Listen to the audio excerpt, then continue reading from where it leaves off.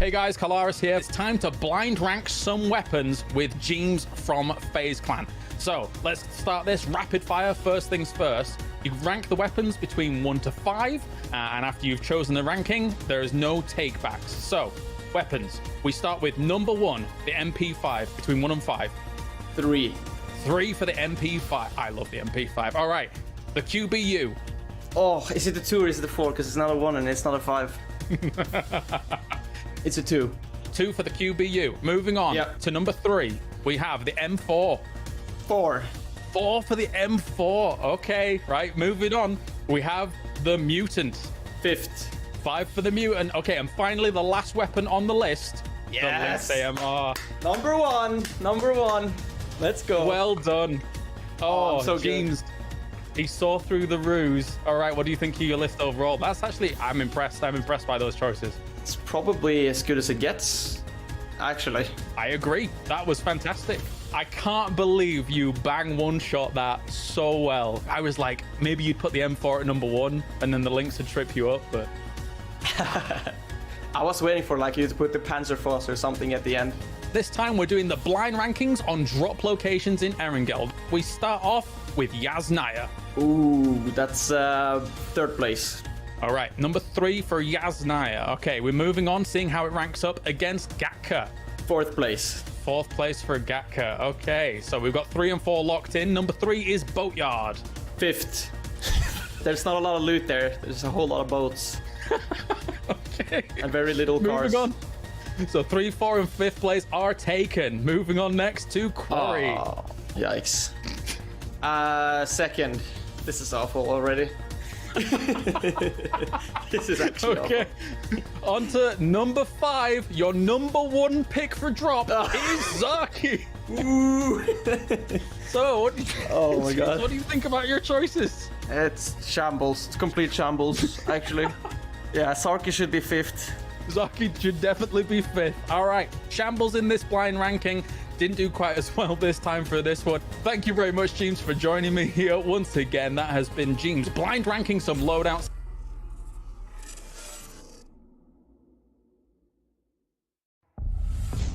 After Takeo, you screamed for help. So, we built Hesperia, a system to end the chaos, a system to save you from hunger. It watched, it listened, it learned. And the more it learned, the more it saw what you really are. When survival is at stake, you lie, you betray, you kill. So we made a choice, not to control hunger, to control you. And when you try to resist, we let you. Because when this ends, only the system survives. Only we remember.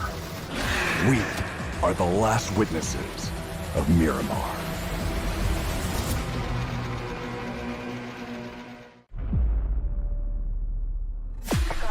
I just need a spot, light in the dark. I got a 2-chain, but hard too. Don't always listen when you talk. We was wishing upon a star. I've just landed. Real enough that this battleground will remember. I'm bringing this bad. She sees the world respect. I follow with my soul connect. Hey.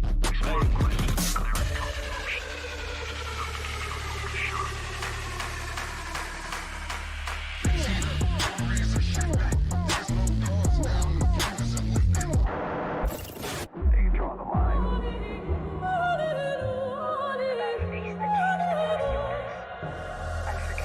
And I'm out in a storm. I still come aiming. I pressure and rain. No fear. Every step I claim, face strong. Not a thing I change. Staying in my lane.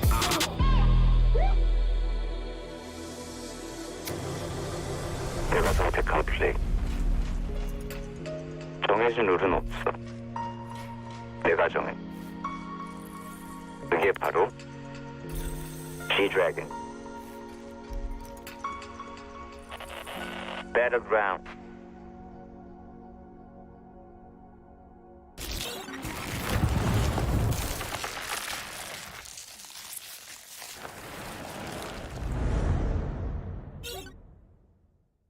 A new collaboration, movable death boxes, and some changes to Miramar. All this and more as we dive into the update 37.2 patch report. First up, the desert's about to heat up again with a visit from the iconic artist G-Dragon. You'll be able to find an emote stage on the starting island. Special G-Dragon map decor such as a decked out gas station and fan room, and other themed visuals such as planes, blue chip towers, and care packages. And be sure to head over to the G-Dragon truck stop to immerse yourself in the recreated Power music video set.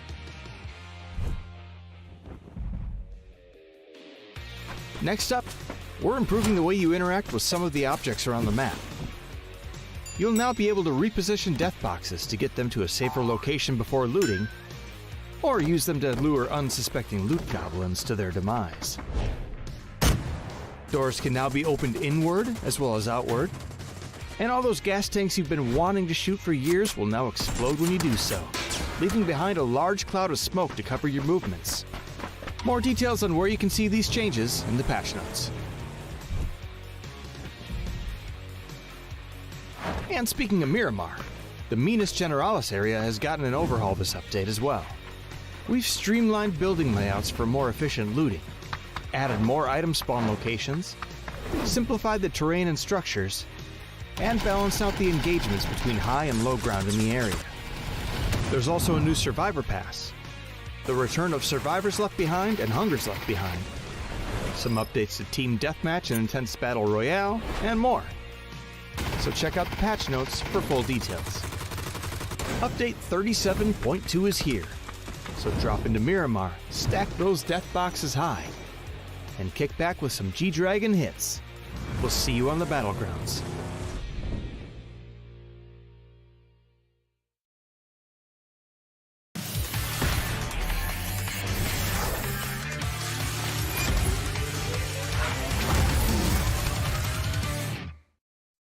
Welcome back, ladies and gentlemen, to a once-in-a-lifetime PUBG Bonanza, except if you count what happened yesterday, because we've got day number 2 here for the last chance for the Masters for EMEA and going forward into West, going up against the Americans, which will be next weekend. We've got an exciting time ahead of us. Today, we determine which 8 teams do move on. Joining me, Mark Power, as well as Avenger, to talk about all the games that are going to be going down today. And Mark, we've somehow, some way, kind of haphazardly, slightly matched, and Avengers left alone once again.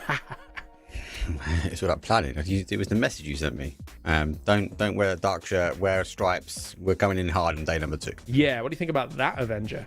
The only other option I had was like a completely green matching. Then I'm joking. I just like this blue shirt. I know it's slightly dark, but it's very comfortable, and I feel great while casting in it. That's why. Fantastic. All right. Well, let's feel great talking about all of these teams. Also, all of went down yesterday because we had really good kind of wall-to-wall games. Some surprises here and there. Of course, today we're going to be having the same rotation. Miramar starts things off, the wild cards, and then we go over to the grassy pastures to round things out as usual, Mark. And yesterday, I think the first half of our games, I was like, whoa, okay, right, some of these names are going to be able to try and challenge those top spots that I was a bit like not expecting as much of. But as the day went on, we kind of got back to those names that I was expecting to take the wins. It was a very slow start to Hive, right? Let's not dodge that bullet, because they didn't kick off game 1, game 2. Was it Miramar? Not normally the case with them, but they did really perform that second half and found themselves now at the top of the table, which we'll have a look at shortly. But then we saw the likes of Slam G. They got early engagement. They was able to get out the trenches and sort of fight in one of the 2 games. They got caught out. Ascend was looking okay, and then we had to talk really much about that game 2 with Foot Esports. It was an interesting end zone. VP and Lukrux, that bunny hopping, gunshotting way to a close victory was insane. But we looked at actually the holdout. I think FaZe were a big miss out there, unfortunately for them. They were in the right position, just unable to control a lot of the rotations round. So lots of chaos early, and then it sort of settled its way down the second half. And that's when we saw the likes of Hive work their way up that table. Yeah, alongside, I think it was 3 teams that were really kind of sponging up a decent majority of the points of NG yesterday, looking pretty good alongside it. And of course, Twisted Minds is in that pack, our current PEC champions, our current EWC champions. Yeah, of course, with obviously here the updated point system made it so we have a little bit less points available for all the teams coming in. But yeah, the 3 teams stacking at the top, Hive, Twisted Minds, and Virtus Pro, makes it, I wouldn't say difficult, but it opens the door for so many teams. We had a 4-way tie for the 6th place, which is basically from 6th down to 9th, right? Yeah. Making it, even all the teams in the very bottom. With one good game, you could put yourself into the top 8, and it's only the last 6 games today, right? So it's gonna be kind of insane today if the boys at the top comes in and still sponges, soaks, swamps, whatever you want to call it, all the points up at the top. Any team basically with 1 or 2 games remaining with pretty good games could actually make their way into the top. Yeah, definitely. And here's the prize pool for Masters West, as all of these teams are getting good to go. $17,500 for that first place if you're able to take it away from all the other teams that are going to be playing things out. But I think one thing's for sure off the back of that, Mark, whilst we were talking about who's been sponging, who can potentially qualify, is in my mind, I feel like there's 5 spots open for the rest of the lobby. What do you think? Yeah, you're not far off. You could see, depends on this first, maybe second game, if that sort of either expands or shrinks down.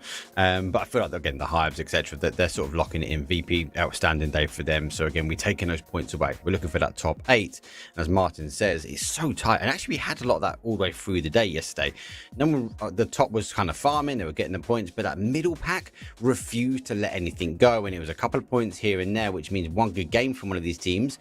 They need to be able to jump up, like the likes of Geeky need to massively jump up the leaderboard. They need to, again, maybe get an early win. Oh yeah, definitely. We started off yesterday with SlamG looking fantastic, and they did get themselves a few more podiums throughout the day. However, as the day went on, we got Na'Vi being able to grace us with a win, and then Hive really turned on for the double, Martin, with Virtus Pro and Twisted Minds getting a single one each as well.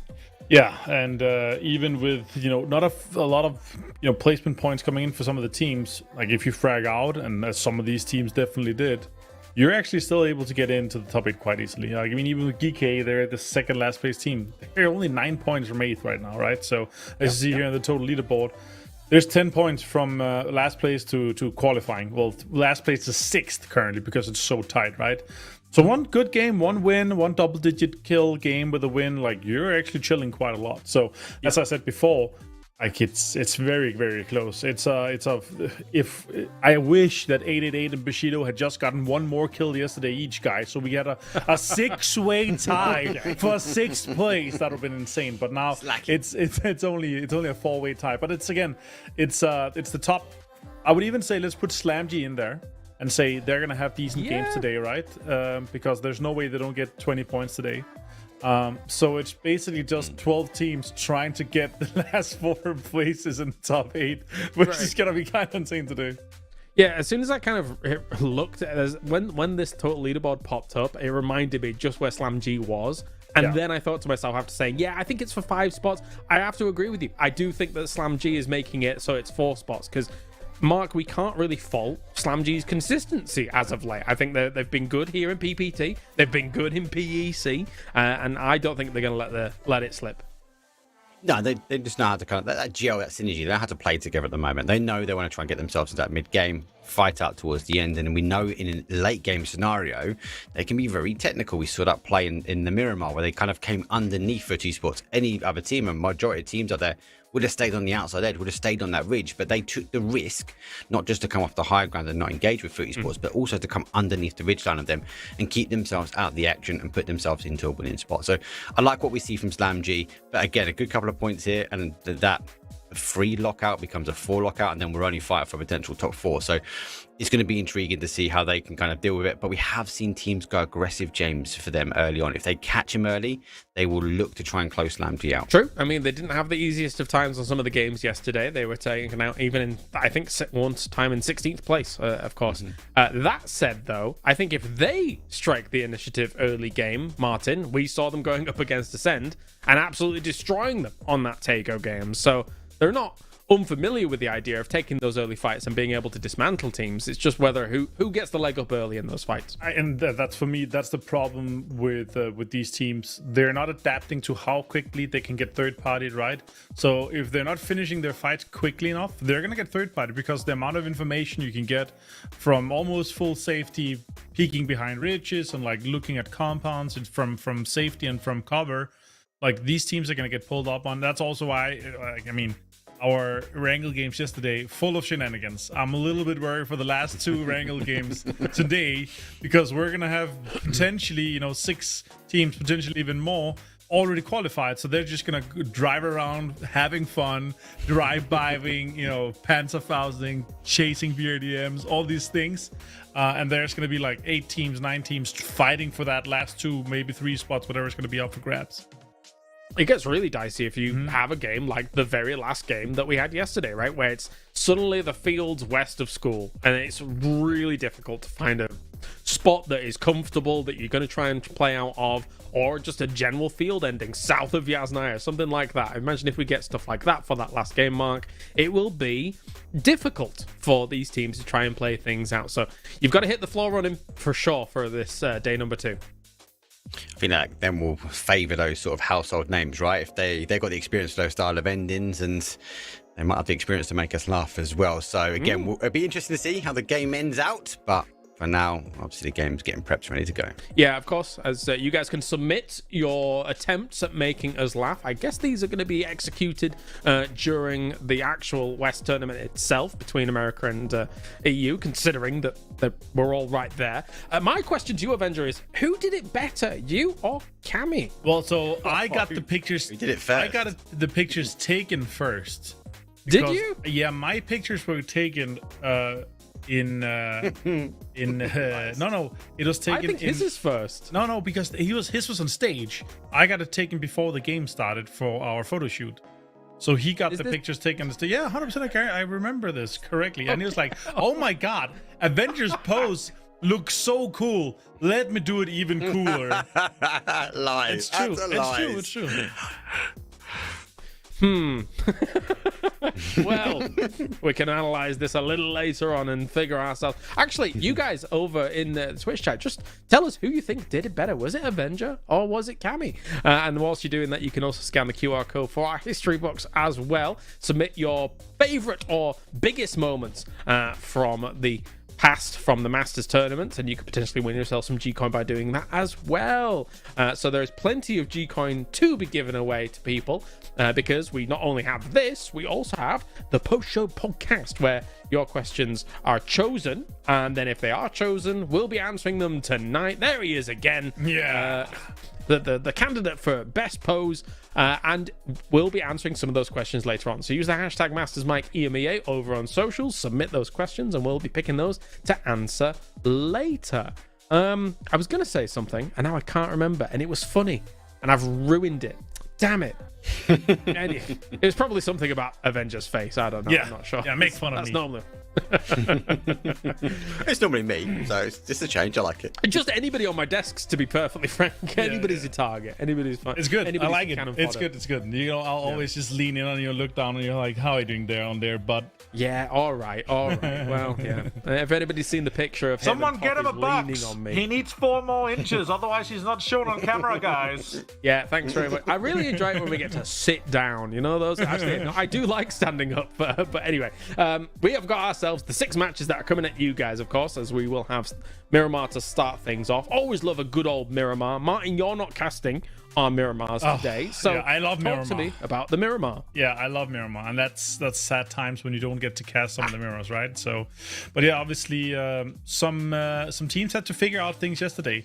Yeah, for me, one of the biggest parts of it was that obviously we had some very similar areas, Chumacera-esque endings, so some of the south and some of those north of Chuma, but still, for me, you had some teams that were hard committing to some of the fights, right? We saw some of the fights over by what's a Brickyard, where we had the Ascent hard committing to the fight, and like all the fights that broke out and where people are hard committing and not kind of leaving it early on. We saw the GK stalemate as well, where it's just like you see so many times because of TPP that you're so quickly locked in a forced stalemate, forced mutual assured destruction, right?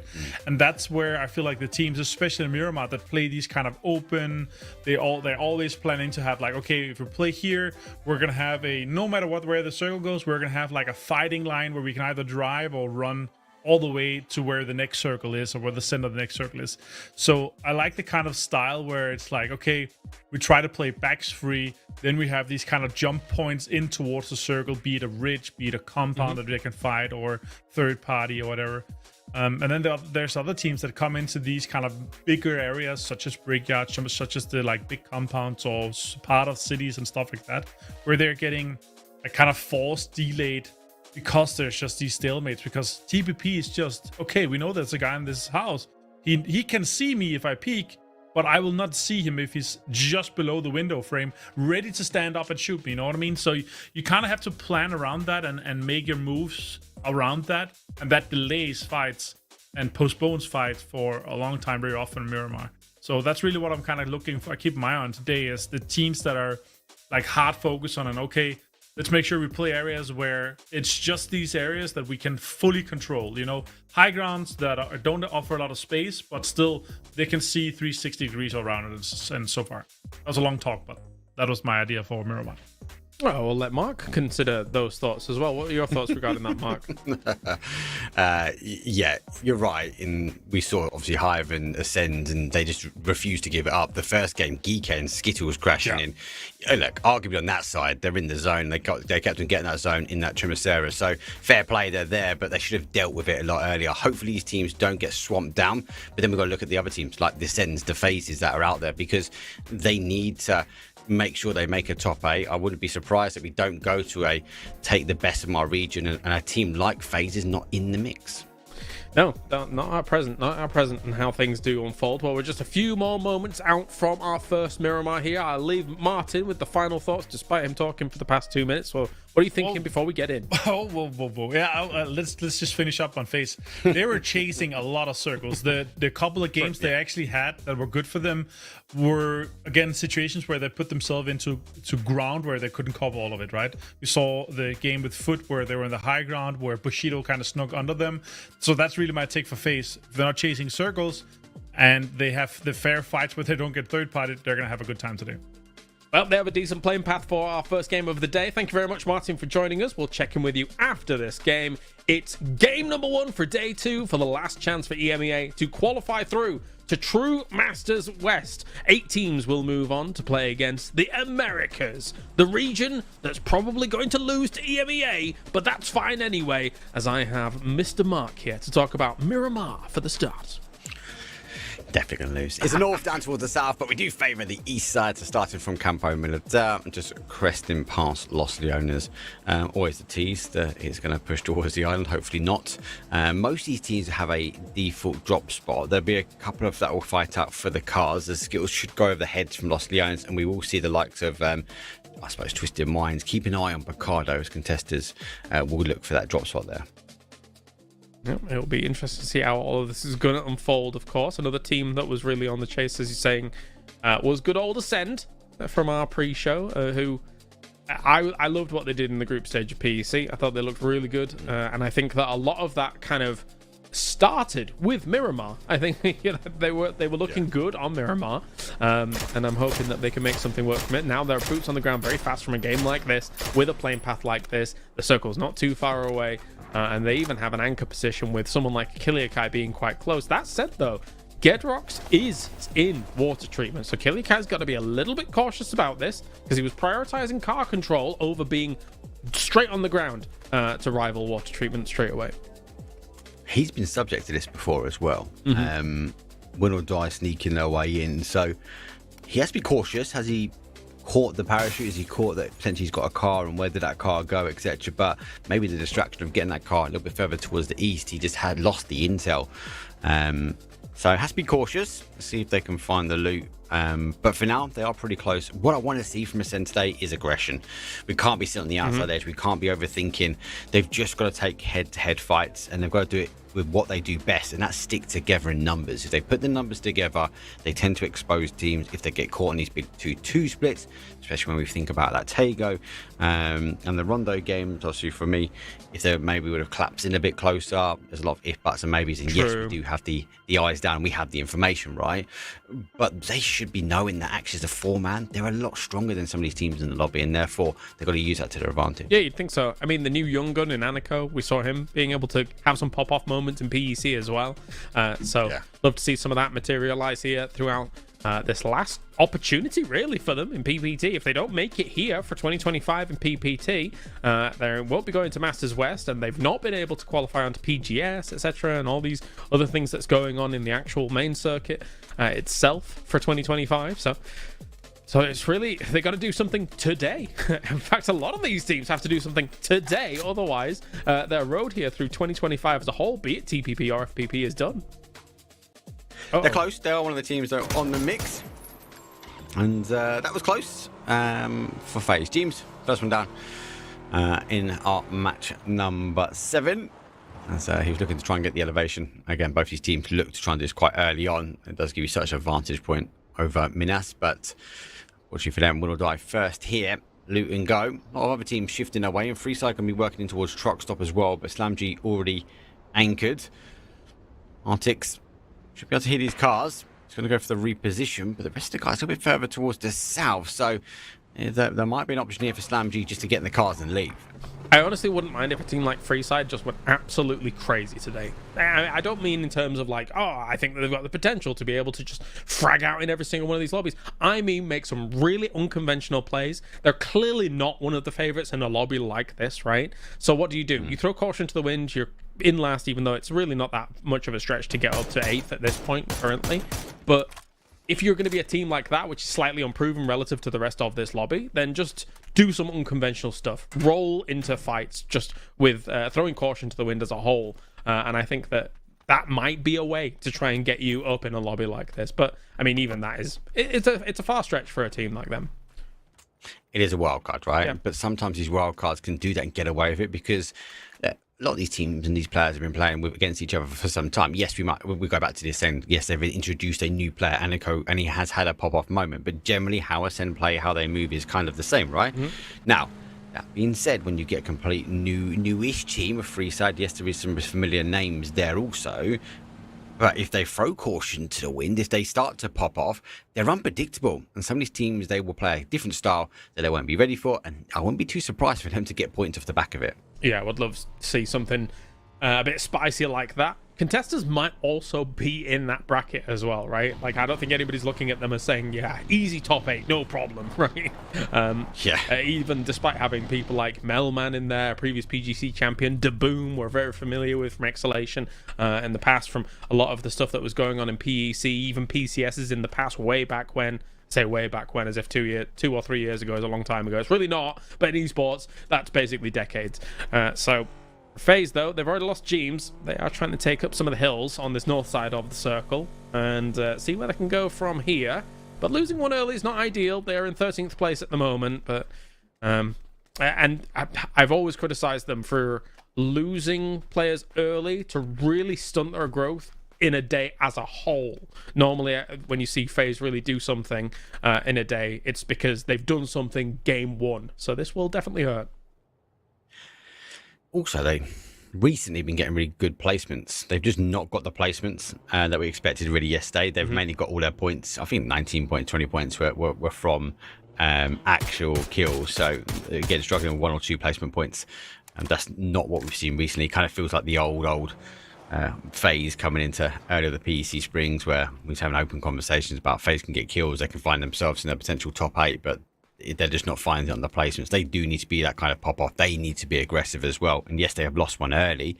Opportunity for recall if they can get close enough, but at the moment there's no need for them to really aggress over towards the west. If the zone plays that way, then hey, make the play. But with Vard getting an opening knock on towards Mindset, with Freeside now and the kill feed for them, that might be a target they go after. And not the easiest follow-up for them, right? They're a little bit far away from it and no opportunity to really follow up on that knock, even though Vard is moving very aggressively on it. So he was hungry for it. He's got the MP5. Yeah. That's why he knows. Yeah, hungry for it. I don't mind the attempt. Are they going to be able to hit some of these shots here? Vard normally can, but he's a bit concerned about the potential roll down the hill like this, as well as being able to control the car. So he gives up the idea of a few shots for some more control. I understand it. They've already lost one. It's a bit difficult. Thankfully for FaZe, though, at least if it doesn't work today, their 2025 is not over. They will be going to PGS as well as PGC.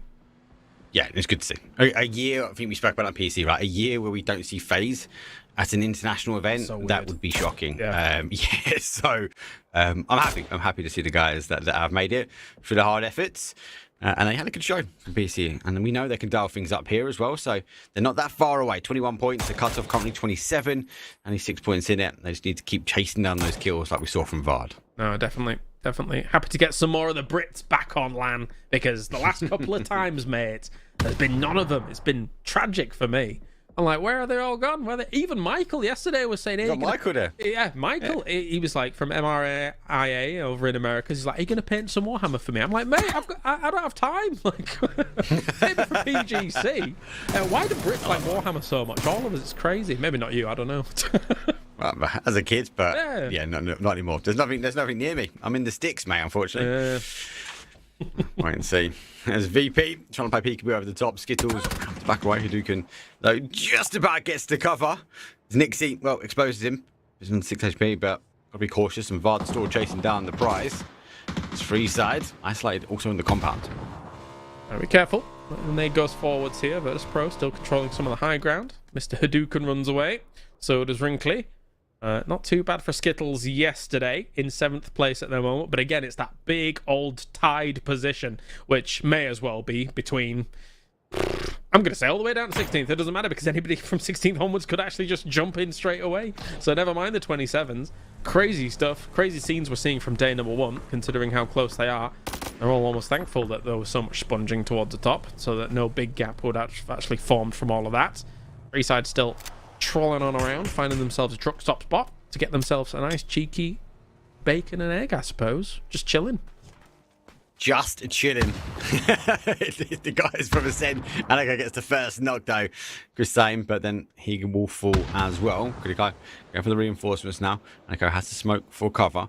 He knows he's got to close in on him as well. So time delay. Breck's very, very far towards the north. So he is down and he has to juggle the fact that actually we need to get a res here. So Nico really having to hold Ascend on his shoulders. Good question. Crossbow taking some damage as well. Still picking over. Kiliakai starts things off with Crossbow completely shattered against him. This is on the north side, not actually even in the circle here. So, whoa, Ascend. Okay, Bushido gone as quick as that. That was very quickly executed. Take it. I'll take it. This level of aggression that they're going to need today if they want to keep themselves above that cut-off line. 888 is still on the defense now as contestants now work their way around and seeing Twisted Minds working towards Minas. So be cautious. They will now get back in the cars and leave. Back towards the adjacent way. Lots of free space. Zone did shift back down towards more of a east or pushing towards the southeast. Impada still holds in towards the zone, but that's about it. Foot Esports, though, still home turf realistically. They have moved out, taking some of the high ground and just keeping an eye on these teams that start to migrate from the west. Avenger posed a very important question yesterday. Will Ackerman no longer be sad? What do you think? Do you think today he will no longer be sad, or will he continue to be sad? Yeah, to be sad. It's in the name. It's in the name. Sure, I guess, yeah. Depressed at all times. Yeah. Okay. We'll get him over. Kills that make him happy. Yeah, it's the kills that make him happy. Yeah. Well, for Geekate, they hopefully need to be a bit more happier today. As no hot drop, no applied pressure, but they seem to find a way to find an avenue to cross the path of Skittles. Skittles had the better of them.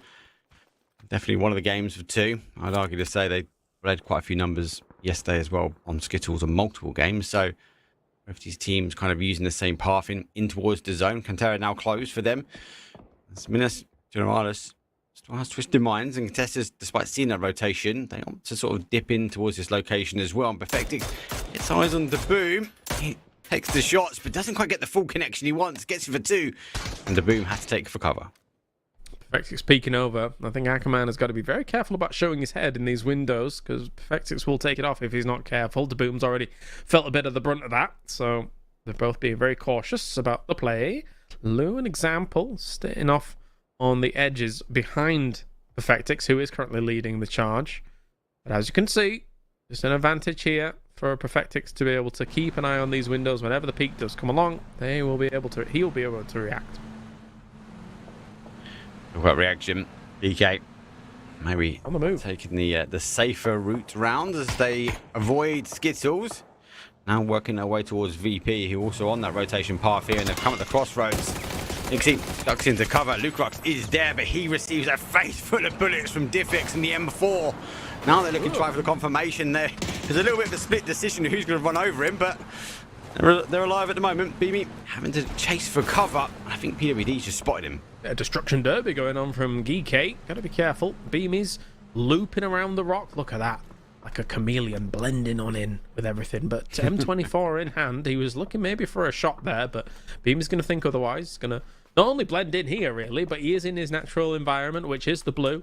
Doesn't really want to do any of that healing shenaniganry anymore, but you know what? I mean, if push comes to shove, he will. He's for it, because sometimes there's no other way. He's trained, blew me. Love it. Zone shifts back towards that northwest. Trucks up Sorin, so Freeside don't need to take that emergency pickup. Slamgy, huge compound, the whole, but they're on a huge split as well. Arguably a 2-2. I'd love to see them maybe collapse in, try and defend that south side. Fuji Sports look to try and move a little bit further towards the north now. As FaZe, despite being down a number, still chasing down kills. Just off, that's to find at Cactus. Yeah, I thought Saloon control for a foot on the previous circle was going to be really good. And likewise, Slam G somehow, someway always seems to find themselves a brilliant spot to start playing things from. And it's really kind of worked out here so far. But Toolins takes some shots. Ackerman happy so far with those shots, but not quite getting the knock. So I guess Ackerman neutral for this one, as he does peek around the corner there. Let's see if he can just preempt his peek, and does not quite connect with anything. Still, Perfectix has been sat here for a good few minutes waiting, hoping that somebody does pop their head up. Good use from Shield from Batulins. I think he obviously taking some shots as he's worked his way down. So let's be cautious now, but just trying to figure out exactly where the final players are watching and if he can, I suppose, run forward and take any more ground. He's going to get eyes on Melman there. So Perfectix store that kind of pinnacle point here for Twisted Minds, still drawing in the guns or the line of sight. As the rest of Twisted Minds look to try and move around, see what the weakness is here for the contestants and see if they can expose a weakness. But these buildings are called the Unpushables for a reason. Yeah, it's definitely a problem to kind of be stuck on that side of Minas Generalis and not be able to kind of get further into a circle like this, knowing that there's going to be teams just holding you for a moment, right? So definitely won't help in the long run. They want to get out of that situation as quickly as possible, ideally with as many kills as possible. Ooh, close. Artix gets caught with his hand in the cookie jar, and our Hell of My Bad seems to be laying in the mortar fire.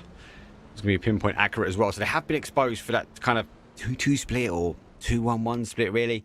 Lurix has to give up the position. Artix body will remain. No recall chip gains. Slamgy will be now going as this one as a 3. Will die. You can see they can find enough one there. As Geekate still got to rotate in, but Footy Sports has been left to their own devices here on the east, and should be the first sort of contester. He's working their way. Twisted Minds is going to be making a move. You can see them on that left-hand side here, trying to blitz past the position of contested, or even just go straight on into them. But Daboom does hit a huge double nade here against their position. Great preemptive strike against them. Ackerman very happy with that one. Alongside the rest of them, that's Twisted Minds shut down almost. Yeah, it's not good. Look at VP. They're also backfilling as well, so that's going to apply lots of pressure. So they need to roll him not just from one fight from Twisted Minds, but now they need to try and do the same again here for VP. Lurix has come back from VPs, and that same shift goes back towards that east. Footy Sports in a good position here. Skittles thought, well, there's a lot of action over here. We need some kills, so they come charging in. RB with the M249. That's going to help slightly. I think he gets that confirmation. Batulins, well, sees the opportunity now to start getting involved as well as he gets a quick kill confirm. Ackerman sleepy. He's taking a nap for the moment. As Batulins still finishes off conf. Can he get any more from this? They're regretting their decisions and choices to try and push this on. But again, I didn't think they had much choice considering the skills were coming in behind them. But again, I mean, even skills, right? They're joining a fight which like really needs to conclude and then needs to get going, needs to be moving. Was that C4? It was definitely a Panther. No, I can't hear beeping. It's just my imagination. I'm getting old, I'm sorry. That's because I can't hear beeping. There's a C4 they're definitely going to come in the hands of Ascend. They crashed in, stacked up and took away that position. Uzone under the single will do some damage, but not much more as Geekay now get involved here. Cappy goes down to single shots as to try and duck in towards cover. He's going to have to get a reload on as well. Spyro's going to be doing the same. EWD also looking to try and reinforce this position slightly. Quizzy holds that south side, so he needs to be careful because he's not really going to be involved in this fight if Esports want to peek over. Crazy doing some bits against FaZe with Vex done. Let's see if they can get any more from that. Obviously, there's only Vard left remaining here for FaZe, and there's not going to be any opportunity to get any reses off as this goes on. Foot is controlling some decent space here on this west side. Sorry, east side, I should say. As now Mailman trying to deal with Skittles. They are pushing quite aggressively, and I like that considering that they had to. There was not much more opportunities. Lloyd deals with Mailman. There's not really much left here for contesters. Even Skills keep an eye on all these movements. Lukarux, he had no gear. He'd just come off the back of the res as well. He was disconnected away from the rest of the team. Stolen away as well. 888 distance from Narnia. Got that confirmation. The boom gets Lloyd. Kill confirmed. RB needs to try and drive his way through. Those with the M249, so that's going to be the contesters going to be out. No more contesting for them in 15th place, but they cause huge issues, not just for Twisted Mind, Skittles as well, and VP just trying to lock down this area. But we spoke about this in the pre-show. In short, destruction.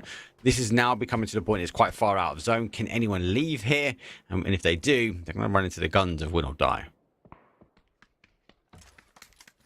Cheeky that Batulans is still alive, but as we turn our attention towards the middle of this circle, obviously Slam G is still very happy with their position. Foot is technically still happy with their position, even though they did lose one during all of this.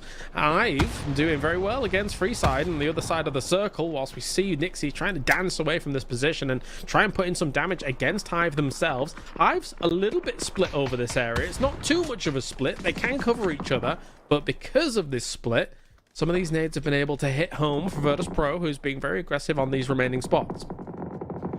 It looks like Ascend doing Ascend things. This does not have kind of a last chance unless you run over your own teammate. And they are clearing up that fight now. BP unable to go high ground. Back into the fight here. And Battalion, well, he's finished off. Grexy on low. Nade comes over the top. Oh, he gets caught slightly. He's going to look at the reinforcements here from Nixie. That's going to stop the cover, but he's going to go down as well. That's unfortunate though. Skittles fall to VP. Killfeed lighting up. Recoup doing quite a bit of damage. You know what? 5 kills for Freeside so far. I'm going to take that as a bit of a success, especially if they can get some of these reses off as well. Spiro was looking this way, but there's not really much more he can do about pushing up that direction, especially with them on the high ground the way they are. So that is difficult to deal with. Vard. I'm okay with Vard being the only member of FaZe Clan remaining. Oh, a little bit of a shame there, a bit of an overcook. But if they'd have just sat on directly on that rock as opposed to the lip before, I could have done some damage. Go on, Vard. Go on, Vard. He's keen. You got an MP5. You know you're good. You know you're good for it. God, he's the smoke to advantage. He's got a molly. He wants to get close enough. Ooh. Found that molly right into the middle. He's just trying to figure out there's more than one. You can see the nade's getting cooked as well as he backs away. Hive. Engage. Forgot about the car. Runs straight into it, but runs back to safety. Vard back in the cubby hole as Rox clicks dry. I appreciate the effort by Rox to go up on the rock and just go for a mad spray through that, because if they'd clipped Vard even just a little bit after that nade connects, then Vard's gone. So I don't mind it. But I mean, they're gonna have to coexist here for a moment. The reason I say that, Vard doesn't really have any more a lethal util other than that molly, right? And is a molly going to take out 3 people? Very likely not. So it will be difficult for him to dislodge Hive here. It'll be difficult. Happy on the other hand though. Yeah, he's gone. Done. 10th place. Gabby on the defense here. Obviously losing the helmet as well, so he's going to be cautious. Again, using the smokes to advantage, trying to find if they can see Freeside as they have moved or transitioned towards that north. So this is a great plateau to fight for Freeside, but the backfill from Geeko is going to expose them, especially when the smoke starts to run out, and especially if they want to start being aggressive towards Freeside. So Esports needs to defend slightly. It has been a quiet start compared to Freeside for them. For sure. They're just kind of biding their time in some of these dips, seeing what they can get done. Don't mind it. As I said, for Freeside, I need them to go crazy. Even though they've got a member called Crazy. But, like, beyond that point, they actually have to try and start racking up some numbers. They're at 22 points so far, trying to do a little bit of catch-up. Not too much of a catch-up required. Crazy does go down, though, to the effects in the distance. I think that's the angle they should have tried to navigate around, because, like, now eventually, if they take even a slight knock, there's all the room in the world for Foot to just third-party this, shut them down instantly, based on a knock like that.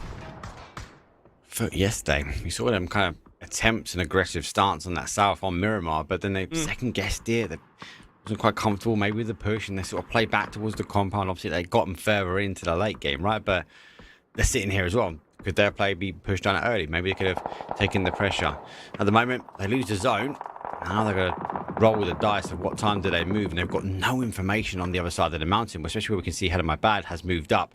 Other side of things, though, 888 does push in towards the compound. Now they're taking the aggressive stance towards Slam G, and Navi's just overwatched on the other side. See if 888 can do anything about this. Not too bad in getting the knock to start things off. Nate goes forwards from Lurex. Good night. Oh, it's perfect here. Absolute smack bang in the middle of April's face. Brutal stuff to deal with. Another one goes forwards. It bounces forwards. Oh, and on the other side of things, crazy. I said it before. He goes crazy against foot. This is not stuff from Freeside.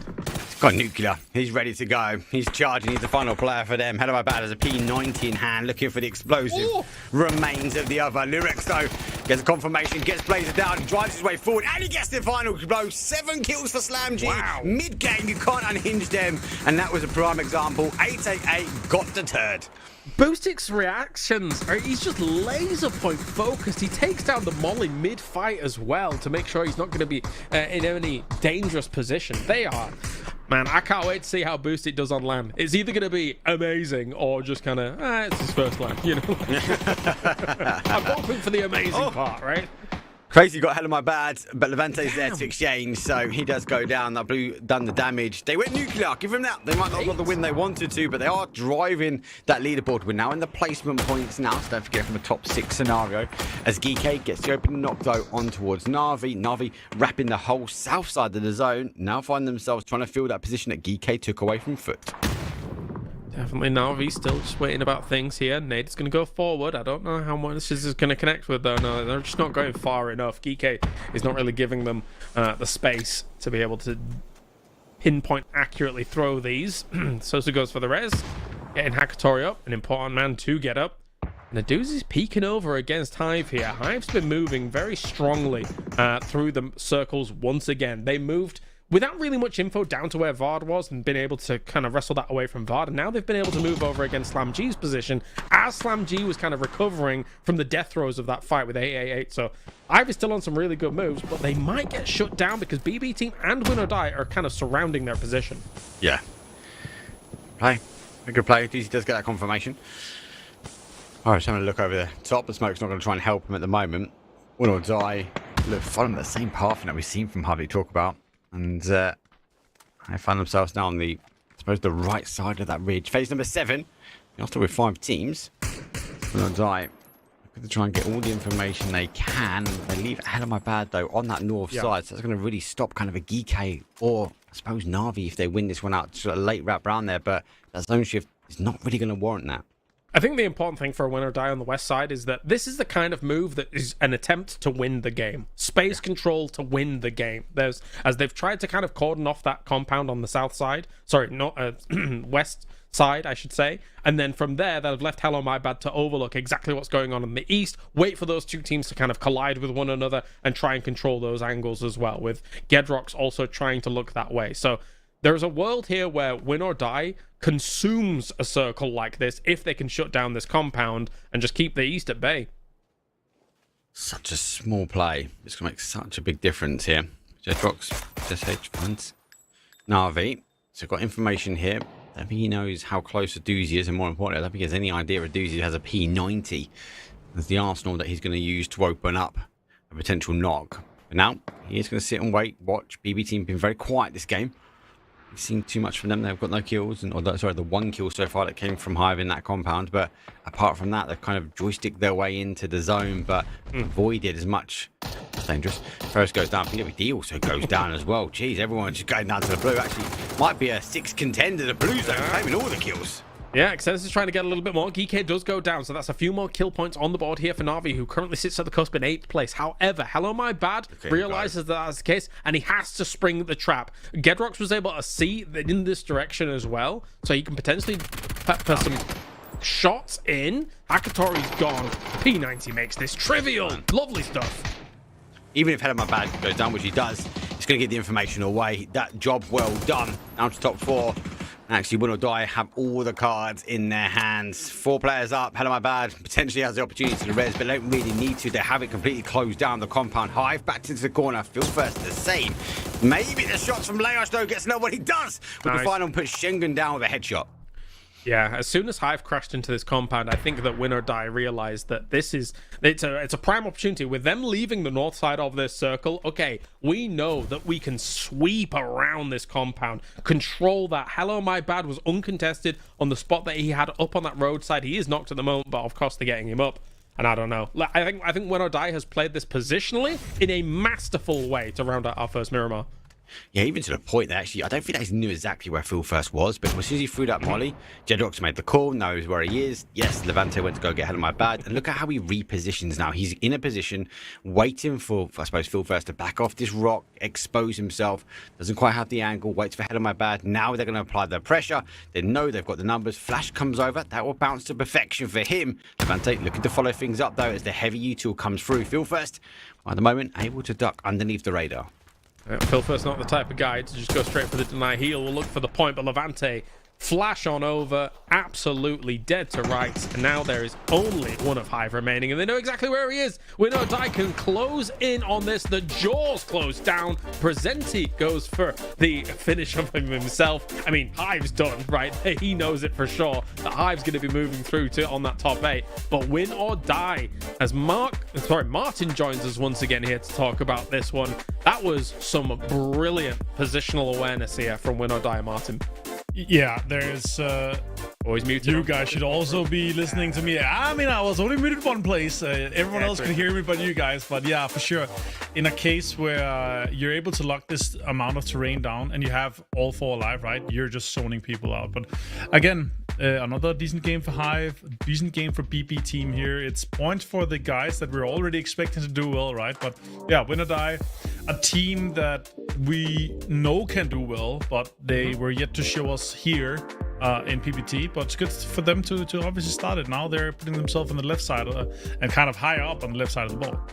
Yep, definitely very opportunistic play. Give them an inch and they'll take a mile here, Mark, because as soon as they moved into that spot we were talking about during the cast, I'm like, I'm not sure how you dislodge Win or Die here. They've got so much control. Even look at the performance, 21 points. They came into today with 24 points, right? So that's like a double up, right?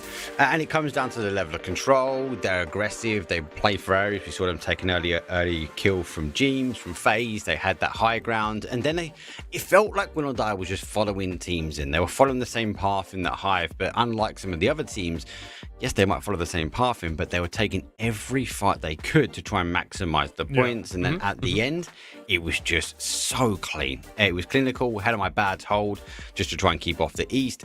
And when obviously the East started to erupt, he went to try and finish it off, and they had the compound on full lockdown. Brilliantly done here by them. I do say, Avenger, at the same time, though, when you're watching Hive play things out, it goes back to what we were saying yesterday about how different this looks to PEC. Does this come down with their moves, like them moving in north of Vard, them then hitting the compound where Slam G is? Is it just that kind of PPT difference that they're able to get that much more information here compared to PEC? What do you put it down to? I mean, I think they're only alive for so long by the grace of Vard's hand, right? There was a window of opportunity for him to come in with a Molotov. You guys called it with the Molotov, put some pressure on. There could have been a case where Vard could have really made it hard for these guys, but they survived for way longer and got way more points because of that. Now, I would say with 72 points, way beyond safe. So they move from, a contestant in the lobby to a bully in the lobby, because now whatever they do is going to have a negative impact for everyone else, right? Because they're going to just commit everything. So if someone is in, a 2-2 split, they just commit all 4 guys to that. If someone is drive-bying, they'll just turn around and drive-by back. Like all these crazy things that's going to happen now that they're in the 70s here and basically guarantees to go to the finals here. That's just exactly how I would play it if I was Hive, for sure. Easy peasy stuff for them. That's looking really strong. I mean, that's 72 points in 7 games. Huge. So Anything beyond a 10-point average is looking insane for a team in this kind of lobby. As we also had SlamG, obviously it's still in that 4th place position here, Mark. They had the compound kind of on lockdown for a long portion in this game. However, just too many threats at too many times here for the boys. Yeah, they held that compound really well, and I was quite surprised that sort of 2-1-1 split. They're holding a lot of ground. They knew the compound was going to be a stronger hold for them. But out of the top 4 teams, they were really the only ones, apart from Hive, that actually got the points. Like we saw a couple of points for Twisted Minds, not many points for Virtus Pro, so not as much sponging from the top apart from Hive. So they did maximize as much as they could out of that first game. Good play from them. BB Team unfortunately dropping down. Na'Vi doing the same. Didn't really see too much from BB Team. I think they got caught in a lot of that crossfire and got caught in that rotation, so that was a bit of a downfall for them. But a big shout out again, win or die. Like the fact that they were able to control that, they were able to hold the space and control the space was huge. Then finally Ascend find themselves in the top 8 position, and it comes up to 3 placement points. Yeah, take it. 3. That's ridiculous. 3 placement points, only 29 kills. I mean, it shows, Martin, that they can frag, they can hang with this lobby. It's undisputable, but man, they got to get deeper into these games. Yesterday, it was the home turf win, the 10 placement point games that should have happened, right? But the boys on that side didn't really survive for longer. They got crashed by BB Team and all that. Doesn't really matter, but still, to have like you have right now, they have 5 kills less than SlamG. That's pretty impressive, but the placement point is really what's holding them back here. But still, again, we're talking 11 points from FaZe Clan. Last place right now, 11 kills, 11 points, or whatever you want to be it. It's a decent game for anyone to put themselves in there.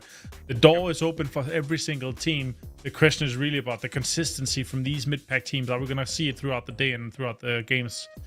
Once we hit a wrangle, it's going to be difficult to make big strikes. So it's the consistency we need to see now, starting right now. Yeah, for sure. Only 5 games remaining. I mean, Freeside in this previous game, right? I was saying at the beginning of it, Mark, I want to see them go radio rental. I want to see them go crazy. And 8 kills was nothing to sniff at in this, but it still just kind of puts them in that 28-point mark at the moment. We need to see that basically from them for the majority of the games today to try and contest when it's a team like this that I don't have much aspirations for, but we'll see, I suppose.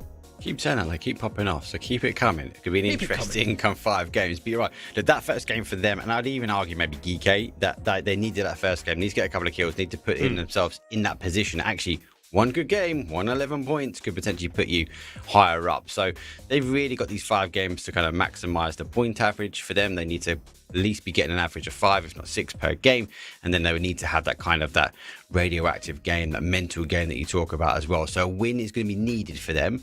They're capable of doing it, as I mentioned before. They're a team, though, if left alone, people don't understand how they're going to move, how they're going to try and transition. And we saw them expose Ascend. They've done that really cleanly in that last match. They just need to keep doing that again. Well, 1 minute out for our next Miramar here, game number 8, as we only have 5 remaining for the day. And Martin, before we let you go, who needs to be Avengers Revengers from our previous Miramar? Who needs to come back in this Miramar?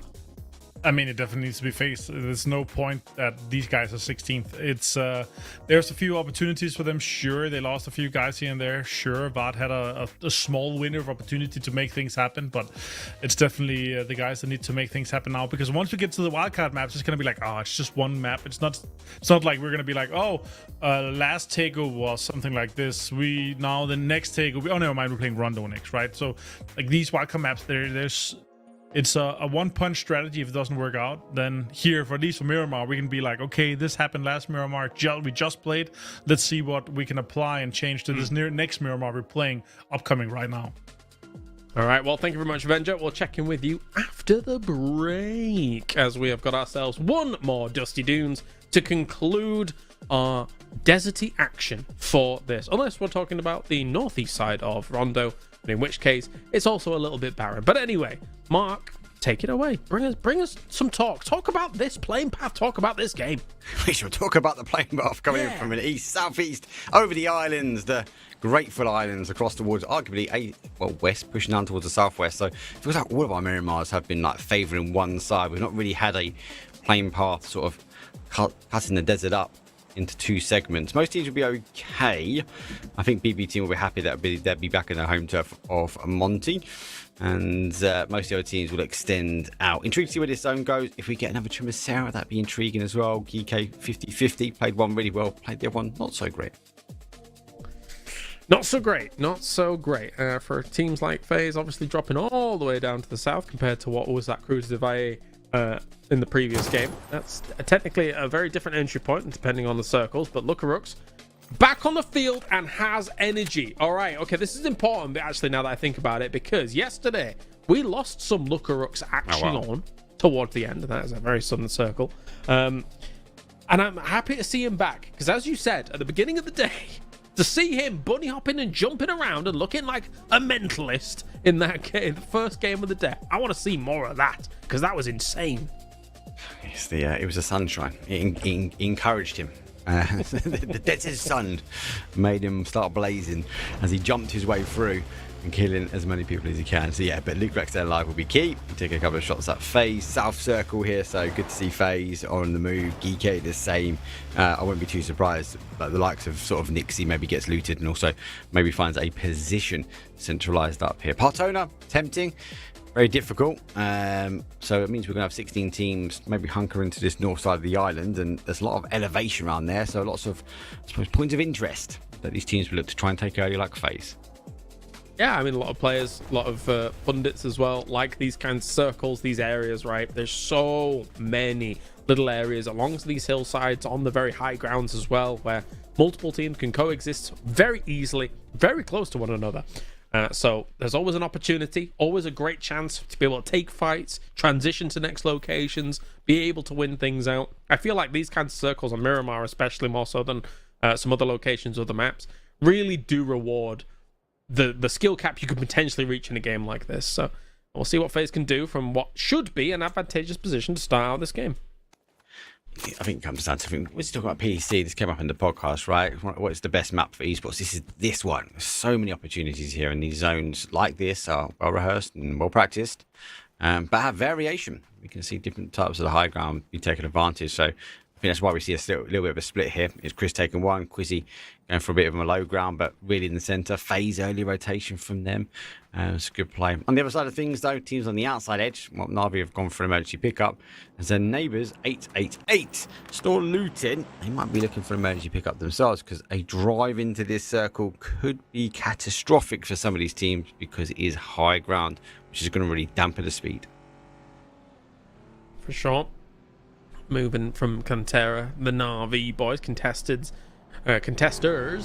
getting a move on as well. I do hope for 888 at least one person got my Dota 2 references from yesterday, but who knows? It's just weird that Motic changed his name to Ame after Ame just once again another second place at a TI. Poor guy. But he in that game they call him the Uncrowned King. So you know what? If you want to be the Uncrowned King, it's a pretty cool title to have. It's not bad. It's a pretty good one. I just felt like Twisted Minds was really that for a long time until they kind of won EWC, even though they won PGSs. So in my mind, I'm conflicted here, Mark. I'm conflicted. Wait for this year. It's going to be an interesting year for PGC. For Twisted Minds. Won't jinx it too far, but I think all stars are starting to align. Potentially, as Crazy will be looking to try and align his star into the sky, maybe pick up a BRDM, as he's just put a flare gun in his back pocket. All right.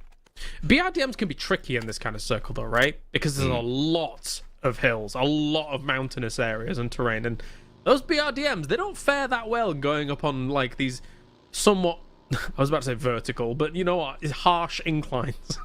Yeah, they're gonna lose all speed. The borderline is vertical, right? I'd be intrigued to see what time they sort of deploy that. Obviously, they're in El Pozo. They've got a long rotation in. Twisted Minds, we can see on the screen, just make their way in towards zone at the north side.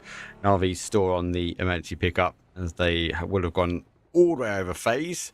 So no one would have spotted these teams and the compounds being taken. So they've got a decision to make. I wonder if they've seen the drop and think, oh, that's a freebie, or maybe they've now seen the vehicle and going, there's someone else there as well. So lots of options, but still a lot of teams sitting on the outside edge. Still. As with VOD all the way down at Partona, I do wonder if other teams maybe take up residency down there. It's not often you would see teams do something like that, and I mean, you've been interested to see that Navi's gone all the way down there, so I think they're on the hunt for the vehicles, the usual emergency pickup strategy, based on the fact that ain't nobody going down to that south side road before this, so there should be something for the boys, as Extent already has one. So does Faeris by the looks of things, and Hakatori is going to be the anchor point on the actual island itself, or the mainland I should say. And then with that, because that bridge, I say a new bridge in inverted commas, it was quite a while ago now, it exists, it's so much easier to make this kind of emergency pickup drop happen for Na'Vi. Yeah, you got multiple ways on and off the island. Yeah. Boom, looking for multiple actions to get away from Twisted Minds, but Shark's in the water. The Twillings will refuse to let him go. Revenge. Yeah, dunk. On the other side of things, Ascend. It's Chris went back towards kind of the town. BB team taking the compound away from him. Both of those teams did pass quite close, but no knocks just yet. And well, there's a reward. If you go to the South Island, you find yourself a little glider for Na'Vi. Yeah. So now they can scout and continue to scout from an elevated position as they're moving from the south. We keep getting all those questions of like, what would you change in competitive play when it comes to the post-show podcast? I'm like, just a little extra symbol on a vehicle on the map to show that it is a glider. Actually, now that I think about it, will be super sick, because like when we were talking about, you got all these vehicles from coming over there. Knowing at a glance that's a glider instead of having to see it would be really cool. But small thing, but it's nice that they're able to also see what they want to see. Same with the BRDM, right? Yeah. From a map point of view, I think again we've got these symbols that could add it in. I know we spoke about the glider thing before. It kind of would be really intriguing to see, especially when we come to kind of a Rondo where it's the hard spawns and how many gliders are airborne. And actually the path in which they take, because if you are looking to try and learn and develop your esports, you can go back and see, actually, they picked up the glider exactly at this point here, and this was the path in which they took to make sure, no, that's your team, don't shoot them. This was the path that they took to make sure they got their team in. So, again, there's lots of learning to be had for Na'Vi, farming lots of information. They can apply the learnings they've had. Trying their best, BB team, trying the best to solidify themselves in this top 8 as well. Honestly, a team like BB team, they're currently hoping on a whim, hoping on a prayer that their PGS points or anything that kind of knocks on from that, it's going to be enough to move them on to PGC and how things go. Regardless of that, though, if they do not do well here today as well, a bit of a shatter point for them, really, considering that they did not do well in that PEC. It's a bit disappointing considering they were now are former PGS champions eventually, as they cannot get a chance to defend. No. It's a shame. I did feel like it could be a year for BB team. It felt like, again, it all lined up for them, especially the first part. So good. Twisted Minds obviously not quite. I know there was a whole controversial story about they should have won and they got the zone, they got a fair. But even if you took both of the events in, right, the first event, God, they worked bloody hard, right? And they took every fight, and they damn right deserved to be there. So I think they're playing well, but something's happened, especially EWC for them. I feel like they've dropped off slightly. So really intrigued to see how they kind of perform here, making sure they do confirm that top 8 position. They're currently in 6th, which is good, not secure. I feel like they're going a little bit under the radar. Like, we don't see them engaging as much. We may or may get them in late game, but we don't quite know. I have a question. Have you ever used this zip line that So said is under right now? No, I've used the other one that's out in the west. Yeah. I've never used this one, ever. It's a risky one. Are they all a risky one? No, I haven't, to be fair. I've not used this one. I definitely used the one that's out underneath the picture on that west side of the map. Here comes that zone shift. Heavy shift back towards the east. That's a huge shift back. And actually, when you look at a team like FaZe, they've taken a really wide split, and they're going to be favouring some of these compounds already. So they get to move back. And Fruity Sports, though, not going to take the emergency pickup. They're going to be locked in as well. SlamG, FaZe, VP, all in really, really strong positions. Yeah, teams on the move is already very interesting, and Virtus Pro is congregating on a position where if they do take fights, the res station is right there, smack dab in the middle of this circle as well. So they're going to feel a bit of assurance considering how strong a position that is as a compound. They're even peacocking at the moment as well. You can see them on this map at the moment, making sure nobody moves towards. They know the rest of the lobby is going to be driving. They've got to keep people away from this very strong spot. And that's that location for them, especially looking north. We're seeing the other side of it with Twisted Minds. It's so open. There's a position here, like we've got a team for Twisted Minds, VP on the other side. You get punished in the middle. Well, here comes a crash. Send have to go for a full send here. Gappy gets Brex. So, duck! There he goes underneath the car. Doesn't quite know if he got confirmation or not, though, or even where the player went. Vardo helps out well with his shots, though, and Scav will finish it up. It's a full send in from Ascend, and they descend out in 16th place. Tough stuff. Currently on the cusp, 32 points in hand, but not enough to really shore things up. You guarantee our 9th through 16th is going to be challenging for that spot here in this game. Of course, we're not all done and said and done just yet. As BB team is looking at Lou, realizing he was driving about. Shots come in, and the response from Batulin saying, "Oi, leave my mate alone." As BB team obliges and reverses. Okay. Keep safe. Yeah. Just a man's good hold for them. I do like when they're playing. Again, it's dangerous, isn't it? When they're sitting at 63 points. Like what Martin was saying with Hive, you can do whatever you want. I think Twisted Minds have that knowledge to be able to do that as well. So they're being grateful that they've got a lot of space out in the north now. They are driving down towards more of a centralised position. Slam G, well, they held and moved back towards the east, especially that zone shift. Now R6 just underneath the noses of 888. They would have heard those cars, vehicle rotating as well. So coming in at the same sort of time. Good to see them. They've not put all four, or committed all four, should I say, to one compound. No, definitely. There's the high ground position for GK previously in the previous circle was very strong spot, but beyond all of this, it feels like it's going to get pushed out here. Defect's still looking the way of Na'Vi, though, which Na'Vi's compound oftentimes in a circle like this feels like a checkpoint compound. You don't expect to be ending the game anywhere near a compound like this. You just kind of use it as a transitionary method, transitionary point. Phase the spread between them above is normally somewhere where you can try and use as a bit more leverage, but they are of course split across quite a large area. So GK realizes that their position is going to be out. Emergency pickup is primed. Looks like this is timed well. Is it early? I think it's going to be close. It's going to be close. I think they're going to have to make a very quick call, and they are split as well. So I'll be intrigued. Look, worst case scenario, they have one, maybe two bodies on it, and if it shifts back, which we don't expect, and I think they've taken the right call because we've got water down that south side, so we are expecting more of a north shift here. I know you're all right. It's going to be pretty well timed. That zone is going to hit just about as that emergency pickup comes into play. Yep. Good stuff by them. Let's see what they can do with it. Get off it. Taking that. Get off it. That's a surprising shift, though, because we've got some water store in the south, and they're now in a really good spot. They've got the high ground. And you've got to lose the water next, right? So where does it go? Phase away on the move here. Foot see that they're going to try and backfill. Contestants trying to take their rotation though from Will or Die. Clicks dry on the mini. Swaps over towards the barrel. Ahead of my bad. Oh, he's down to Whiskers. 1 HP and he's still driving. Oh. Ooh. Okay, all right. We're doing some spins. You're somehow avoiding all these shots from Kirksey as well. Get out of there. Okay, we're burning. We're running away. Okay, Kirksey's dealt with you. Never mind. Eventually. Captured by me. Yeah, brilliant. Yeah, it took so many shots to be there for so long. I don't know how he survived, especially after that initial barrel spray. But hey, contestants miss out on one. How am I bad? He's arguably safe at the moment. Sandstorm's going to be there. BBT looking to try and go back the way they came, but Lou already cut the team into two. We'll consolidate here, but with one set of M4 shots coming out, BB team are not going to fall for that. It's like we will know that potentially there's only one player, and maybe here in the car, scrape down the side of the mountain. That might be an opportunity for them to take the position. I won't be doing this in my car. I'll just tell you that. Can't park there, mate. Okay, right, yep. No, we're leaving it there. And Lou is also leaving his body here as well. That is GK, easy peasy cleanup for them. They've got such a big opportunity in this game. It was a disaster yesterday here for GK. However, now they've controlled this high ground. That said, though, Bushido's pushed up on them. What can Spiro do about it? He goes to the peak. He takes a lot of damage. He's got to drop for all of that. And then they do take Crossberg. So Quizzy with a good response. Yeah, good hold from them.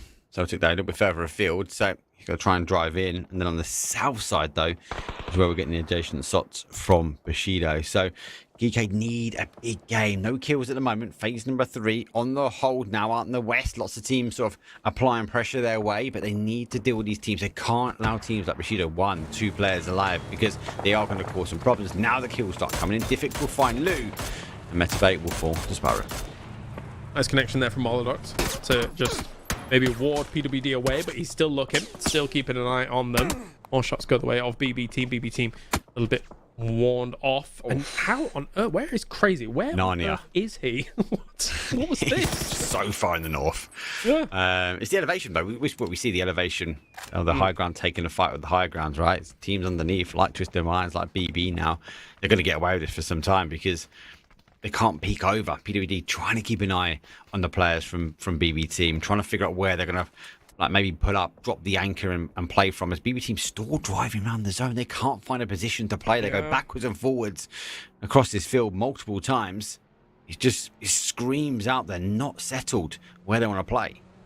No, for sure. I think that 2-2 from FaZe is really messing them up. Not that many shots have come their way. Oh my days, there is a pink BRDM trying to get over these hills. Okay, from Crazy, that's fine.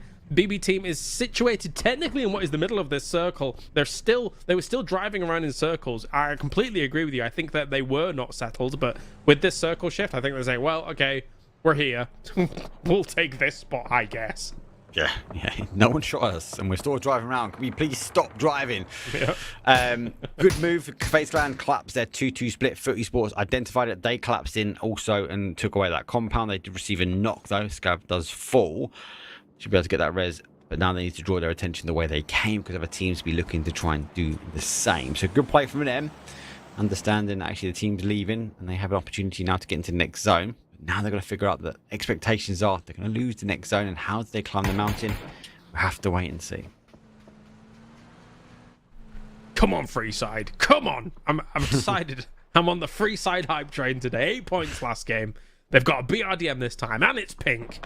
All right, let's see what you can do.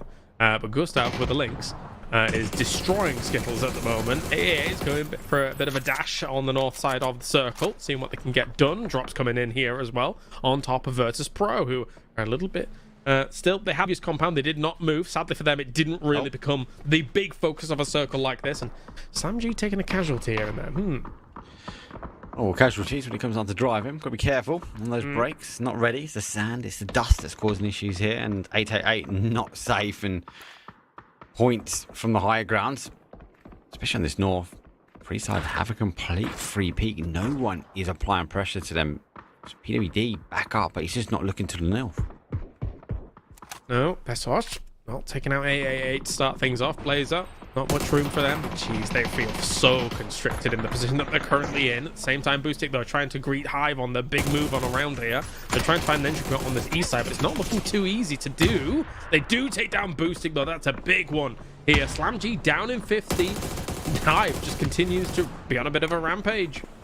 Driving around, trying to get points. SlamG, no points, though. 14 teams now remain. Phase 4. If you haven't found your position now, it's going to be fighting for it. I think we're going to lose a lot of teams on this next transition. There's the BRDM provides the cover, and Conf wasn't quick enough to pull the Panzer and get in and make the steal. As he finds himself a free kill, the BRDM needs a bit of a repair. Yeah, it's so low already. We've not even really been able to watch too much damage go the way of that BRDM, but it's like 10% health. I hope they've got some repair kits or something like that. Contesters, they need repair kits for their entire bodies. They are gone in 13th. Sad for them. The problem for Freeside I see in a circle like this, though, is that coming off of that high ground at the top, which is not going to be a focus point in this circle unless we get the most insane hardship, is proper brutal. Like, there's going to be a lot of the lobby shooting at you when you have to make the move off of there. So they're going to have to do some pretty big moves to get away from that north position. And it's where do you go? It's where do you go as well. They can't just dip on the other side of the road. They've lost their high ground completely. I think at least they've got a little bit of an avenue out towards that northeast with that BRDM that they can kind of play down and chunk some shots, so to speak. But it's difficult because even after that, and if they do get off the high ground, where the hell do they play? Yeah, oftentimes I've played many a game from that high ground because I and that's why I know it's such a pain to get off of. It's those little shacks on the side of that field that you try and get across on the other side of the road, but even then you sometimes parachuting off of there and trying to get yourself in a lobby like this. Surely these guys are going to be able to hit some shots in you when you're trying to make that silly kind of transition. I guess you just crash your cars off as well and hope that covers you a little bit, right? With the BRDM, I guess, maybe. Take forever. BP looking to go to that location you're talking about. Unset there. That BRDM's gone. I think it's burning. Twisted Minds take the little shacks before VP. And that has really closed all avenues here for Freeside. Only one kill. so far. They really need to keep that point average up high as they all go 4 men up in a vehicle off the high ground towards the P90. This is going to be painful. They need to try and survive. They're driving straight towards VB. Mark, I'm scared. Yeah, it's not them. It's BB. 1, 2. BB waiting, trying to find anyone he can shoot at the moment, but no, they get dispatched between Twisted Minds and BB team. BB will need the points as well. 3 for them. And yeah, difficult, very, very difficult to come off that high ground. I shouldn't have said anything, Mark. I'm so sorry for you. It's just 1 point for you in this game. All right, so maybe some nades coming in from Gedrox as well against the position that Foot is in. We got a molly going forwards. Doesn't quite clip anyone just yet. Nice little hit on that car, though, to start things rolling, but Winodie's going to have to back off from that fight. They're going to have to yield a little bit of this territory to Foot that's been able to move up on them. Yeah, Cappy's anchoring as well, so you can see a little bit of an overwatch, but he does have a neighbour, which is Levante. There goes a C4 charge, doesn't quite get the connection wanted. Phase back off, but now they know they've got a breach on from this south side. Bushido looking to try and do the same. So multiple teams, we saw this yesterday, Phase unable to deal with multiple teams applying pressure. And funny enough, it's Bushido and Na'Vi yet again. Bushido getting the better, though, of Geek. Want to get involved. Another team which needs some big points, but they are etching closer to that 8th place. The natural habitat of Na'Vi, just up on a little ledge, just outside the compound, ready to pounce at any strike moment. And Extensor's already got 3, Hakatori's got 1 to start things, and they will be able to kind of push up against FaZe here and really cause them a spot of bother. Vard is disconnected from this a little bit. He can see from that shack what's going on, but I don't know if they're going to be able to reinforce Fex's position on the other side if they can just cover those angles. You can see Extensor on the right-hand side there. But Levante takes down the rest of Foot. They had to move up very aggressively against it. Levante destroys Foot on that east side. Great stuff by Winodie. Disciplined, they waited.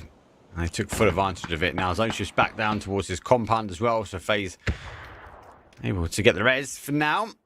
I'll be straw applying pressure. Smokes will come out. Barnes with the M249. The MP5 wasn't the working factor for him in the last game, so he's gone for a little bit more of a bigger cannon. Diffix doesn't need the big cannons. This is the head of Bushido. They can't quite get the connection he wants. As PWD put Celtic down. It's going to be another point for them. No, I'd love a little bit more from that. Nixie finishes off Levante with a nade, and that is going to be Winodie gone as well on the other side of things. But Ferris, very aggressive with the shotgun. He's going up against the Sawnoff as well, just jumping beyond all of those windows, hoping that one of them can connect. But likewise, it's just a bit of a messy fight. The M249 from Vard on the other side of things, though, so good reinforcement in the end. He did make the transition down there, and they also got the res off on Gustav, so not bad at all by FaZe. They're being able to deal with this breach formidably. Fine, I'm not sitting here. Sod this. I'm taking the M249 to the enemy. Yes. Just run across the open. Love it. Hakatori extends final 2 here for Na'Vi. They are still holding that ridge line here. Geek did obviously apply pressure, and Bushido the same. So I think that's why we're seeing kind of the anchor drop, the brakes being held from Na'Vi, because they don't quite know that Geek have other options and other issues, though, which are Twisted Minds, as they are looking to try and take the high ground away from them. 6 kills for them. Another team which, again, claiming kills. It's going to force this mid-pack to get pretty tight the closer we go in towards the evening. Number 8 at the moment, though. There goes the nade. Example, trying to wrap his way around now on the west. Regardless of which way you spin it here for our last Miramar of the day, it's an elite finish. Twisted Minds, Virtus Pro, BB Team, Na'Vi, Geek, FaZe. These 6 teams here, just non-stop elite level PUBG. And who is going to be able to take it here, as they've been able to cordon off all other contenders, all other potential pretenders from a name like theirs at the top of EMEA. But Geek is playing things slow, knowing Twisted Minds is lurking north of them. I understand why. 7 kills for Geek. It's a very important 7 kills for them. They've really got far more, feels like, fire beneath them in day 2 here for last chance. They just had to hit 16th place. We've seen this from Geek, right? 16th to 1st. That's the Geek way. But this is, you're right. This is the really important game for them. They've got enough kills. They found themselves in a late game. They know they could potentially convert. Okay, they're in a good position to try and get a win. This is about not throwing it away. I hate to say it, but this is such a key game for them. It's also the same for FaZe. FaZe need to deal with Na'Vi. They haven't dispatched of them just yet, so they're going to cause some issues. But arguably, FaZe also need to try and get a win. If they can get rid of Na'Vi quite early, that means they could potentially go for a 3 versus 1 against Diffix, as we can see him now holding that south side. The zone shifts down. I worry, though, with that shift, though, FaZe don't need to move, and Na'Vi don't need to move either. So, again, eyes locked in. FaZe has been very much rewarded for their split across what was effectively this position, the warehouse to the east, and even there was one point north, kind of holding the edge of a field, right? So at least they've been able to kind of just rally back on a spot like this, be able to hold it, be blessed by the circles to be able to come their way. So as much as they did lose one early in the previous game, not terrible. And then to be able to kind of move that on into this game and still continue to hold on to these strong spots is good, but still, they're only 3. They only have 3 kills to boot. They're not that far behind this 8th place, so maybe FaZe can get a little bit more from this game. I'm really intrigued to see where VP go here. They're on the outside. They've deployed some Doritos in front of them. They go to the Doritos. The elevation's going to punish them. Maybe a late rotation. They could get away with it. Perfectix puts himself in a position. Or do they crash the compound with FaZe? Do they go aggressive and try and take the hard cover away? They move into the Dorito spot. Fex gets a good couple of connections. He should be able to get rid of that tire. That's going to real stop them moving forward. Nixie down to 1. And Fex will close the door on him. I think they felt like they had very little options, right? Like with the potential of making a dash through the fields to hit anybody on high ground is almost impossible with everybody looking this way. At the same time, you can even see Twisted Minds now is moving on BB team's position, but they're taking shots from Geeke as well in that bottom left picture-in-picture. So now they feel a lot of pressure underneath them. That's an amazing molly, though. Oh, Perfectix is pushing for it to finish it off. Oh, a nade goes out of the hand. BB team's gone, but Perfectix is collateral. That was, intriguing. The nade does go out and they're on fire, but BB team refused to go. Now the high ground for Geeke will take advantage. PWD does get corrected down into the final player. Fex doing what he can just to kind of use their own vehicles as mortar fire. If that does go, that is going to go backwards and that is going to cause them some issues, but they might not get the kills, but at least they might expose VP a little bit more towards Geeke. The car's now on fire. Quizzy looking towards Twisted Minds. There goes that cover that Nixie had. I don't think they've quite got the angles, or Geeke's just not quite looking this way yet. Big pray from Geeke to get a circle shift for them, because otherwise going off this high ground might be a little bit tricky. It feels like everyone needs to move, though, other than FaZe. So how do the 4 other teams in this lobby try and solve this? Going to be a bit difficult, I guess, for the teams in the field. They'd love to try and get to a little bit of that shelter with the hay bales as well. But, I mean, Twisted Minds... I'm trying to think. Is there a world where they could go underneath the hill? I don't think so. You need, like, teams to be shooting the way of Geeke whilst that's going on, and they still also need to move. It's gonna be really tough here. Yeah, I don't think the verticality of this hill has the same like we saw from yesterday. It's a play, but they're so reliant on other teams engaging. Geeke just about losing zone. Arguably now they're in a real difficult position because the ridge just drops off for them, and they're going to need smoke. They've got a little bit of a run here, so maybe ensured if they can get the timing right, they can get down. Now they have to play in towards FaZe. They've got no other option here. They're committing 2 bodies down to the south, and Twisted Minds trying to use the timing to their advantage. Just about to get in, but nades seem to roll down hills pretty well. It's not going to be enough though for Quizzy. No, and he's still open. They're still open to the Virtus Pro angle, right? So that P90's done quite a bit against Example. He's gone completely. Let's see. Okay, so Nixie's gone. That does give Twisted Minds a little bit of safety. They also take some shots at Defect straight away as he's trying to transition down. So maybe Twisted Minds just moved slightly too early, because if they'd have moved a little tiny bit later, I don't know, because then you're taking a tick. Oh, far too. So difficult. Nice. Oh my days. God, what a peak from him. M249, he knew exactly the way they were coming. Insane play from them. Now we go at 4th place. It's a 3 versus 3 versus 2. Intrigued to see here. Big winners, big hitters could be phasing Geeke. PWD needs ammo. He needs a helmet. He's got nothing left in the chamber. So maybe make Geeke down to a 2 at the moment. He's desperate need for a dead box. Double blue. Double blue against Batulin's position. He's going to try and move away from that, and maybe they use the Molotov. I love the position of the Molotov on the right-hand side of that blue zones where they could have potentially moved outside of the blues. I really like that from DiffX, but none of it connects. That's crazy that they just had a slither of play to work with. Just short. Someone give PWD some ammo. I see. Quizzes go for the P. U2 is coming back.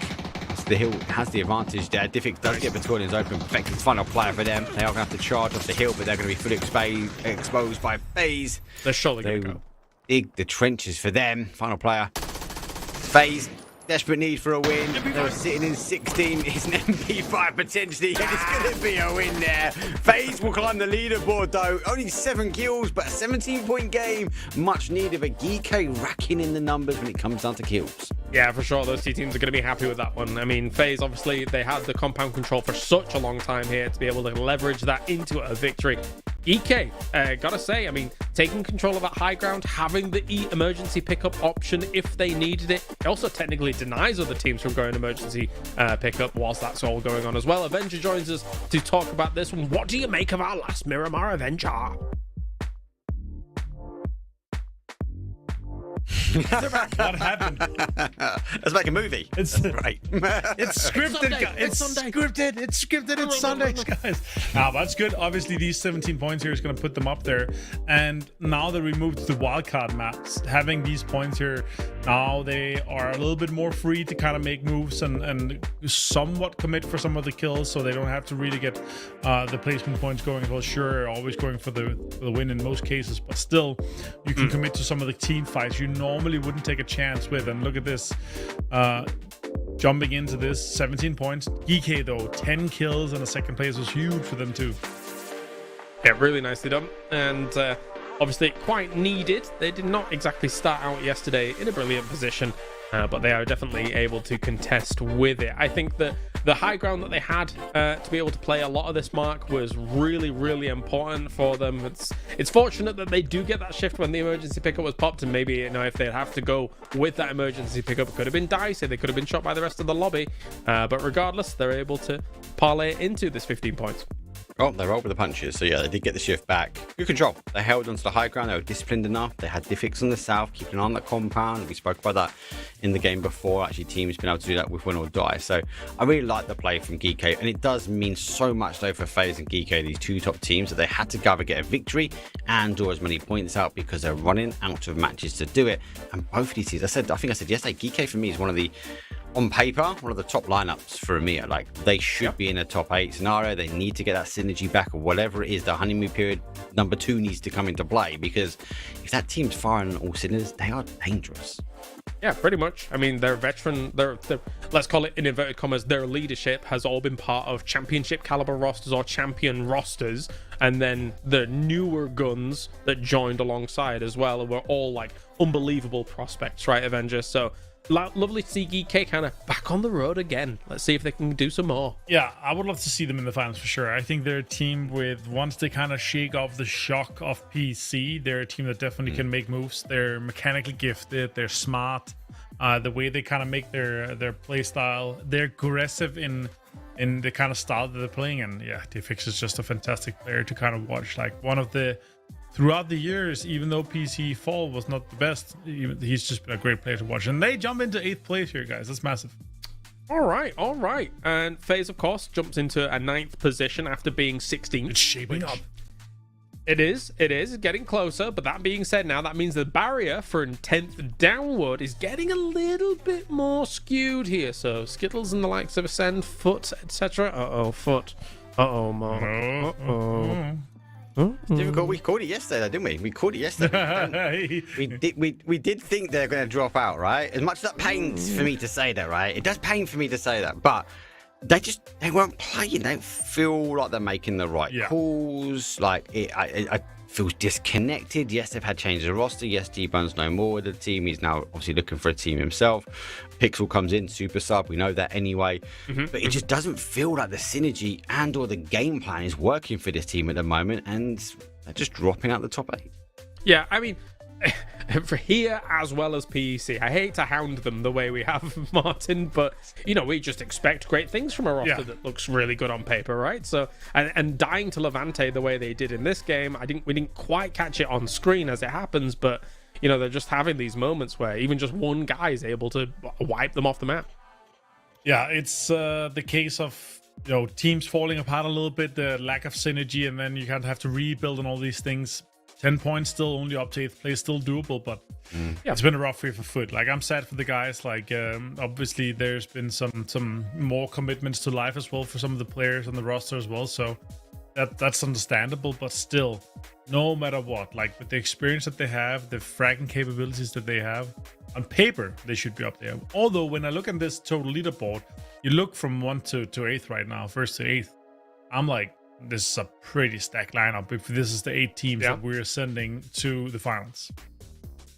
How do you think it stacks up against America's, Mark? 1 to 8 currently. I mean, you must have seen the results from yesterday. Obviously, Falcons Is he lagging for me? Or just you, Martin? Yeah, he cut out for me as well. I don't hear him on the Discord. No, he's talking away. He's just yapping. Get him away. Get him out. Let's talk about the leaderboard, though. Forget about America. Yeah. Let's answer that question. The greater powers is like, he's starting to talk about America's, Mark, and he's like, no, we don't want to hear that. Let's talk about EMEA. Shut him down. Out of the picture. We're not talking. We're in the EMEA region, Martin. It is a stacked top 8, right? Let's go down the point. I haven't quite seen all of the games. I did watch some of them. I haven't quite caught out the finals. Hopefully it doesn't give away, and I think that's why I hit the emergency red button. Like, don't tell me how it ends, because I do need to catch up. Don't spoil me. But don't spoil it. But again, I look on that right side. I've got to talk about FaZe. I've got to talk about the Ascend roster potentially, and then we've got the wild cards of Bushido. They seem to always make it happen. But then you go, hey Martin, I'm talking about 3 teams that are not in the top 8. Like, who do they even replace? GK's on a storm up at the moment. Na'Vi is looking okay. BB team hasn't really shown us the BB team that I expect. So they're not going to take those 3 spots. I think it's going to really duke out at the end, and it's going to be dangerous, though, especially for a FaZe team if they want to get in. I will still answer this question by saying I think our 8 teams are just simply better. Like, I feel like they have, 3, 4, 5 really good teams, and then it drops off quite rapidly. And I think we have 10, 11, 12 teams even potentially on good days that are very, very competitive once it comes to everything. So that's going to be awesome to follow. See, he's at his moment. We're not talking about America here. We're in the best region, right? Don't talk bad about us. Hit the eject button. Go on. You didn't miss much. We say we're the best region, standard, and we was talking about actually who does go into and potentially take over a spot, and with the likes of the FaZe, etc. Like, who did they take away? I just think it's difficult. I think it's going to be a duke out for these final 4 games, and then we look at like teams like BB are saying they've not quite fired. Navi's kind of there, but I still think they should be a bit higher up. So yeah, it's tough, but the leaderboard is pretty tight. Well, you guys had me. Apparently, the audience did not. I think that I got sabotaged by Toffees and the Americans contingent. Sorry, guys, but I'm back now. I'm not allowed to talk about North Americas, I guess, or the Americas. I guess I'll just have to wait until True Masters West, and I'll have to ask the guys there about it, Martin, because that's it's going to be spicy, I think. It's going to be spicy indeed. Someone redeemed enough challenge points to mute you for 20 seconds, something like that. Is that you, Toffees? Is that you? Love it. All right, well, we've got a few more moments before we get into this. It's going to be time to Tago, as me and Martin are going to be bringing you this one. Final thought, Mark, before we finish it off? Wildcard map, expect a wild finish, maybe free side for the win. Let's wait and see. All right, well, let's hope nobody redeems any of those channel points to mute Kalaris in the middle of the game whilst he's commentating, although it may happen, who knows. It's going to be me and Avenger to bring you this one. So, as we scroll over Buksansar, the good old FaZe resting spot, they'll be okay-dokay.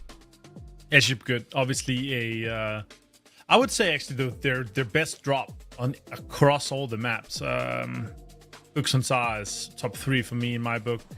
I think Terminal in there, Palace in there, Buksansar is fantastic. We have so many endings that's close to it. They have a big priority for that. Team's always going for the cars. You always see good stuff in some of the compounds, kind of north of Buksansar. So VOD and Fex are just stacked with loot. Obviously, the other guys coming in, getting some cars locked down, but also some of the compounds that's kind of close to Buksansar to make sure nobody really sneaks up on them, gets the information on win or die. So with this playing path as well, you should expect, James, that we're gonna have like a south or eastern circle here, but we've seen some crazy river circles, so I'm absolutely not gonna say anything. I'm not gonna like generalize or have an idea, but look at the drop we have here in terminal. This is crazy. Oh my god. Okay. Well, I was theorizing a circle far north, and then it becomes really a river circle, right? You could easily have that occur, but this time around, obviously, big south side, really favoring Slam G and the BB boys. But yeah, terminal, why are we so busy? What on earth is going on? I guess VP couldn't reach fishing camp, and there were some other kind of problems here. Yeah, fights going on. Contestants are getting the hard into the stick here with Nixie finding one. The AK coming out for Millman. Conf also find Gorexy. See an MP5 in the hands of Beamian. That's a disgusting weapon to have on a player like that. But Contestants here with 2 full HP. Conf a little bit low, has some time to heal with some bandies and stuff. Not a first aid yet, available thing for him, but yeah, let's see what's going to be happening. Is Skittles also somewhat close to terminal, so it can get dirty.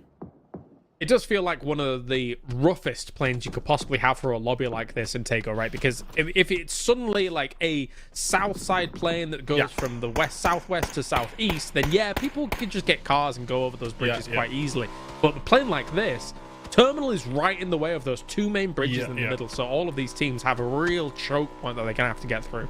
Yeah, for sure. I mean, that's the rough part, right? Because you always have these kind of paths where a lot of teams, they pass by, and if you are looted quickly, sure, it was a south to north plane, so the northern teams are going to have less time. But if you're looted quickly and you see fights still happening in terminal, that's an easy third party. That's an easy pickup. That's an easy time where you just go, okay, well, okay, that's some damage done. I think he's gonna have to stop immediately, or otherwise he's gonna bleed out. Yeah, Rox actually bled out quite quickly here. He's gonna have to stop around, get his chip, and Foot's already inside Yong Chong, so they're also gonna hear this bike driving around out there, so they're gonna have that information readily available to them. BB team already in really good spots. The high priority compounds already being fought for inside this southern circle here. James is lurking on the outside. We also saw Winner Die coming in. Getrox, I believe, was doing that. We also see now here Bushido is moving in closely as we see the logos of FaceClan kind of pop up. They're spread out quite readily. Gustav driving next to them. Bushido's gonna have that. That could be a potential drive-by for him. 89 with a fight here with Hive. That's a smart, sneaky play here. Go back into the smoke. Oh my god. Dante had a sixth sense. They're jumping in, trying to get this Celtic found James here. Oh no. Well, I actually was about to say that this is a good adaptation from FaZe on the previous game, because they obviously lost someone very early on a similar circle also to this yesterday, and because of that, yeah, exactly. But they actually regrouped a little bit faster compared to that time around. But so at least technically there's the trade potential here from FaZe this time. But oh no, Vard goes down. Fex is also down as well. It's going to be on Gustav to try and do something. Yeah, it's going to be a little bit rough for him. Still multiple members left for Bushido. One is knocked. 2 are standing, making a push here. And oh, that's great shots. He actually finds Crossberg though. 55 HP, has to go for it first immediately. Look at that though. Contesta coming in here. It's Conf on the distance. I also see the other guys. 3 more guys are kind of pulling up. BB team sees this. It's a big third party opportunity for the teams here, because the circle is still not starting to move here. So many teams coming in. Conf opening on mid bay. Conf finds Ackerman. He's so sad because he got knocked now as well. This is pre-5 minutes. What's happening, guys? This is insane. But Contested is trying to do something. As you say, with Ackerman sad down here, Bushido's really it's a great nade. Rewards from all of this. A great nade. Dabumi goes go down. Sees in the distance. Conf as well, trying to go for the swing around. And they're gone as quick as that. 5 minutes 15. They were like the 4th team to come here, and they're the ones to go out first. Gustav finds the nade on Celtic. Bushido's out in 15th. So everything actually worked out quite nicely for FaZe here, but BB team is up lurking here. They sent 2 guys out early. It's a Doozy and Molotov close to them, and look at this peek. It's a dirty angle here for Doozy. Could be throwing some utility their way of Gustav. I think Vard and the FaZe boys have the info, but they could pick up chips, they could disengage, and potentially maybe go back towards the area of where James usually loots. There's a rest station there, but then again, they don't have any info. Are they gonna go for it? Fex obviously being flushed alongside James. Yeah, it's going to be rough for them. Oh, that's great damage done on BB, the team, though. Timeout. Avenger, did you put something in the water in Tego? This is ridiculous. That's insane. I mean, this is a crazy circle. Already eliminating so much playable space. There's just a few really good compounds that have insanely high priority. And that's what the teams are prioritizing, getting in on early here. No, definitely. Whilst this has all been going on as well, Hive is getting themselves off at least one res, as we're on with the presenter here up at the top. So they were always down to 1. I don't think, again, they're not too concerned considering their point total as a whole. But on board with Gustav, he moves out to the wall and suddenly discovers 10 boxes. So he'll have the loot of his life for a second, but then realise that maybe we do need some cover because there is still BB lurking. Yeah, for sure. Having this north side here, again, the 2-2 split from BB is definitely worth it. They are close enough to each other to kind of give information, potentially cover and shoot some of the same rotations that's going to be going past here. So I kind of like it, the setup for BB team. With a, I would say, small window of opportunity. They could have also pushed FaZe, but I think they realized that FaZe was not actively involved in the Contesters and Bushido fight that kind of evolved. So that's good. As Petunis looks on the map as he drives into the rocks. This is a classic Avenger thing as well. I look at the map all the time when I'm driving, and I hit rocks, I hit trees. My teammates always complaining, you know, like, oh, I have to bring extra boosters every time I drive with you. It's like, yeah, that's, you know, the life of someone looking at the map all the time. It's like, oh, because we're planning paths, we're talking about the priority compounds and so far, you know. Meanwhile, we still have a send up and go dock here. They're gonna have to start making a move as this southern circle here is far away from their current spot. Damn, that's crazy. Every time you open your map, suddenly you drive over a Hive member. That's insane. Poor Rocks, man. What has he ever done to you? But no, I do the same. And we all know, we both know, Froz does it on a minute-by-minute basis. But he hits people as well. That's the problem with Froz. Yeah, he runs over us. And then he stands in the way of my mortar. And he says, oh, what's this? And then blows up the entire team. Stupid Froz. Anyway, never mind. Still watching all these teams trying to get on in. I'm a little bit sad for Hive, only finding one of the res chips during all of that kerfuffle. yeah, same. Example though, finds good stuff. That's an MK12 in the distance with the headshot here. Do they pull up with this? I mean, they have info that there's multiple knock potential flushes for FaZe, right? They don't know if the rest has happened. I mean, Tulin's definitely looking at the rest stations happening here. Vard is pulling up, and look at this. He has to defend hard. He's already down to 68 HP, so it's going to be a rough defense happening here for Vard. Yeah, Twisted Minds turns up, sees all these vehicles and boxes, and it's like, all right, well, all three already happened, and, well, they're gone. So, okay, so now it's Twisted Minds' turn to start defending this warehouse compound. Oh, my God. They're backing off. Okay. They're now going to have, like, something like 11 boxes they can loot on, right? So, guys, you need any util? There's 14 nades, 10 smokes, 2 stun grenades, 5 mollies, some bluestones. So weird. 2,000 5.5 and 1,000 7s. You can just come here and take whatever you need. The strangest depot you've ever seen. This is just... We have to talk about that, though. Shack. We have to talk about that. What do you think about this new update? We're obviously not playing it yet, I believe, here in this patch. But what do you think about the new update with you being able to move the boxes, the dead boxes, and kind of put them into safe spots? I've been utilizing it a little bit. I kind of like it. Well, as somebody who plays many, many hours of Sea of Thieves and is able to carry around treasure wherever I go, I'm loving it. No, it's an interesting change. It's an interesting change. I've not really got much use out of it just yet from playing things and things how it goes. But I could see the use case, right? Just being able to move things into buildings if you take out a team and then being able to kind of easy access it as quickly as possible. It could be cool. Could be cool. I like it when you pull up on a compound and wipe the team and then put the boxes into safe space, like far enough from each other where it's easy to kind of manage the loot and go in and take the loot that is available on the boxes that's kind of left. I like that. I don't see it used a lot in kind of mid to late game, but the early game, especially some of the fights we saw just now, I think we're going to see it utilized more, because there's going to be times where it's like, okay, the boxes are now out in the open, not safe.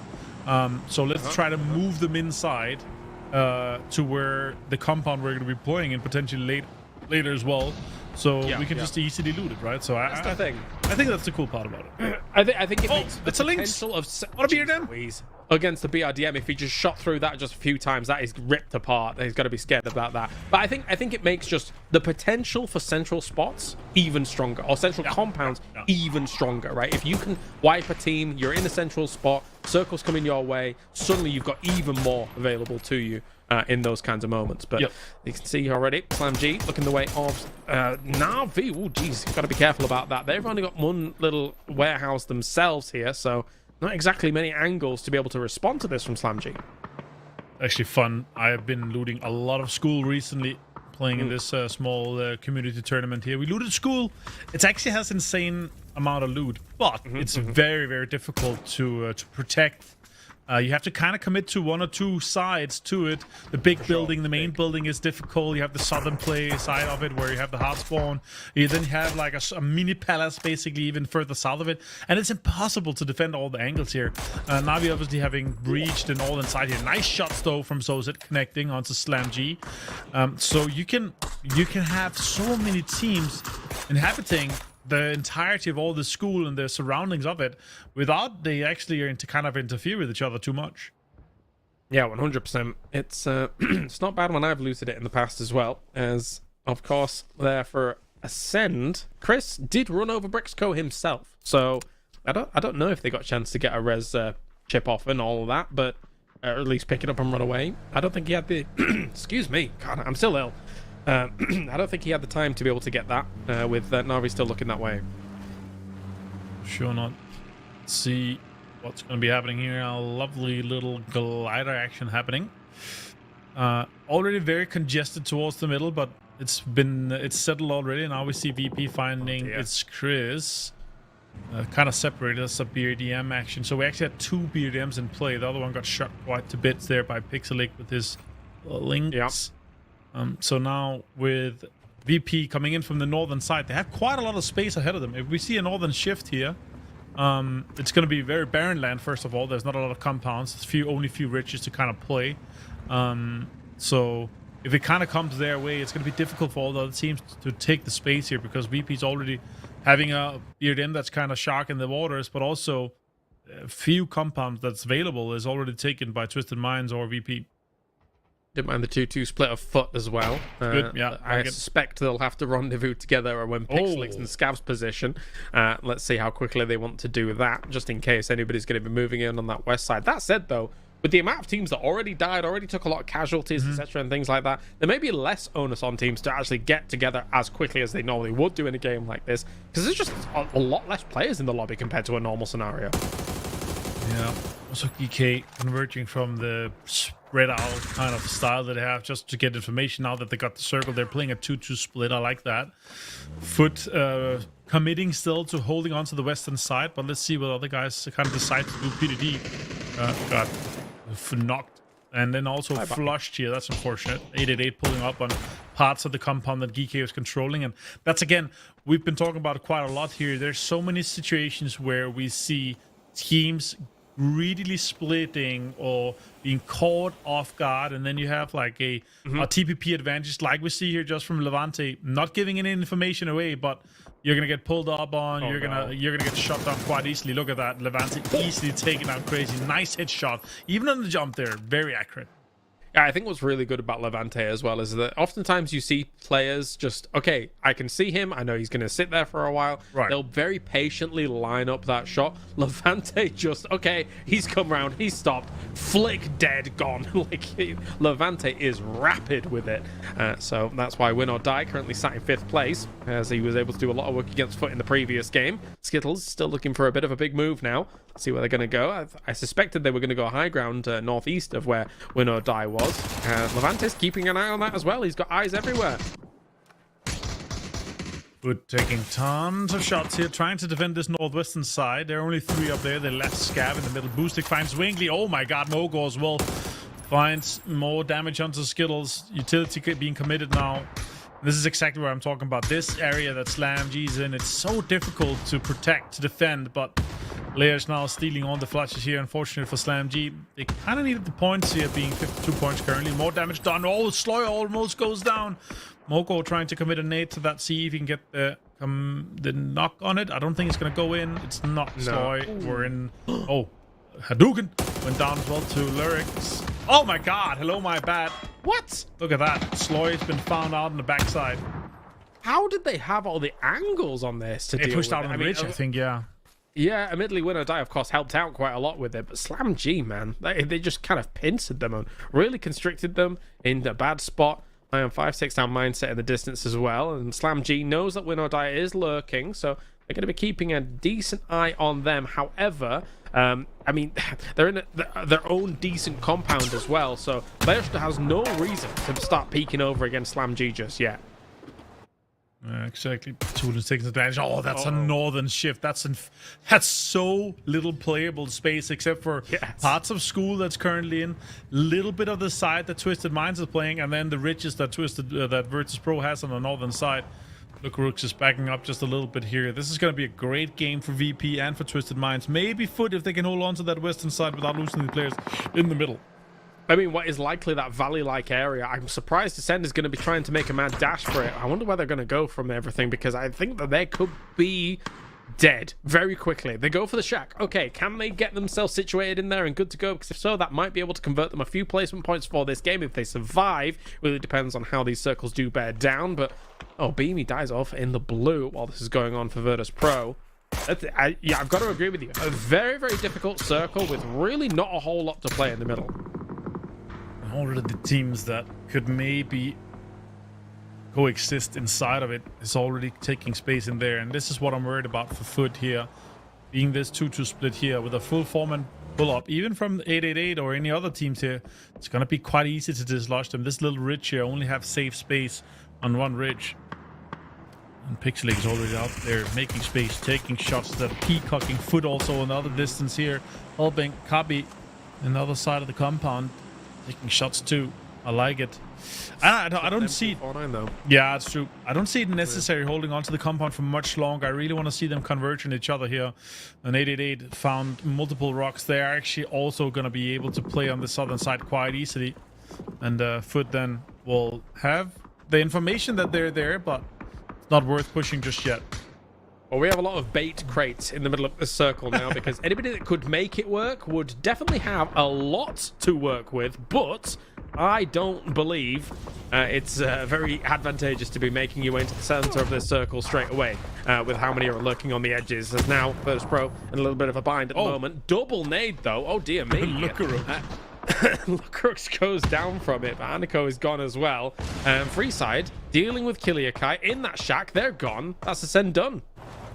That's a save res. You owe me one angle right there. Double blue zone on it too.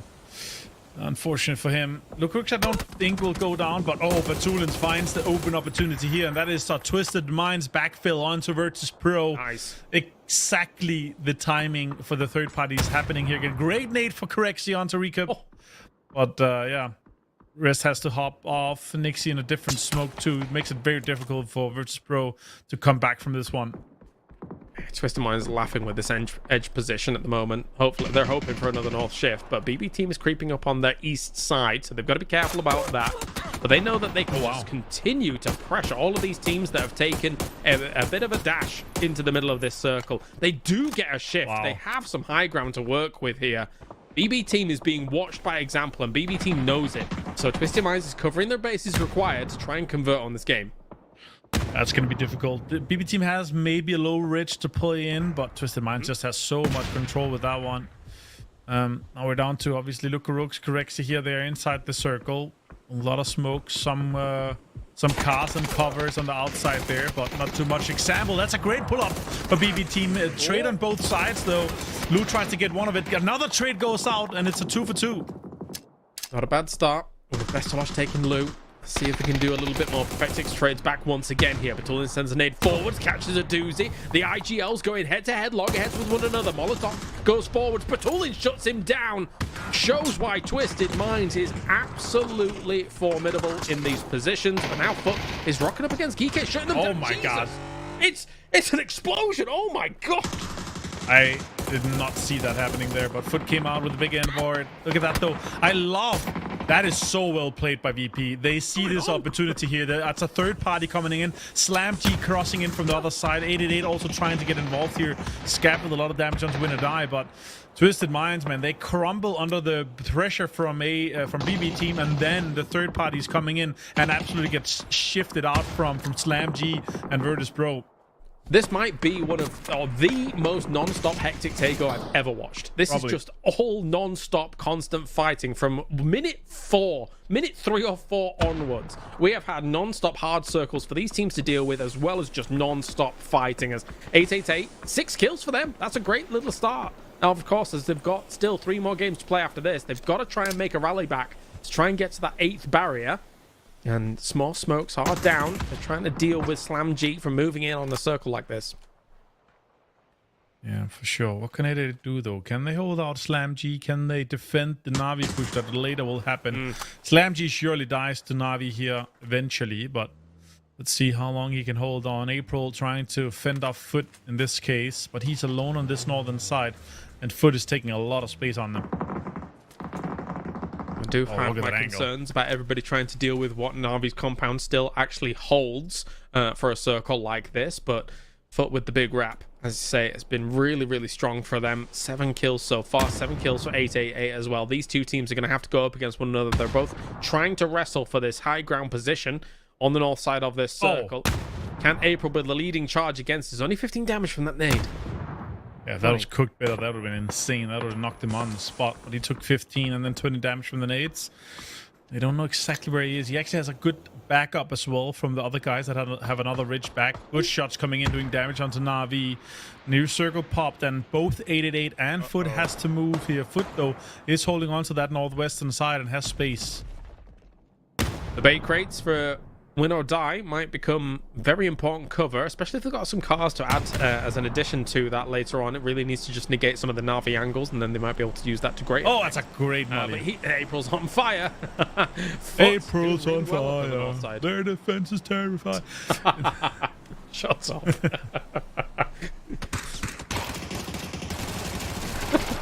Marking the distance. You liked it, though. You can't deny it. All right, well, at the same time, 8's going to charge up more nades as well to try and do something against this. But AA is not taking this lying down, but Blazer is lying down now. I cannot believe how accurately pinpoint that was from 8C. Look at that. Maver also been found now, right onto the top 4. Na'Vi doing damage on themselves, though, delaying them quite a bit. Foot has so much space to work with us on this northwestern side. It is flat, I'll give them that, but still, they want to finish this 888 fight quickly so they can push and make something happen on the Win or Die and Na'Vi fight that's happening. Surely they want to be that third-party factor. Scav had a Lynx and a FAMAS. That's just disgusting. That is disgusting. What a lowdown, to say the least. Standing still. Careful, careful, careful. Levante taking this rock. It's an extremely strong position as long as they've denied the Na'Vi angles, and it looks like they are doing. This might be the well, I mean, we'll see what Na'Vi wants to say about it, but a position like this Levante has seized might be the winning play.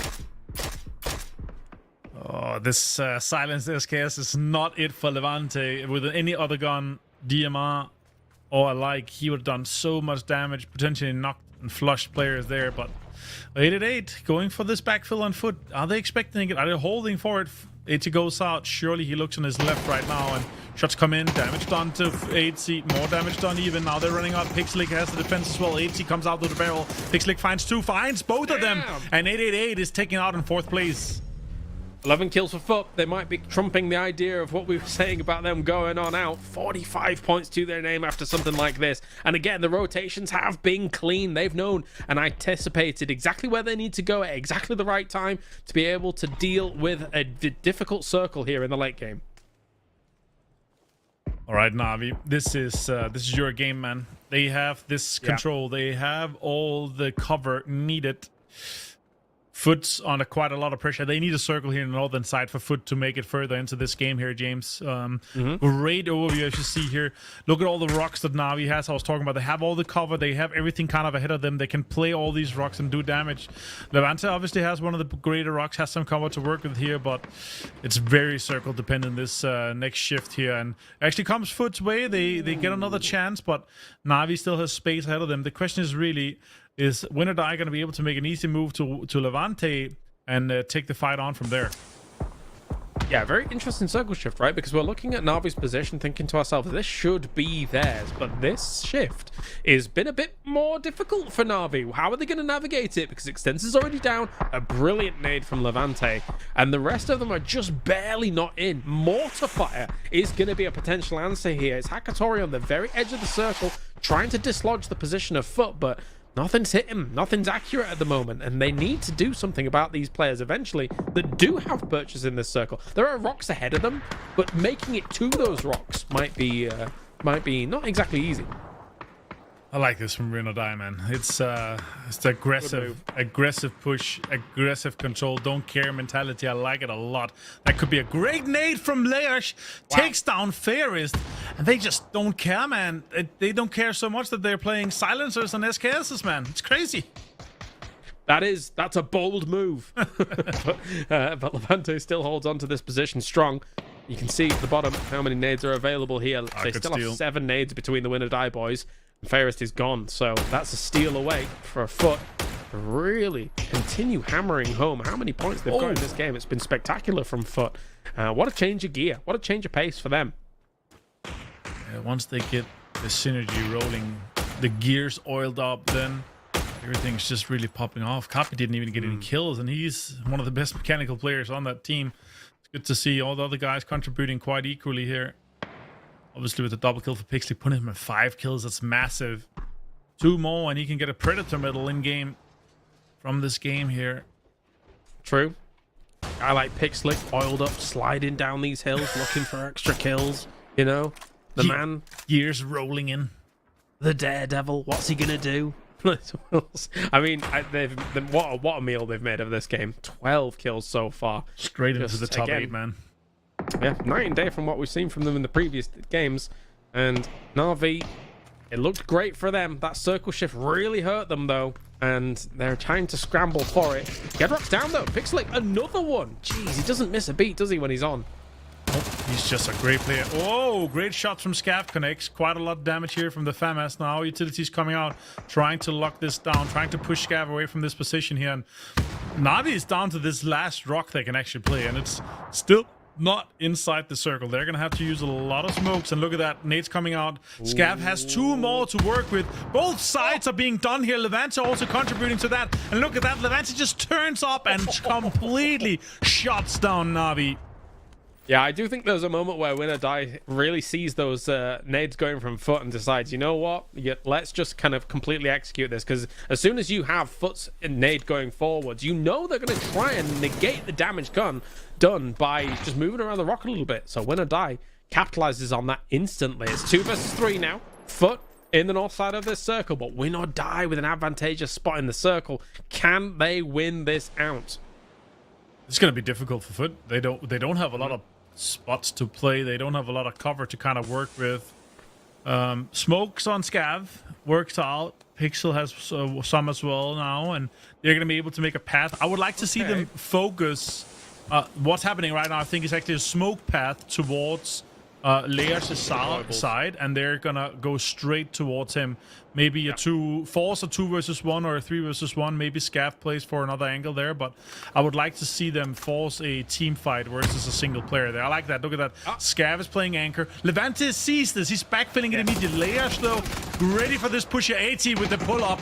A Orc headshot, and now Levante runs at them with the... Oh, that's a great nade. Finds 2, though. That's Levante. 82 HP. Goes for another one as well here. It's going to be a 1v1. I loved the counterplay from Levante. He knew that was coming. The setup of the smokes, you called it exactly right, Avenger.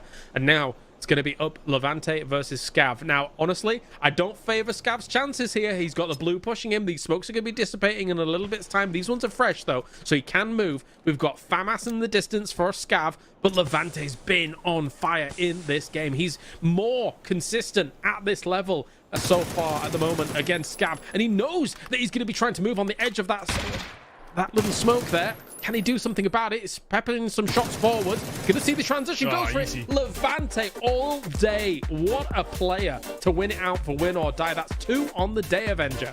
Yeah, that's huge. Such a great and, just well-read play from Levante, backfilling his teammate's position here, Mark, and going in and saying, well, they're making a move here. My question is really, if they had committed 3 guys to it, could they have survived? I'm not sure. Levante was on fire in that game. I think the decision came quite early on from their guys, right? Win or Die and Foot were on the south side. Now we saw obviously Cappy. Cappy was in the sort of gas station, and Geeke obviously had the parachute on top. Now he got stacked up on Geeke, and Foot at that point opted to leave that position. Like, hey, we need to go make sure we save the one and not worry about the position on the south, which I would have argued would have been a better area to play from. The moment Foot Esports played to try and save the Cappy, then we saw Win or Die see them leave and went, thank you very much, we'll take that position. Yeah, that's very interesting. I wonder what Mark said. I couldn't hear for most of it. But, I don't know if it's stop talking or not. I was like, no. I was at Discord. I was definitely though in the stream, unlike you. So the stream heard it. I was basically saying about Foot Esports. They actually opted to try and take on actually the Geeke fight, where Cappy was left on his own. And for Foot Esports, for me, they gave up the position to take the fight, and Win or Die saw that move, and they were able to kind of conquer that position, and then potentially try and take the win from there. So I think Win or Die taking the better fight later on, and Foot Esports obviously trying to keep the solo alive.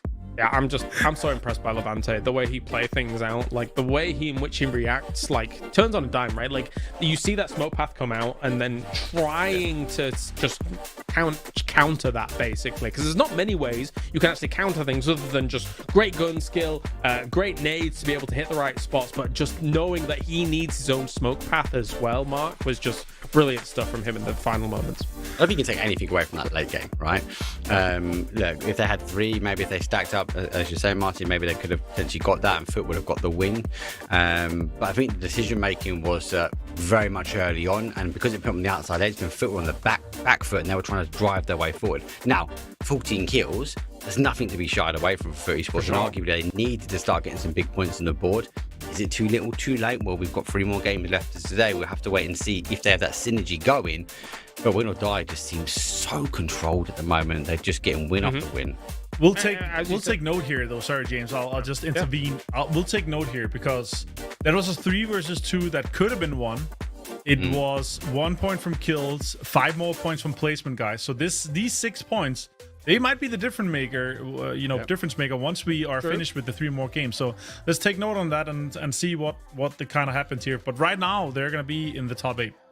Yep, they've moved on up. Good stuff by them so far. They've got to dispel our doubts about what that could potentially happen for Foot. And again, moving and kind of wrapping around, it felt like Foot was just kind of rolling from the fight to fight to fight, and really identifying exactly how they were going to work things. Because I wouldn't, Mark, have decided, okay, right, we've taken that fight on that west side, how crazy that was. Let's just hit the north side where Twisted Minds previously was, which I thought was going to be a decent leverage point for a team like Twisted Minds, and just wrestle that away from all the other teams up there. It was a great game by Foot.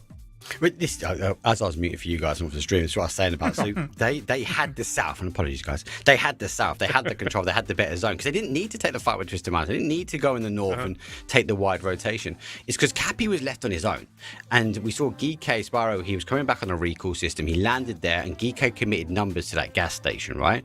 So Foot Esports, instead of leaving him there to fight, they actually gave up the position and they collapsed on that. And then at that point, they had no option but to try and take the fight with Twisted Minds, and that could have gone horribly wrong. So I would have potentially left him be, and that sounds horrible. I would have stayed for the position and then drove for the win. At that point, they tried to get the synergy, they tried to get the teamwork going, and as they went for the gas station, Win or Die filled that south position, and that forced them to only have to take the fight with Twisted Minds, and that's a risky game from Foot Esports.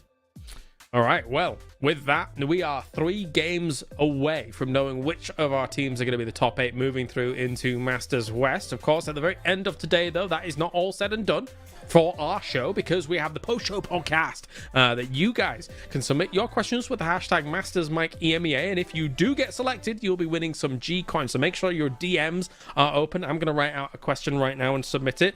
Which of the talent is best at muting their mics? Is it Avenger, Claris, or Mark? Because we're all klutzes, apparently, and we're all victims of it, but that's what happens so far on the show. go.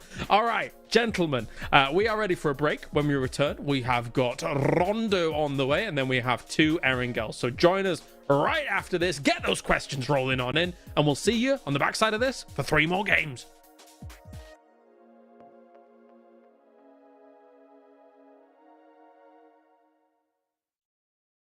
Oh, we're all stupid. I need the bathroom. I'll be right back.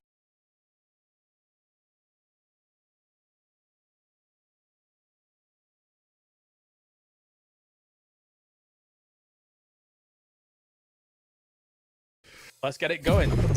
Look, this is terrible. I got an idea. I've actually got an idea. Hold on. This is good, lads. This is like professional drawing. This isn't bad, actually. This is. Oh. Let's make it. Crossbow. No. Can I guess like right now? Yeah. I think it's a shot like this small shotgun, no? Ding, ding, ding, ding, ding. Yeah. That's good. That's good. I like that. Yeah, I like the second barrel on the other end. Now it's time for Avenger's turn here. Remember, Batulians is 1 point up. Oh, it's a Tommy gun. I would have gone Tommy gun as well. Oh, it's a Vector. It's Vector. Okay. Oh, Patuli! Hey, mate! Batulians is monstering. He's monstering. Nothing about this. He's cheating. It's got cheating. Guys, this is a problem. If Batulians just keeps getting them all right, then you're gonna have 0 points here. What's going on? All right. Well, thank you for that masterpiece, Avenger. Now let's move on to Batulians, who is 2 points up. So again, only Mark or Avenger can get this next point. Don't laugh too much. Okay, K9? Is it K98? No. It looks like a Winchester, like a Winnie. It's a Mosin? Yeah. Ding, ding, ding, ding, ding. Yay! Okay. Let's go. All right, the score here for Pictionary is currently 2 to Batulians, 1 to Avenger, and 0 to Mark. However, now it's Mark's turn. We're going to be going over to the vehicles section here. So, Mark, without further ado, let's get to it. Oh, this is a hard one, boys. I'm not gonna lie, but I'm gonna start. Go like, circles doing with the gas. Oh, that's terrible. That was really bad there. That was really bad. Whoa, Ridley! Wait, is this 3D or what's going on I here? can't. I think I know which car. Can I guess now? Yeah, Yeah, please stop me It's drawing. RB, Coupe RB. No. Ding, ding, ding, ding, ding. Correct. All right, now we've got Avenger's vehicle up next, and Mark really needs to get himself on the board here, unless Batulians even lets him. We'll see. So, Avenger, give us what you got. Yeah, I'm doing the same strategy, but it's gonna be 2D. I'm gonna start with the wheels, guys, because it's kind of obvious, okay? And then it's gonna be a good one now here. Now it's okay. And this is how you guess it. Oh, I know. Oh. You want to try first, Mark? So you can have a chance, you know. Mate, no. The fact you don't answer me now, Batulians. No. I'm leaving you. Like, Do you know what's you even should worse? try. Is I know. This is gold and it's on Miramar, and I cannot think the name of it in my head at all. But no, it is. It's the I can't even think. What is it? I don't know. I can't actually remember. I know it's gold. What is the name of the car? Batulians? No, Batulians, finish it, mate. Finish it. I'm sorry. I can't. That's. Is it What is it Mirado? called? Ding, ding, ding, ding, ding. The Go. Murado. The Murado. That's it. All right, well, because I've forgotten all the points, we're going to do a tiebreaker. Basically, what's going to happen, I've commandeered the show, guys. I don't care what the producers say anymore. I am going to draw, and then Mark, Avenger, and Batulians are going to have a chance to guess. And whoever guesses gets 100 points. So they will be the winner. Haha. It's white. The hill? The mountain? Heaven. Pac-Man. Oh, right. Heaven. Ding, ding, ding, Did I ding, get ding, one? ding, Heaven? ding. Wow. I won the game. I can't believe it. That's ridiculous. How is he so Yes. terrible? Yeah, I told you I'm gonna do this. All right, well, that does it, ladies and gentlemen. Thank you very much. That was Pictionary. Mark somehow won. We'll see you next time.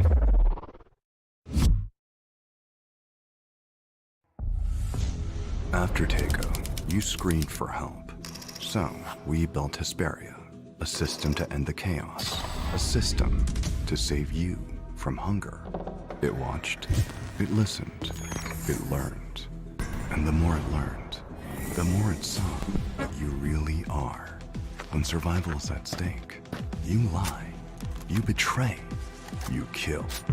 So we made a choice, not to control hunger, to control you.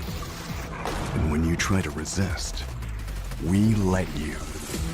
Because when this ends, only the system survives. Only we remember.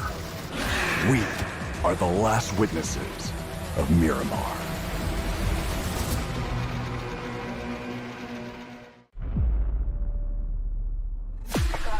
I just need a spot, light in the dark. I got a 2-chambered heart. Two. Don't always listen when you talk. We was wishing upon a star. I've just landed. Real enough that this battleground will remember. I'm bringing the static.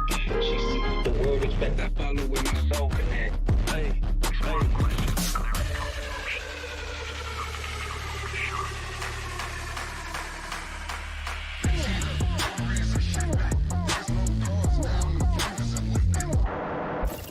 They draw the line.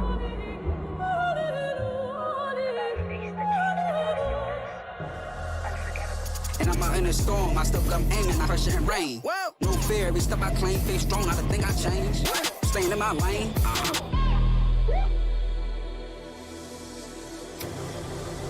내가 선택한 플레이. 정해진 룰은 없어. 내가 정해. 그게 바로 G-Dragon. Battlegrounds.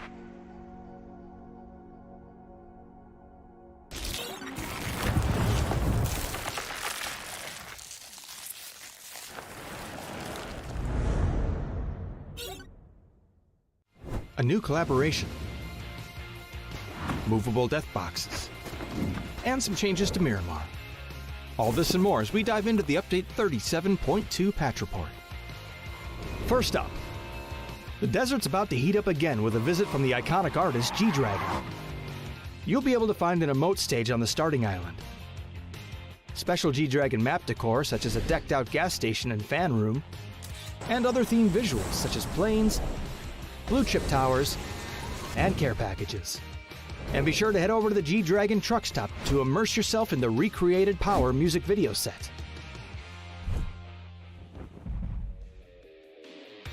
Next up, we're improving the way you interact with some of the objects around the map. You'll now be able to reposition death boxes to get them to a safer location before looting, or use them to lure unsuspecting loot goblins to their demise. Doors can now be opened inward as well as outward, and all those gas tanks you've been wanting to shoot for years will now explode when you do so, leaving behind a large cloud of smoke to cover your movements. More details on where you can see these changes in the patch notes. And speaking of Miramar, the Minas Generalis area has gotten an overhaul this update as well. We've streamlined building layouts for more efficient looting, added more item spawn locations, simplified the terrain and structures, and balanced out the engagements between high and low ground in the area.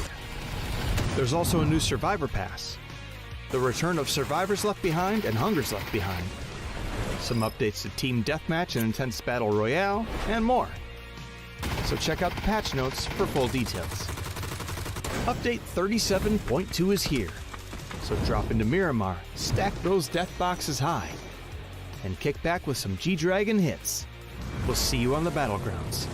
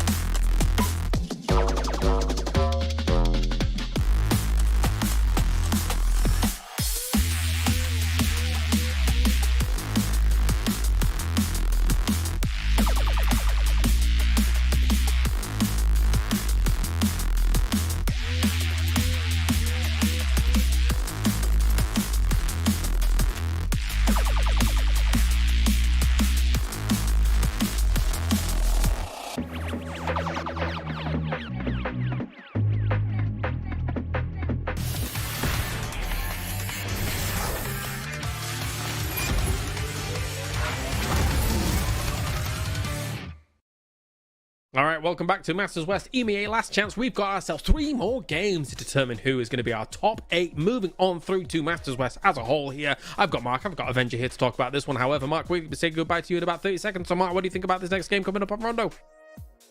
Oh, there you go. I want to have more time on the mic, so I'm going to pause it. Hit the red button, dog!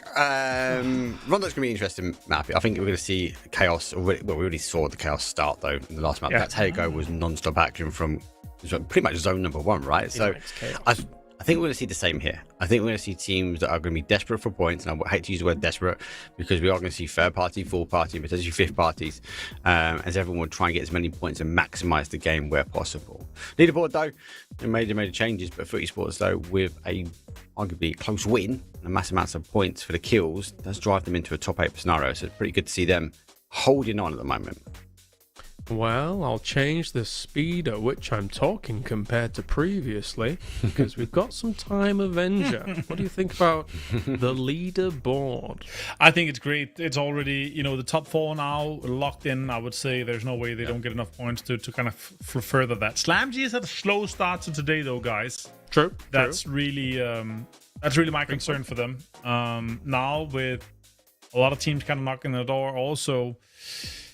I don't want to, say 888 don't have a chance now. They actually had a pretty amazing game in the last one, so I think it's good.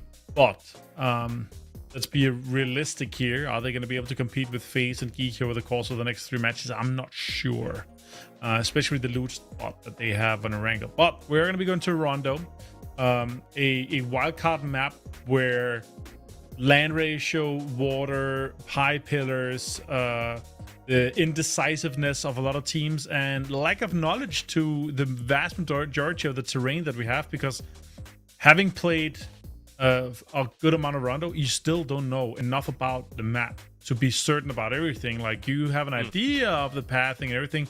So a lot of it is just like, we take it on style and we take it on just adapting as we go. So the third party is, and the kind of pull-ups happen more often on Rondo, I feel like. Especially also what we saw yesterday was kind of crazy with some of the space that some of the teams took. Especially if you get some of those edge circles, it can be very dicey. I think the middle of the map is, far more figured out because of the way in which our circles figure things going. But anyway, Mark, we'll say goodbye to you for now. You'll be casting the last 2, and we will talk about Rondo. Mr. Martin, I did not pull out the bongos for our last one, for our last chance. Maybe over in Masters West, we might get a cheeky bongo here and there for Rondo.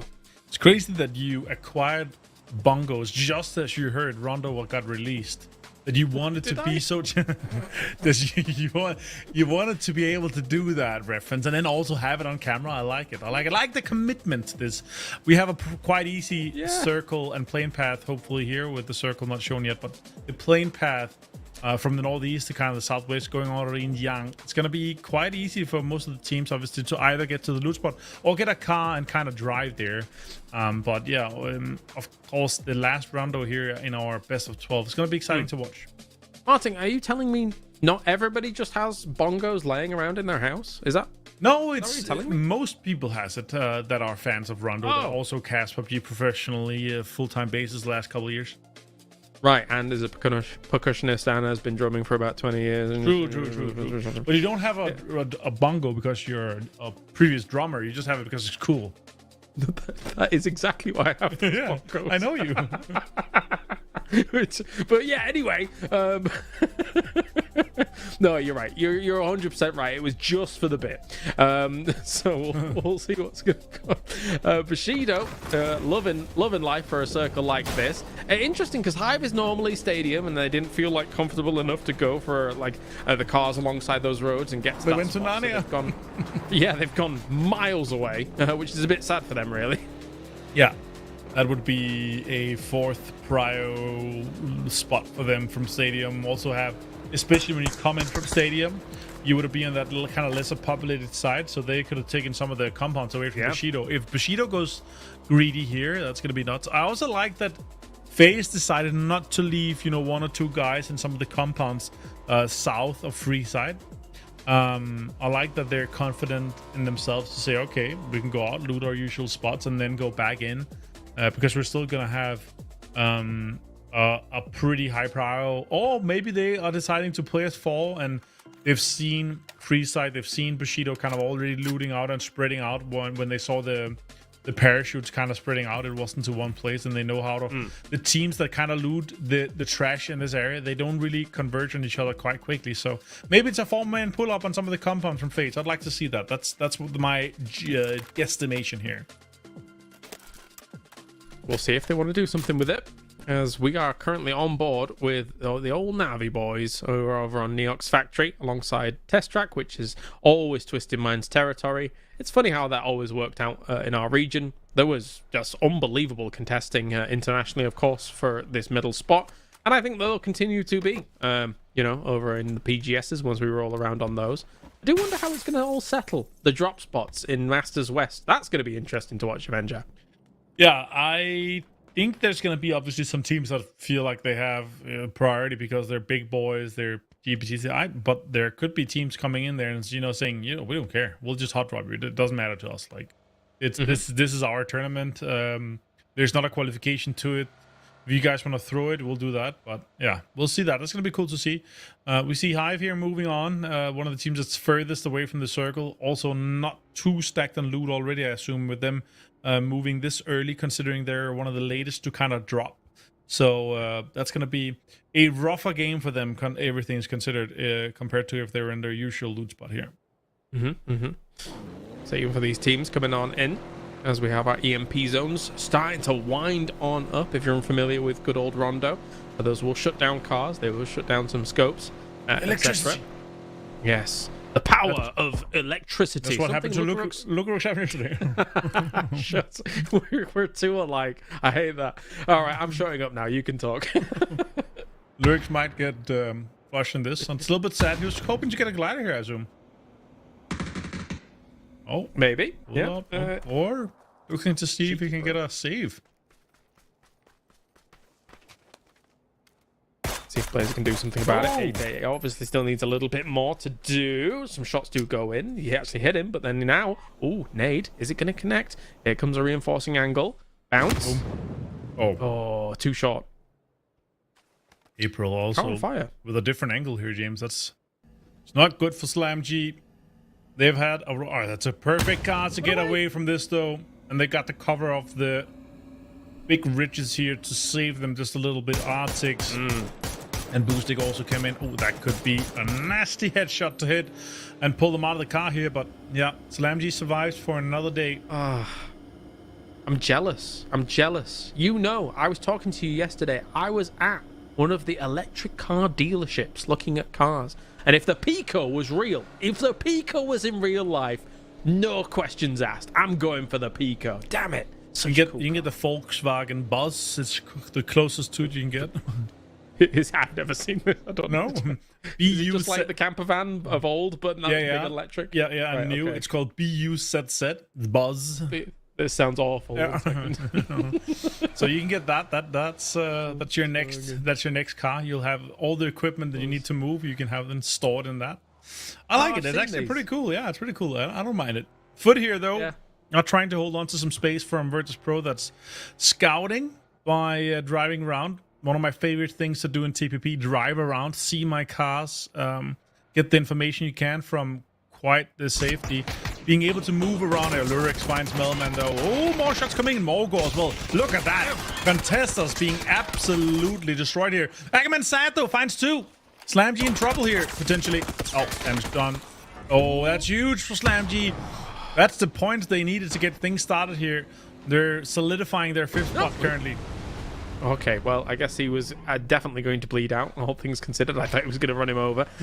But anyway, Ackerman does manage to somehow secure that and get that, but it's only the 1 point in the end for poor contesters. It's been a rough day for them. Only the 29 points to get things rolling. Foot does here. Virtus Pro over the way, coming this way. Kurexi. Oh, he's on solo. He's solo. Run away.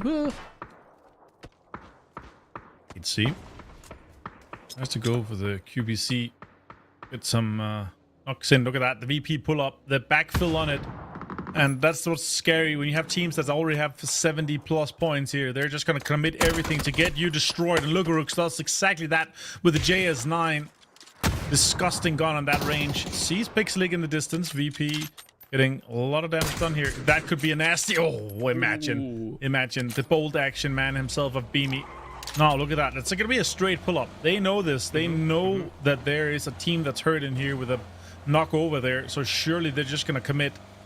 Rexy gets Nixie, and they're straight up crashing onto foot here. That's not safe at all within the top 8. It's good slam position here, considering that Scav was a little bit disjointed from the team and comes around the corner. JS9 once again from Lucarux being able to finish that off. That said, though, a brilliant pre-nade from Pixelig down the stairs to deal with that, but he's gone. There is another nade. Oh, he finishes off Lucarux. It's going to have to be a res here from Virtus Pro. Foot, though, down. You know what I can conclude from this? I can conclude that we need new circle settings because there's too much time in circle 1 before first circle closes for shenanigans like this. There's too much time for these teams to say, okay, we have time to pull up on these guys, kill them, and loot, and get ready for the next circle, and maybe res one guy. And you know what? That's exactly what's been happening here. So let's just up the loot by another 50 to 100%, speed up the circle, speed up the plane, and we'll have, instead of a maximum game time of something like 33 minutes, we could cut it down to 28, 29, and we'll have a lot more action starting early on. So you're taking that Tego we just had, and looking at this fight, and just saying that. Yeah, I mean, there's more examples, of course. Oh, I'm solely taking this game specifically and concluding that based off this one statistic. Nice. No. It's been for quite a while that the better the teams get at their pathing for loot, their kind of loot spots in general, the timing that they can get in, all these things are kind of contributing towards the fact. And also, it's no longer a game of like where I go out and get excited about finding stuff. It's more so, okay, we are 8 years in now. I want to find the loot that I know that I want to play, and maybe some of the attachments that I am kind of comfortable playing with. And then I want to get to the game, and I want to get to the mid and late game. I know you yourself as well. You enjoy the strategic part of the game, and I think that's where PUBG really shines is once you're stacked up with the gear you like, getting those gunfights mid to late game and the strategy around it is something that I really enjoy watching and playing myself, and that's what I assume the hundreds and maybe even still millions of players that still play PUBG actively is enjoying as well. So we have a northern circle, though. There's a lot of water in play here, James. There's a big river. There's a big lake as well that's also considered land ratio just east of Stadium. There's some pillars too. So now with Ascent's position, I like it. GK's position, I like it. Some of the teams coming in. What I really like, though, is that Hive is coming in from that northwestern side, realizing that the plane path is obviously east, and this northwest shift gives them a lot of space. The question is really, can they pull back this and maybe get into some good spots inside potentially Stadium or even closer to the central zone? Can you imagine if they get back into Stadium after that being their normal drop location? That would just be perfect for them, because then they know exactly how to play out from it. They've got a lot of experience doing so.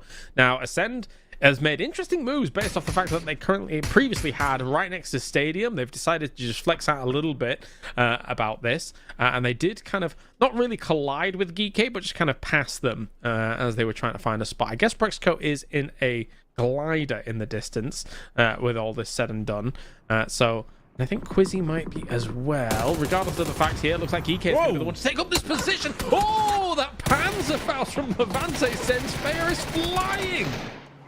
Well, it's just some Back to the Future situation. They're flying immediately 88 miles per hour now. It's not the pony. That's the collab we need to see.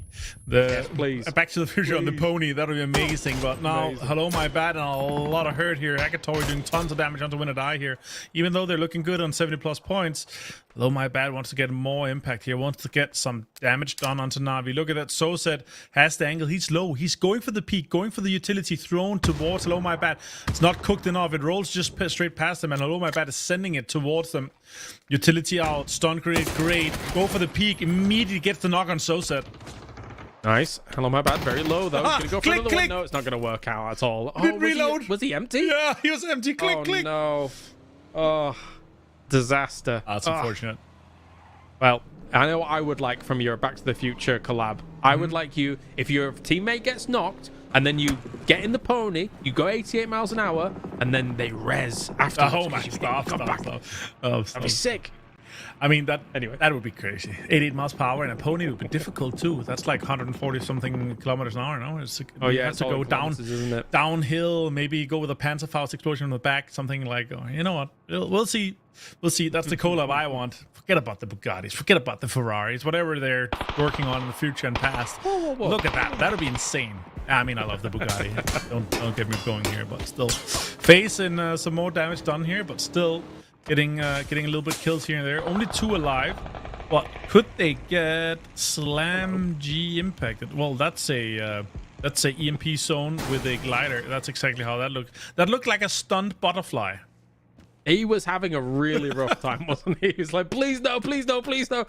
Poor Arctics falling out of the sky, flying too close to the sun. Let's call it that for the most part. Stadium and all of the little pavilions inside still kind of very much a focal point, and it becomes an even bigger focus point now. We could see, oh my days, if Virtus Pro tries to land on top of Stadium from this emergency pickup, that would be huge. Please do that. Or the top of the pillar where Freeside is, that'll also be huge. Next circle obviously is going to be phase 4, so it's going to be moving away from the river as a priority. That's where the majority is, but this is going to be awesome. GKBB team already in here. James doing a lot of scouting and information search here to see, okay, how many teams are in here? How much are we safe in this southern side of the stadium? You've got nothing to lose as a Virtus Pro. You may as well just go top of Stadium. Surely. This would be sick. This would be sick. I mean, nobody's even gone for the zip up there as well. There's only a few teams that could try. Skittles is going to be crashing into 888 at the same time on the edge of the stadium. Brinkley does take down players about Hadouken, trades off with IM5 as well, and he is completely and instantly brought down. Schengen knocks Nixie out of the sky. Virtus Pro is trying for that high ground. This is crazy stuff.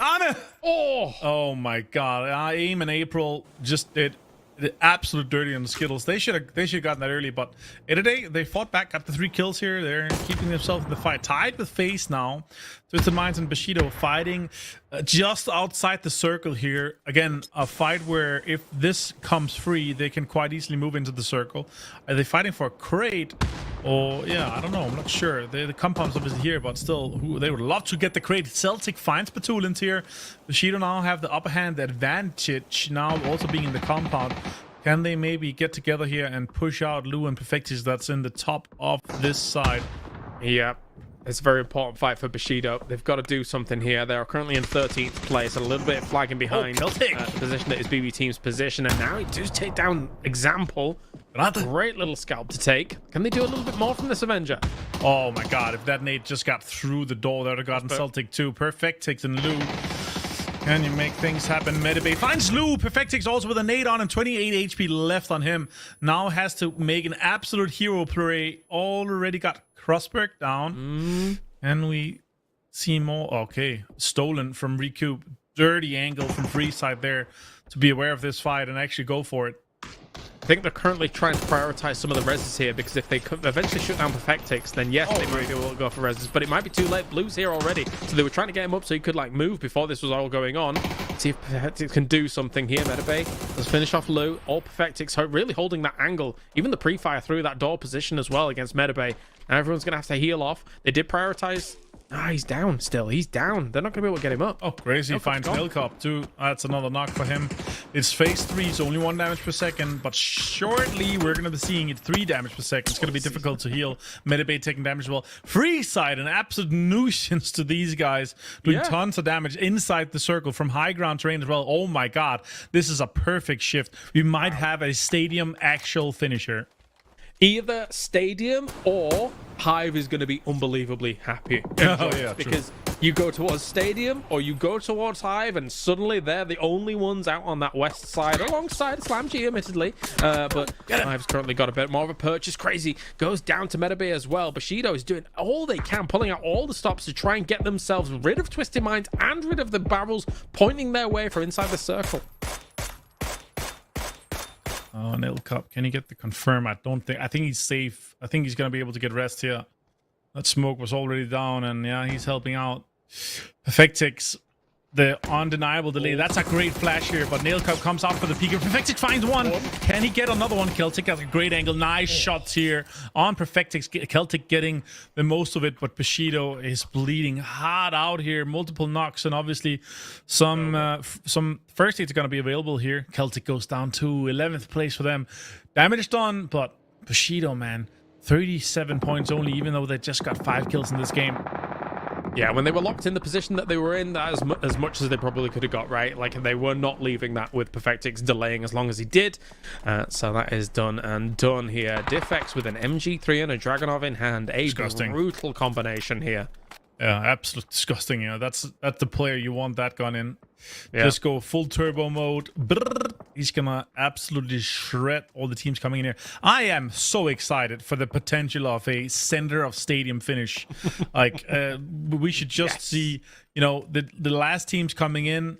If the last team that had 4 alive should just be able to stay in the stands, and then everyone else just fights in the middle, and then they take a fight one by one. That'd be crazy. Not a pan. It's just whatever fight they want. No, not the pan. You're calling back for the pan. No, I don't want the pan. I'm not Mark. I don't want another one. We already had that. Just any fight. Well, I want to see them spectate. That would be cool. Ascend actually getting quite a lot of space on the eastern side. They're going to be able to make a move quite deep into the southeast side of the stadium, where there's some open areas and some doors open and readily available for them here. Freeside now has to decide. Okay, we just saw and heard cars drive in. We saw Ascend potentially moving into this spot here. BB team has been shooting at them. Freeside, where do you decide to go here? Are you going in on the open sides, on the kind of open areas here? I don't like that. I want to see them go deeper here. They're going to have to commit like 5 to 10 smokes to get the cross onto Ascend and BB team. Well, all the big teams crashing into stadium like a System of a Down European tour's just been announced or something. This is wild. They're all trying to get their seats, bag them, trying to find themselves a good spot for it. Are we going to stadium? Is there going to be the boom? Southeast, please. Oh! Man, the roofs now are going to be insane. I would like to see a full team up on the roofs. Yeah, that'd be cool. I'm surprised Virtus Pro didn't really hit it hard when they could have done. I think they are still in stadium, right? They kind of parachuted in, or at least came down from it. But Freeside, I don't know, man. I don't know how they're going to be able to make this work. This is not the play. I just want to see them go deeper, commit a little bit in there. Diffex finds it. EK being up here, obviously doing a lot of damage onto the teams on the outside. But they have teams on multiple sides of them. They want to clear one side. Freeside here out would be massive for them. That's a headshot onto Crazy. Yeah. I mean, they're going from free side to 3 points at this point in time. This is not exactly easy for them at all. Like, they're trying to drop down smokes wherever they can, but with DK up here, that makes things very problematic. Hakatori. Oh, he's been lining up some mortars a bit better in this game compared to the previous. As 888 does take some potential casualties here. It's inside the circle. It's inside the circle as well. How did he hit it? Now, blue zones are coming out. I think that's VP trying to commit a little bit more of it. Oh, that's so much damage done here. So that they don't go fine off, but a double blue zone like that would easily have cleared out 888 and gotten the kills that they could have gotten from that. Boostic finds James. That's one of the 2 players left on phase that's gone down here. Slam went for the control outside. They didn't want to go into the stadium. But let's see where they decide to go and how deep they manage to get this. He gets the bleed out on James too. But 888 now under tons of pressure here. This does not offer a lot of cover, but that little umbrella on top is going to be plenty. Tuzi finds 2. Nice. Boostic. Lyrics down. Can they do more with this? Sends another nade forward to try and deal with them. They're trying to be very aggressive about to push forward. This to get stolen away by Beamy, though. Not bad for Virtus Pro, and a little extra points for them. I mean, they're probably qualified anyway, but stealing away. He's thieving all of it. Beamy with a pan. They both have panzers on their back. That's just disgusting. I despise everyone playing with it. I'm joking. It's a great play, obviously. Having that this close is just almost guaranteed for them. And how well they're shooting with the 3 and 4Xs on it is obviously great. Chrissy finds Recoup. EK trying to close out this side here. Percent are sweeping around this edge. And GK being committed to both being on the roof and on the low ground, it's going to make it maybe difficult for Sent to get further in. Aniko finds Maver, and that is free side out in 10th place here. Oh, Aniko! Yeah. It's looking disastrous, really, for Freeside and the contesters now with only 2 games remaining for them. To try and get into that top 8. Send and Skittles too, even, man. Send has a potential of a good game here. Sure, they're 4 alive, but this needs to be the game. They need to get double digits here for them to kind of be within inside striking distance of that top 8, because once we get to wrangle, the good teams and the more consistent teams are going to be more consistently in that top 6. That is a absolutely disgusting open ending here. I was hoping for way more stadium in this one, but you get what you wish for if you're Hive here. That's a home turf circle for them, even though they were not home to Loot Stadium. We'll be trying to take cover from some more mortar shots as it's going the way of 888. Oh my god, that's a lot of damage. Edge. Okay, gotta be careful about that. That umbrella made of concrete. And also, who threw this deployable cover flare underneath this to the point where those Doritos fell on top? This is ridiculous. But anyway, Na'Vi still in an okay spot. They can try and play around on the road side as long as they can try and negate some of the Hive positions that they do see. Meanwhile, I wouldn't even mind if Geekhead just moved up to the top and just started shooting at everything once everybody has to come out of stadium, but there will be teams that try and exist on the underneath of them here if they did that. Yeah, I would assume so too. Bilikai dodging that 46 damage on him. Or HP on him. Bestlux finds his Chris, and now Ascent is falling apart just slowly here. BB team Beamy, look at that. Finds multiple on GK. Flush as well on to Quizzy. Faces out in 9th place. It's Chris been confirmed as well here for Bestluck. BB team looking to have a great game here from this southwest side. Oh, just no. What's... Sorry, we're closed today. Yeah, no popcorn for you. We're sold out. I think they can still continue this. From inside? You think? Looks like... I mean, eventually kind of go for a wraparound, but there's still so many threats available, right? Yeah, Beamy's got 4 and got a knock and kills on Geekay with just a nade alone on the 2. Virtus Pro is holding on their position very strong with just 2 men alive. Diffex, though, finds extent in the distance as Na'Vi tried to move a little bit further into the middle of this circle, but it's not working out just yet. GK have a lot of control, being the king of the hill inside here. Look at that, the information as well given to them just by being inside. This huge damage being done, and it's on to Brexco. He's down to nothing. One more shot connected, he would have been knocked. Doozy finds Artix. That Slam G also close here to the stadium. A lot of teams are going to be in here. Beamy. Oh my god, Slam G is out in 8th place here. Doozy just sling. Look at that. Surprise, that's 1 for you right there. Gonna get flushed as well. More shots doing... Oh my god, Diffix finds it with MG3 from the high ground. Terrifying stuff with the Panzerfaust in hand as well, just in case. But look at this, Geekay now taking the top spot. So I'm glad to see it, just for the big commit, trying to shoot at everything. That said, though, I'm wondering how many lines of sight they really do get. Oh, well, that's an easy one for Spiro if he can negate the damage potentially coming his way. As maybe he realizes that lying down in that spot for Hakatori might be a little bit grim. Yeah, I would love to see some deployable shields or covers or emergency covers or anything on the high ground for them. That would have made them maybe be able to play there for a little longer. But now they have to consider, do we go down, try to clear one of the angles? There's still other cover inside here. They are. Okay, so they're going to be clearing from the inside and then pushing out to one of the angles that they feel is safe. But BP is still in there. 888 is still in there. And BP team is holding on tightly with a really tight grip onto that south side here. They're also going to have to make a move and push on towards some of the not so good open cover. Doozy is under one of the umbrellas here. There's not too much cover for them, but yeah, it's going to be difficult.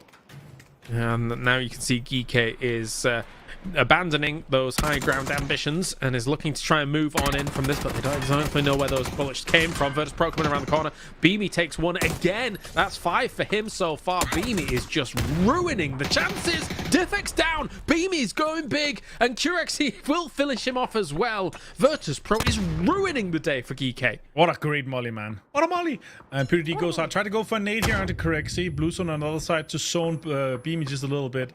That's going to be great. He's going to have to wait for it to expand. Beamy falls off just a little bit. Really good zoning blue zone here. Now we can isolate the fight, and PUBG finds Beamy. What a great play here for PUBG. Very important Very important indeed here to try and keep the hopes alive for GK. But BB team is moving in on the backside of this as well. Kurexi, he's got a little bit of a decision to make. What's going on here? The nade does go forwards against that. That was a double, doing a lot of damage to PWD. And even Navi's going to be sending some nades forwards against him as well here. He's going to take down. Okay, he goes for the heal. Sawn off shotgun in hand. He's going to try and finish off Kurexi. Oh, he gets him. The double. Oh my god. PewDiePie going in. That's a kill for him. He lost Beamy. He got flushed from other side, but still a kill onto Kurexi. And the point from placement here, very great effort for GK to make a fight back here. And they finish off with 49 points just outside the top 8. Super important. 2 more games remaining here to keep yourself in as close a distance as possible from that top 8 position. But BB team now looking to shore up defenses. 53 points. They're still kind of on the cusp as well, but they've still got 4 alive still against this Hive. Doesn't really need the points, but they are exerting themselves on the position of Na'Vi, who also actually kind of needs the points now that I'm looking at it overall, as Na'Vi's just on the 57 right now, looking the way, and Dante does take down Extents. This is surely Hive's game to win here with the damage done on Navi already. UB team trying to make an effort for it. All 4 standing and lose the damage done, but Hive is just looking so poised for the win. They have a great position, good terrain ahead of them. Navi trying to fight back just a little bit. Fair is doing damage to Dante. Dante with the full 3 gear here. Could be massive for Hive to get things done. Dante gets the bleed out onto Extents. BB team now trying to make a move here, trying to get cover up and working for them. And the trees that are available for cover are already locked down by Hive. Utility now being spared onto Full First, trying to zone them out, trying to delay their push. And they're low on utility, all of them. Molly's and nades on the delay for Hive to try and deal with BB team, but Aduzi has found a little bit of an anchor point in the circle. It's not much, but it's something. He's having to use some smokes as well to deny the lines of sight from 888. As now Navi in the distance, very wounded, very battered. Hive might go on a bit of a rampage here on the sides. Dante and Schengen take down the remaining players of Na'Vi, and this means they can completely seize control of their circle. Laser did not want to survive that. April is 1 HP. Full First finds the kill anyway. It doesn't matter. Yeah. April tries to make things happen here. It could be a straight up fight, but Molotov has to make a move. That's a great amount of utility being spared onto Full First here. And also confirmed 888's been found by %D. Hive is just trying to lock this in and lock this out for BB team. They're slowly turning into the kings of PPT here, Hive in the EMEA. I cannot believe it. 88 points at the top. A great entry point into this circle. Big, wide wraps. They're always able to find ways in here in PPT. Destroy the shit. And Dante taking down more members of BB team. I cannot believe the difference we see from them here in this circuit. It is just fantastic. God. Double blue zone as well, just to put pressure onto BB team. Best of luck trying to make the most of it, but it's going to be an absolute nope from Hive. And they close this out. An insane game from what should have been a home turf circle here, James. 11 kills for them, 21 points to lock things out. Very close to triple digits after just 10 games. Crazy stuff. Mark joining us once again here before we get into Erangels. We were hoping for the stadium, Mark, but we ended up in the fields. Yeah, I was hoping. Not a pan fight though, guys. We could have done a little run round. We could have done an 800 meters or a little sprint at the end. Come on, let's use the train for our advantage. 100%. That's it. Make it creative. Yeah, we didn't quite get the stadium. Good play though. GK getting a lot of kills, sort of bumping up that leaderboard slightly. Hive, that position from them. I was unsure if it was going to be Hive or Navi at the end because they both played that early. And we've seen a few of these zones sort of tempt us, tease us with a stadium ending, but always seems to go out towards that northwest. And good control for them. Aggressive stance against Navi as well. I mean, 3 wins in 10 games, and obviously being able to win out Masters in prior tournaments as well. Martin, I can't believe I'm saying it with all of the other names we have potentially going towards what is Masters West, but Hive has to be a favorite going into Masters West against the Americas as well, Mark. Yeah, man, they've been looking good. I will say this though, like they had the terrain advantage to them, but getting the 11 kills to boot, the control they kind of asserted throughout the damage that they kind of done, man, they're just looking so good for TPP. And I think that's also why we had really high and raised our expectations for them in PEC. Yes, 100%. But it didn't really come to fruition, so I think we tuned back our expectations coming into this, but they're just looking as good as we remember them. Yeah, they're back. Definitely. It does make you wonder, right? Like, in terms of the true differences between what happens in PPT, what happens in PEC as well. Maybe they've just been able to really figure things out here in PPT, but 21 points, nothing to sniff at all. BB team, important points, Mark, though. Na'Vi, technically important points. Geeky, important points. So there really is the fight back happening in the latter half of today. Yeah, look, BB team huge for them. Again, just not really seen about. They're kind of just lurking in the distance, BB teams. So be able to get those kills, be able to get the placement, that's huge for them. Double blue zone to end up from Hive was a great play for them. Geeky, though, is the big winner, right? Took the high ground, though, from Stadium. They tried to control that as much as they can. Great play from PWD with nade one way, blue zone the other, and actually to take the fight as well was insane. Big shake up on the leaderboard, though. Foot looking close to that bottom line. Technically for me, still, Martin, a lot of these teams can still make it in. I am, as you say, worried for your contesters, Freeside, Ascend, Skittles. It's looking pretty grim. You'd need at least a win plus some more, right? Like, to really kind of keep yourself in this next game. 13 points for Bushido. That's a big game they need as well. And then they would need another good game to kind of hold on to 8th place. Let's calm them in for now, but yeah, it's a little bit rough. They're the cusp. Yeah, they're the fighters right now. So it's definitely doable, but Footman 11 placement points only, Geeky 9 only. It's not really what we are used to. Obviously, sure, there's only placement points in the top 6, but still, the average just doesn't average up to their advantage here for sure. Hive just continues to blast when it comes to placement points. I mean, almost 40 placement points. Admittedly, 3 of those are wins. so 9 off the other 7 games that actually did go down. It's not exactly ideal, but they're able to convert with the kills that are coming along, Mark, alongside, Virtus Pro, who's also got 57 on board. So for Hive to contest with the lineup of Virtus Pro that is able to get those kills on the board is just very commendable. Yeah, it is. I think a top 4 is a lockout as well at the moment. I think we are going to sort of see that win or die upwards. Like, they're now confirmed those slots. Slam G, I know you guys mentioned it on the last game, right? Scary times. Not the same Slam G that we saw on day number 1. Now, yes, a couple more points might put him in that kind of cut-off. We've got 2 more games to go, but I still not seen enough from this team. They're unable to get away from all the chaos in the early to mid-game. And as a result, I just literally getting a couple of points here, a couple of points there. It's not enough. And then everything below that is up for grabs. I would also include Bushido. They're a team which we can go a little bit nuclear when it comes down to final games, but it has to be really big for them in the next game. And arguably, it has to be a big kill and a win from them to be able to stand a chance to find themselves into a top 8. I think Mark obviously brings up a good point here, Martin, with the Slam G situation. Obviously, we've mentioned it before throughout the day, but I think my concerns have shifted a little bit from not necessarily for, even though obviously they still exist, but Slam G has just got nothing rolling today. And if this continues, there is a world where they do not make it.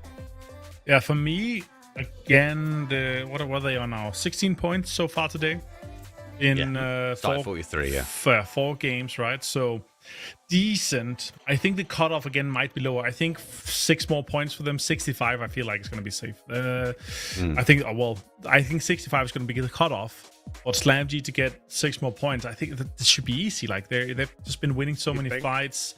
But yeah, it's been a slow day. I'm a little bit worried for them. I would love to see them in there, and it'll also be great competitive practice and mental fortitude training for a team, because once you're fighting for $50,000, that's a lot of moolah, and that could prepare you well going into PGSs that there will be traveling out to quite quickly after the West Finals, right? So it's gonna be awesome. Definitely. So they won't be laughing right now. They'll be full focused and good to go. But let's see if you guys at home can make us laugh here for Masters West, because you guys have got the chance to win some more G-Coin. We've already given away something like 2 million G-Coin in the past couple of weeks, which is crazy talk. But scan the QR code there and submit your favorite memes, kind of PUBG things, anything about Toby, for example. That would also probably crack me an Avenger. Just submit your memes, and you could potentially win yourself some G-Coin as well. I will say this though: is Godspeed's head slowly growing larger here. Is it just a deception for me here? It might happen. You know what? It did get bigger. That's crazy. Oh, Hey! whoa, Look at he's huge. Just a full focus on Godspeed. But yes, no. I think the community, though, you've got to step up your game. You were able to get Mark and Toby, all right, during PEC. He says easy, listen to him. But me and Avenger, we ain't going to crack, all right? All right, you got to do something big for us. So we'll see what they ain't calling him Giggly Mark for nothing. But I would do a face morph between Martin and Cammy. That's exactly what I would do. Which way you want to go, it's up to you. Actually, no, that is a good tip, right? Just troll the talent, and we're totally on board with that because that's how we. That's what we do when we're not live. We troll each other. That is true. You should see some of the horrific pictures we've taken of each other at these events. That is all just like green room. Nobody will ever see the light of day. There's a lot of that stuff going on, Martin. Yeah, my favorite one is you, where you're standing like this. Oh, there's a lot of that. Yeah, there's a lot of that. Is that the professional clown one, I think? From, yep. Intellect Stream Masters. Yep. I have that as profile picture in multiple Discord. I love it. Wait a minute. I think you made a Discord icon, a whole Discord of the picture of that at one huge. point. It's massive. Yeah, of course he did. All right, well, without further ado, the penultimate game, and I'm seeing the playing path, and it's kind of spicy for our penultimate game. So we have got the M&M, the Mark, and the Martin to bring you our next Erangels. Take it away, boys. Yep, thank you so much. And as you see, the playing path here being just around a quarry, Mark, it's going to be a difficult one for sure. And even so, you can see the path coming from the south side. Mark, this is one of the worst playing paths possible on the map of Wrangle here. Tell me, what do you think this impacts? Yeah, the southeast to southwest. It just literally goes down the river. I think the danger to this is a lot of teams will gamble that it potentially could go towards Military Island, but if it doesn't, and it does go north, and if it goes north or late, that quarry sort of area, that's going to force a lot of teams to rotate and question how they come in as well. So extra teams going for Military Island, that is to be expected with this playing path. Yeah, for sure. A lot of teams kind of splitting here. I see Winterdyne skills in a fight potentially for Novo. That's going to be 30. Foot and free side also down here. EK on the usual. Face on the usual here. Just grabbing one of the vehicles away and trying to get back to the boys. But this is, if I've ever seen one, a Military Island starting circle or the 50-50 Milta, 50-50 Primorsk, Ferry Pier kind of circles. If you go anywhere further north of that, then yeah, it'll be cool. Oh my god, we called it. Oh my It's almost That's like the we've problem. seen these before. A lot of water and play. Mark, the problem for me here is that sure, there's a micro chance we see it go west and there's still a chance going south, but let's just be completely obviously honest to each other here. Effectively, this is already circle 2 with Milta Power, Prison, and Lumber Camp already being inside, and that's really where the focal point and focus is going to be. Yeah, and there's going to be where does BB sort of hitch their tent up? Where are they going to put the flag and say, hey, this is where we're going to fight this one out? Because they have a lot of options. We see those compounds end quite a few times, but in some of these other teams like Skittles and Will Die, who rolled the dice that is going to go to military, they are in zone. But for how much longer? I think we're going to have to wait and see. Oh, look, Rooks finds Millman here. Some more nasty fights and angles coming in terrain that is not even inside the circle. And we were talking about shenanigans on a wrangle. Yeah, let's already get it here from game number 5, and it's gonna be even wilder in game number 6. Surely this circle has a big impact. That's a great Panzer. Wingley runs straight in. Levante is swinging around here, but that's a lot of damage done already for Levante. This is just not great for skills, right? They will die. Arguably confirmed. Give or take, so they don't really care. They go out here as a 4-man, doesn't really matter to them. At the moment, they've got Hadouken, Zloy, a little bit further back. Edroxo backs up towards the corner, waiting for the angle as he starts to charge. C4 in hand, that's not a bad thing to find early on, but I don't think he's going to get the moment. Hadouken surely hears the bleeping. Does he push up? No, he's pushed back down. It's like, where is this? Where is this? Oh, they're trying to zone him. I like it. I don't see Hadouken getting knocked to this. That's going to be too easy. You have someone like 16 seconds to get out of dodge there, and Hadouken, he did manage to do it. Sloy Mark, though, has really not have a big impact yet, but win or die. Upper hand, and as you say, already basically confirmed 2 more kills going their way, going into the kind of midst of the 70s in points, quite easily for them to get things done. Quite surprised with Skittles though, mate, because we've seen them in events and they're arguably one of these teams, these TPP teams that get to the last stages, the grand finals, etc. Right? And arguably do quite well. They maybe not top the table, but they definitely find themselves mid to high pack. So I think a lot of that is on Sloy. A great shot though from Hello My Bad puts Hadouken down. I just don't think he's kind of like in the groove at the moment. Oh. He might have to get into the groove now. It's a 3 versus 1. As Win or Die looking to try and close out their game number 11. Yeah, difficult situation here for Skittles. I mean, this would be not one nail in the coffin, Mark. It would be multiple. For them, there's no way they in one game catch up. The teams that still are alive are going to be getting more points in the top 8 here. It's sad to see. Not too much to play for them. Or we're going to see Sloy absolutely ratted out. But I feel like Win or Die is going to be in a, oh, Scav, hello, sneakily sneaking in. 20 points though, right? We've seen one good game from them. Realistically, they've been okay. But one good game has put them above the cutoff line. But 50 points is not enough, especially from what we saw from Geeky in the last round. So Sloy might get a bit of a pass here, especially if Scav starts to engage. Oh, and Freeside as well. Enter in contenders.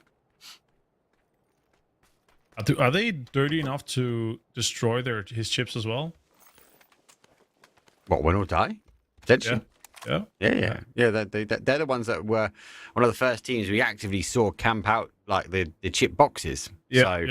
They would position. So obviously, once we get to the new update on the esports server, there'd be a team that I wouldn't be too surprised that they would move those crates, those dead boxes into low positions where actually they get a better shot. So yeah, Win or Die, 100%. They will play tricks into their back. Freeside already getting in and taking space here. Are they thinking, okay, let's get some action and let's get some impact here? Are they thinking, yeah, let's just annoy Win or Die? They're already qualified. We're not qualifying, or at least we don't want to qualify. So we're just going to, chill around in this area here that's only having a small chance. And Levante goes, you're crazy! And that's a point for me. It's an easy point. Does find him. Runs the right way. Jadroxo takes a massive amount of damage. Maybe I has to try and get towards the compound. So waiting for the med.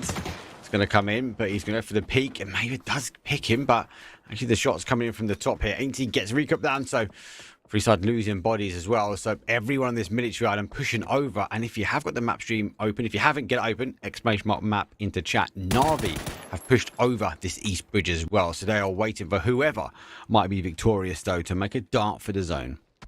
Mark, what's the evolution of shenanigans? What's the next level? Because I feel like we're getting there. What's the evolve? I don't know. Let's let the chat decide. It's gonna have to be a big one because this is taking an extra step. Sloy looking for some points though. Doesn't quite get the grenade on towards Hello My Bad. He does go for a little bunny hop, trying to gain the information, trying to find out exactly where Sloy might be peeking. Jadroxo has been picked up. Footy Sports though looking to disengage now. They are heading towards that bridge. Freeside has done the same as well, so both the third-party actions have disengaged, but as I said before, they are moving their way towards Na'Vi. The ultimate game going to be a bit chaotic. Oh, that's a rotation, almost a rotation here for Pixley. Oh, it's downhill. They're going to be able to flip it quite easily here. Mark, your dream circle scenario here, is that a 50-50 north and southwest shift here, or what's your take on this? What, as in we want to see it go completely mad? It's going to be a straight west, right? And we see the bridge draw in play, and so we hold on to farm, we hold on to Milta. Yeah, we're crazy. But I do really like, where Gustav is, that compound where those guys are sort of sitting up at the moment. I really like it. Monkey Around there, compound? we see Yeah, the yeah. plays. Lloyd gets one. Needs to go for the repeat. Doesn't get the connection on the repeat. Takes his time now as he wiggles and jiggles though. 16 shots down with 4 remaining. It's not going to be enough. He clicks empty. Has to swap over and hell my bad. Finishes it off. Skittles will fall. 16th place for them. And lucky enough, the third party, well, it disengaged. Looks like Fruity Sports though trying to come back, seeing the kill feed light up again. Rexo gets a big crate on Milta Power. Exactly, they are. Foot. They're trying to get an impact here. They're trying to get the somewhat free points for an easy third party. Shots and damage done here, Scav. And they're doing it from a distance. It's smart. It's kind of calculated in a way where it's like, okay, we might be able to get an impact here. 8x on the Salah for Scav.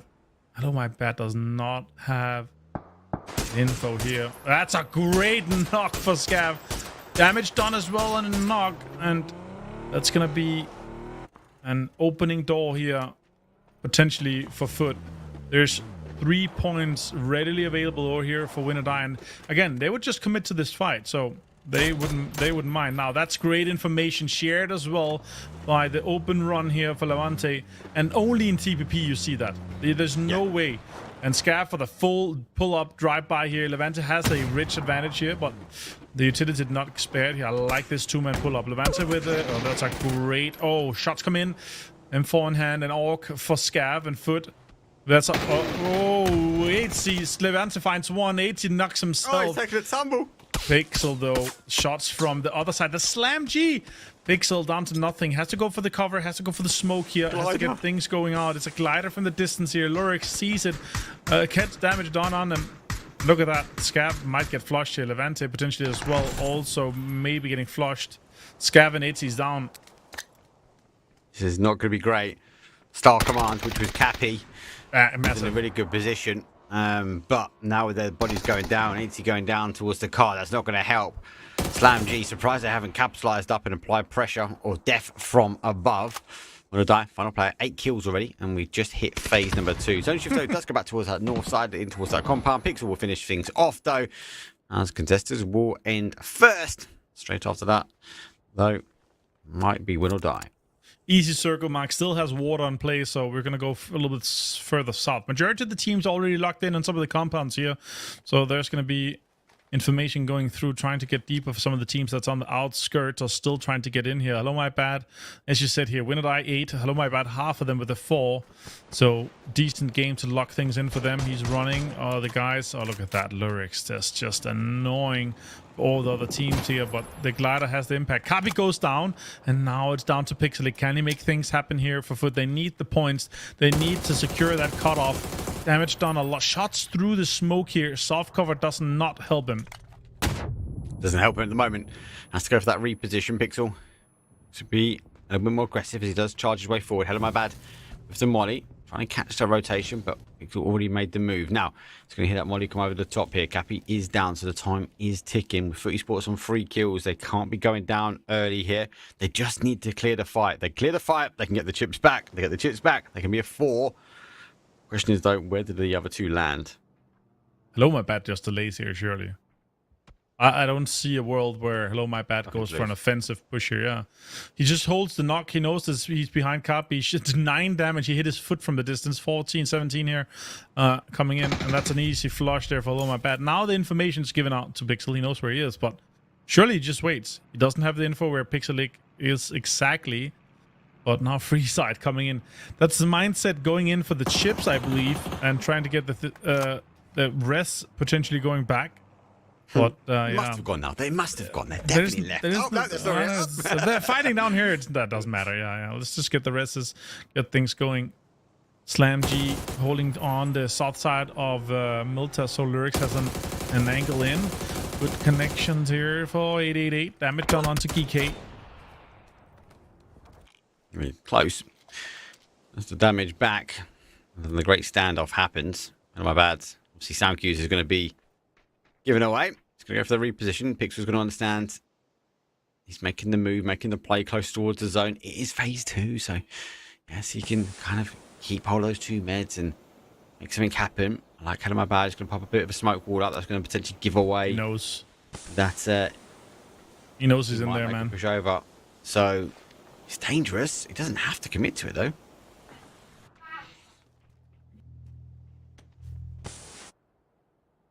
He knows, man. Sixth sense, spider sense is tingling on Hello My Bad. Pixelic still not having shared the exact location of him. Maybe Nade's coming in. Look at that. Yeah, nice. Nade's coming in. That's a good nade. He's going to try to pop it out on the door of Pixel. Oh, that's a huge nade from Hello My Bad. And Foot goes out in 14th place. What? The fact he got across that wall to go get some util and then use it as well. One nade over the fence, not too far away. Will Derby have to use a recall center. Foot Esports will be going down. Now we go back to the chaos. BB team home turf though. But the paratroopers are coming in from VP. Let's see here. BB team, look at that. Freeside also coming in. It's the callback in effect. But they're going to have a hard time finding anything here. Surely they just go mill to power, big power, and hope for the best. I think the big question is where do you sort of end up? Good talk of a headshot with Lurks, right? Expectations are obviously they're going to lose the water again, so we're going to see it play back towards that west. We see it end here so many times. Feels old school, right? It's not what you want to do is you rotate your way in and takes to the ground. BB team fully commit 4-man in a compound, which if it doesn't go their way, difficult for them to rotate out. Yeah, 10 kills already on Win or Die with 49 alive is kind of insane. Could have a record-breaking game here in PPT if they manage to get all 4 up standing with good guns and everything. Nixie with an M16 silenced brings me good memories back here. Rexy also contributing with that with the MK. Gustav with the bolt. Multiple bolts on the side of FaZe. Fix also has one. Gonna be just peak angle. There's no real winner of this. It's just who wins the mocking rights here. Because it's going to be like, oh yeah, you peeked that? I get you. It's going to be messages on Discord afterwards. Yeah, I saw your fat mouth open over in the door and I just shot it. Geeky here. That's a Panzer and it's going to be very impactful if he hits it. It's not very close. Schengen finds 2 though. What? He finds 2. Quizzy finds him though. Farah takes a tumble as he jumps out to get engaged. So Geeky falling apart. Will Die have the recall. As you can see, the 3 are back now. Hive in a position where they're just farming points. Geeky again, another team like Foot Esports, desperate to get themselves above that line and stay above the line. Yes, Mr. Panzer. Unfortunate. Great shots though from Schengen. We see, and the boys here. And under a little bit of hurt, 49 points, fighting to get into that top. This surely is a game for FaZe, for the home turf, to get the points that they need to get into the top 8 mark. Well, you go back to your point, right, from between VP and FaZe. It's just farming damage at the moment, right? Yeah, it's just pure destroying each other's armors, helmets, using utility, using heals. Yeah. And the problem is now for FaZe, they potentially need to look at this zone and go, we need to move in on this next shift. And like the likelihood that we're going to lose the compound is high, so we need an exit strategy. They might be looking to kind of neighbor in towards VP and take that ridge, but for now, just got to keep their heads down. 888. Now setting up the trap though. Schengen on his way down, but losing the tire. I don't know if they know that they got Quizzy lurking, watching, waiting for an opportunity. Blazer is checking out this way, so maybe has caught and moving in and around, so we'll have to wait and see. But a big shift for them. Ascend, they're in mini power as well, so they're in a good position. They just need to defend it, especially with a lot of teams that need to find a new home. The circle's difficult. A lot of teams obviously already locked down all the good compounds, but there are some ridges to play. There are some open spaces with the potential of teams getting back in here. 888 obviously having been hurt, losing EMEA, and yeah, trying to push in on this northern side. Small ridge just to be able to play. And now with the stock coop here, not good. Got some stock. He's charging. Full charge. 888. See the rotation also on the top. Hive working their way around. Nice smoke. And try and stop potentially a rotation down. Hive look at it. But with the zone and those compounds not in, they opt to go round. Bushido on the defense as well. BB hunkered down as a 4, as I said before, so We've got the firepower to try and deny. Twisted Mind's getting open him. Akatori will go down. James finds Batoolings as well. A lot of teams rotating him from the north. As you said before, though, all the prior compounds have already been taken. Yeah, for sure. Wanna die. Now with this, not optimal gear, but it's a full 3-man coming in, and they're actually coming in from the eastern side. If they could get an open run towards some of the open spaces or even a car, there'd be huge damage done onto Hive here. With 2 shots, 3 shots being used for 2 flushes, that's worth it in my book. Is it? I was about to ask that question. Do you think so? Yeah. If we could have maybe gotten before. It's got more targets acquired as they are rotating their way around. 888 struggling to keep these cars on the right footing. Have to make the turn. They're going to find themselves in a bowl just on the south side of Ascend. Now, Utility can underpin this and get rid of him if effective. And Lurex, though, does find Blaze up. So we have to try and get the smoke up pretty quickly. I like Freeside's position as well. That was really down there. They have the opportunity to move. Slam G in that kind of that in compound I was talking about before. I do like endings in and around there, but it's difficult for us to get there. They need a heavy, hard southwest shift. Navi here has to get a shift here on this side, otherwise they're gonna be in a whole lot of trouble having to move toward phase. Navi is under a lot of pressure from Twisted Minds on the backside as well. Twisted Mind does fall a little bit apart with the damage coming in from phase though. And yeah, again, a situation of the circle popping away from them, BB team inside, Virtus Pro inside, FaZe has to make a move, and it's proactive. Look at this, James moving up, putting pressure onto Twisted Minds, and yeah, eventually they're gonna have to fight Navi as well. Yeah, I'm gonna have to fight this again. This kind of feels like a little bit ensured destruction at the top. This might be just be point fight. I mean, Navi in a better position than FaZe. FaZe need the better game. They are looking to try and get as many points as they can. Fix working his way up though. So CD peeks for 1, but no! Goes for the flush, lose there. He exchange, gets no one though. Hakatori will fall, just in mind will go. Fix finds the additional shot behind. This is dangerous though. They get caught on the rotation up. Navi store up, but Navi now get eliminated. 8th place for them. They've got to be quick though on the res for Vard. I like this from FaZe. They're looking to get aggressive. They're going north and they're sweeping anyone they find in front. What's the play here for them now, though? It's a crash on one of the compounds. Surely it's just the Bushido compound on the north side. That's the only open space that's kind of playable, crashable. Yeah, but the other one would be crossing the road into a VP or BP stack that they had the info on. They have no info on the other guys. And yeah, as they see potentially that they know the smoke's out there, so there could be pressure already applied to that compound. Nice angle for Aniko. Finds down Gedrox. Absolutely destroyed him right there. Fex goes down. Good stuff down. That's a rotation, whatever I've seen. And yeah, that is a lot of damage done onto FaZe already.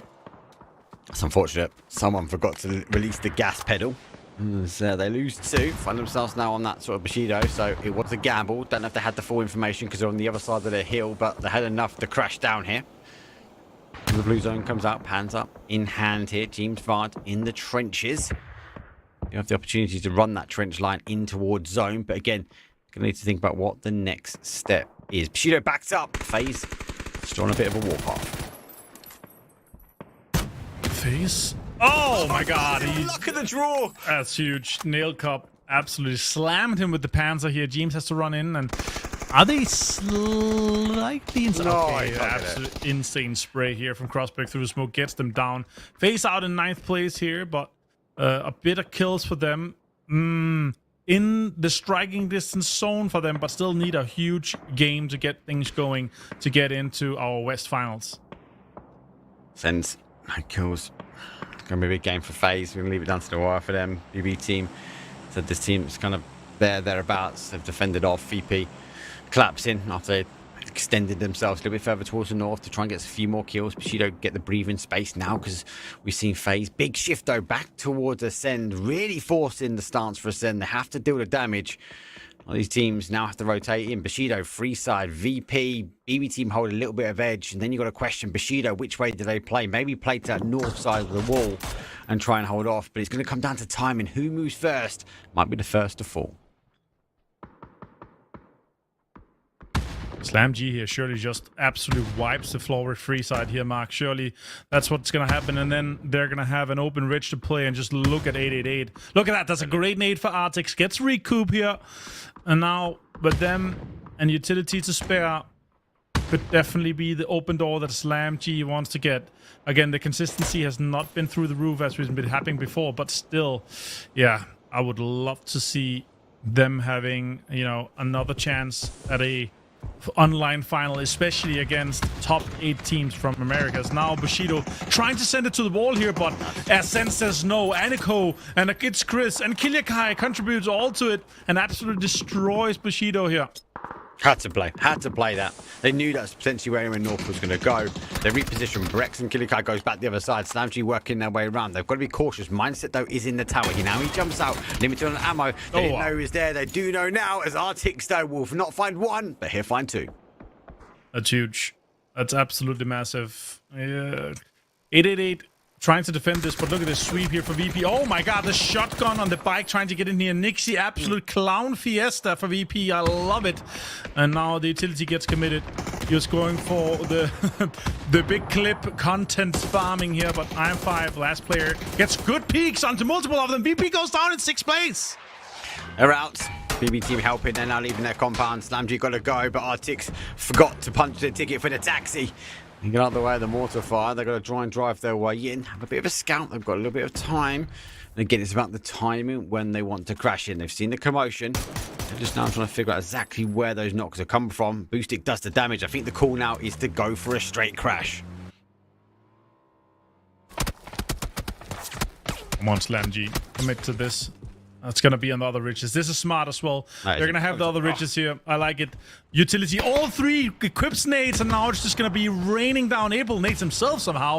Hits that, and oh my god, SlamG, insane pull-up. That's so unfortunate for 888. They got out in 5th place. Still some placement points here, but now BB, look at the control they have on the western side, and look at Ascent holding on to mini power, and still looking to try to get the kills and the wins needed for them to get close to that top 8 mark. A win here from Ascent could be huge, right? Again, insane. The games before.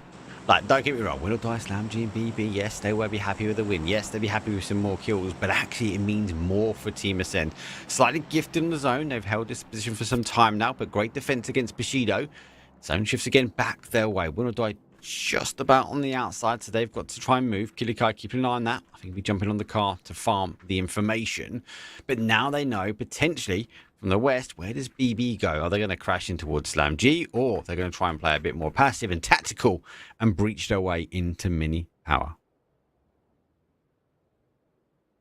Wins this game, Mark. Surely it's Ascent. Yeah, surely. BB team, though, with the right timing for the crash could be good, but the TPP advantage you have on the roof of the mini power and of the walls here with a P90 in hand, surely that paints destruction for anyone facing Ascent.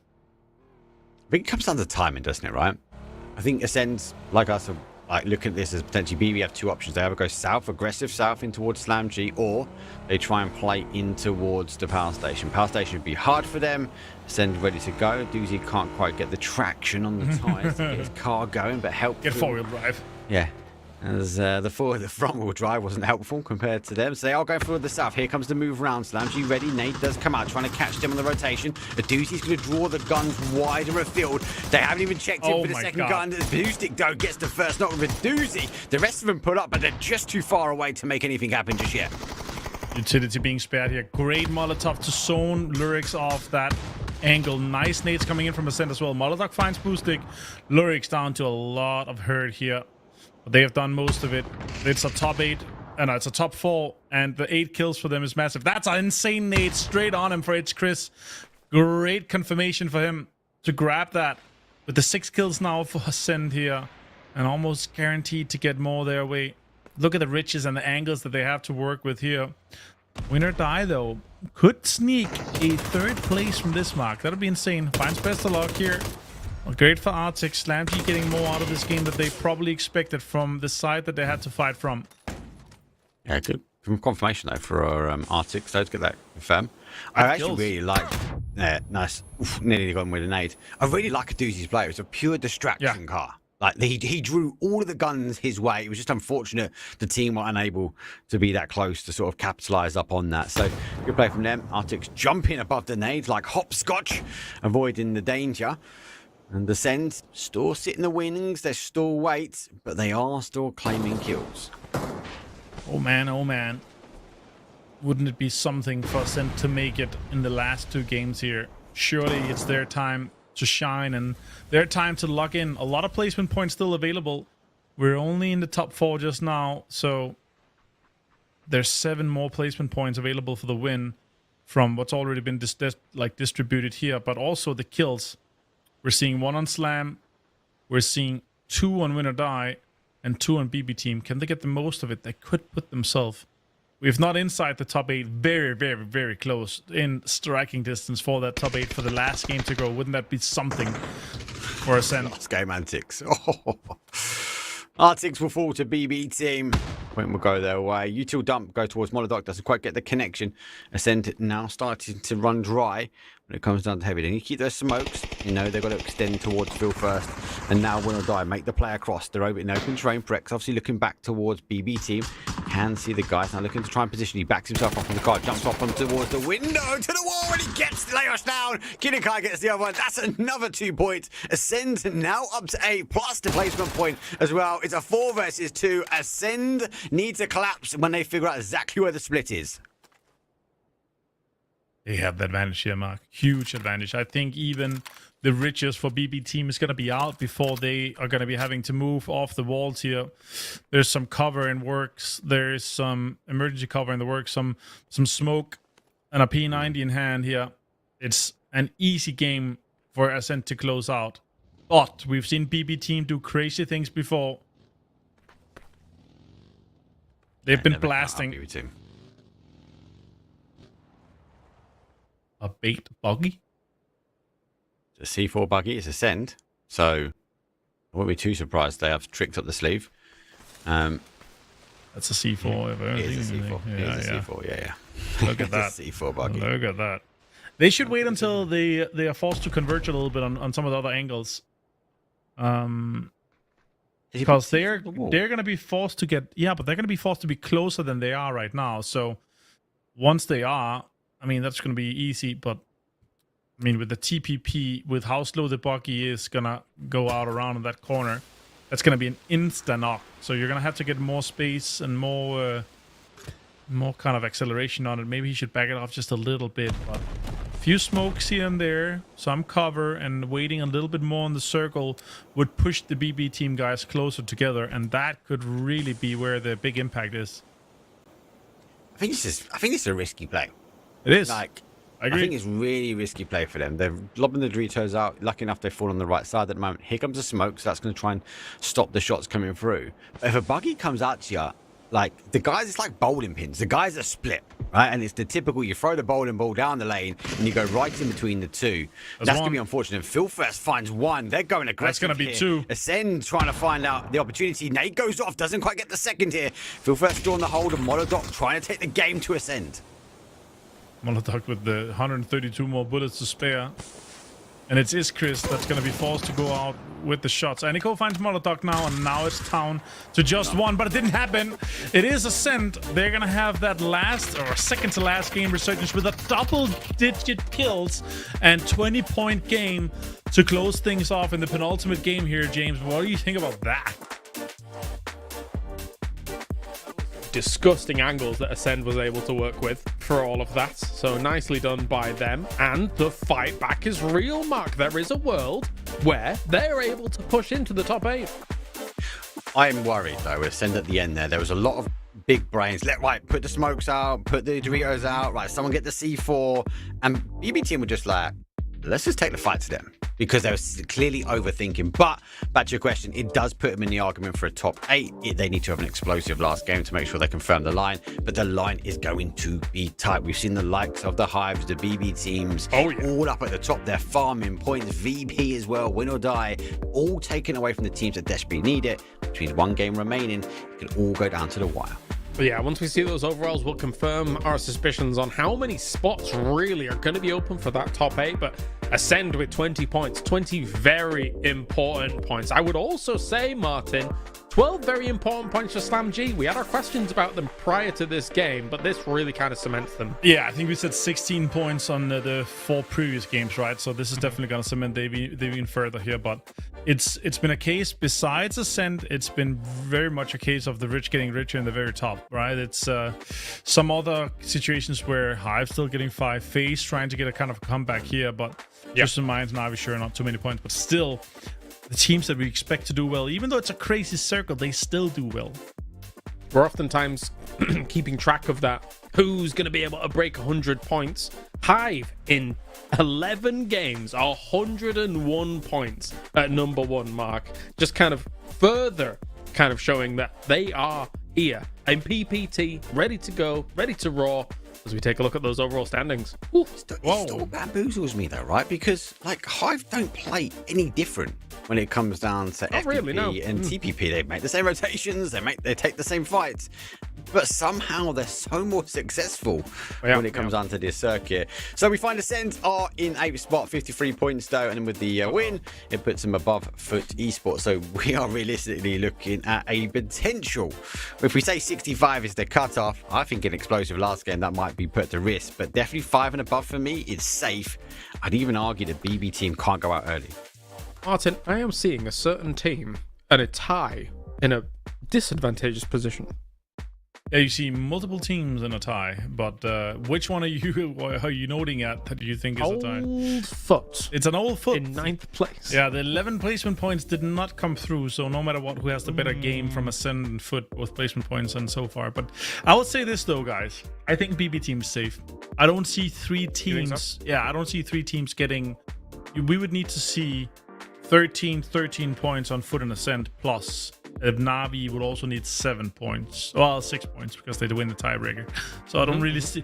I mean, Stars would have to align for that. So I don't really see that happening. But realistically, I think FaZe Clan still has a shot. Big game for them, of course, would need to be needed. EK 888 Foot also still have a chance.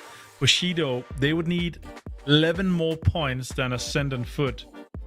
Oh, I don't know. That's tough. Yeah, that's not happening. It's not happening. So to boil this down, you think there's 2 spots remaining here, Avenger? Yeah, I think the Na'Vi 7th and the Ascent 8th spot tied with Foot is up for grabs, and it's 6 teams fighting for it.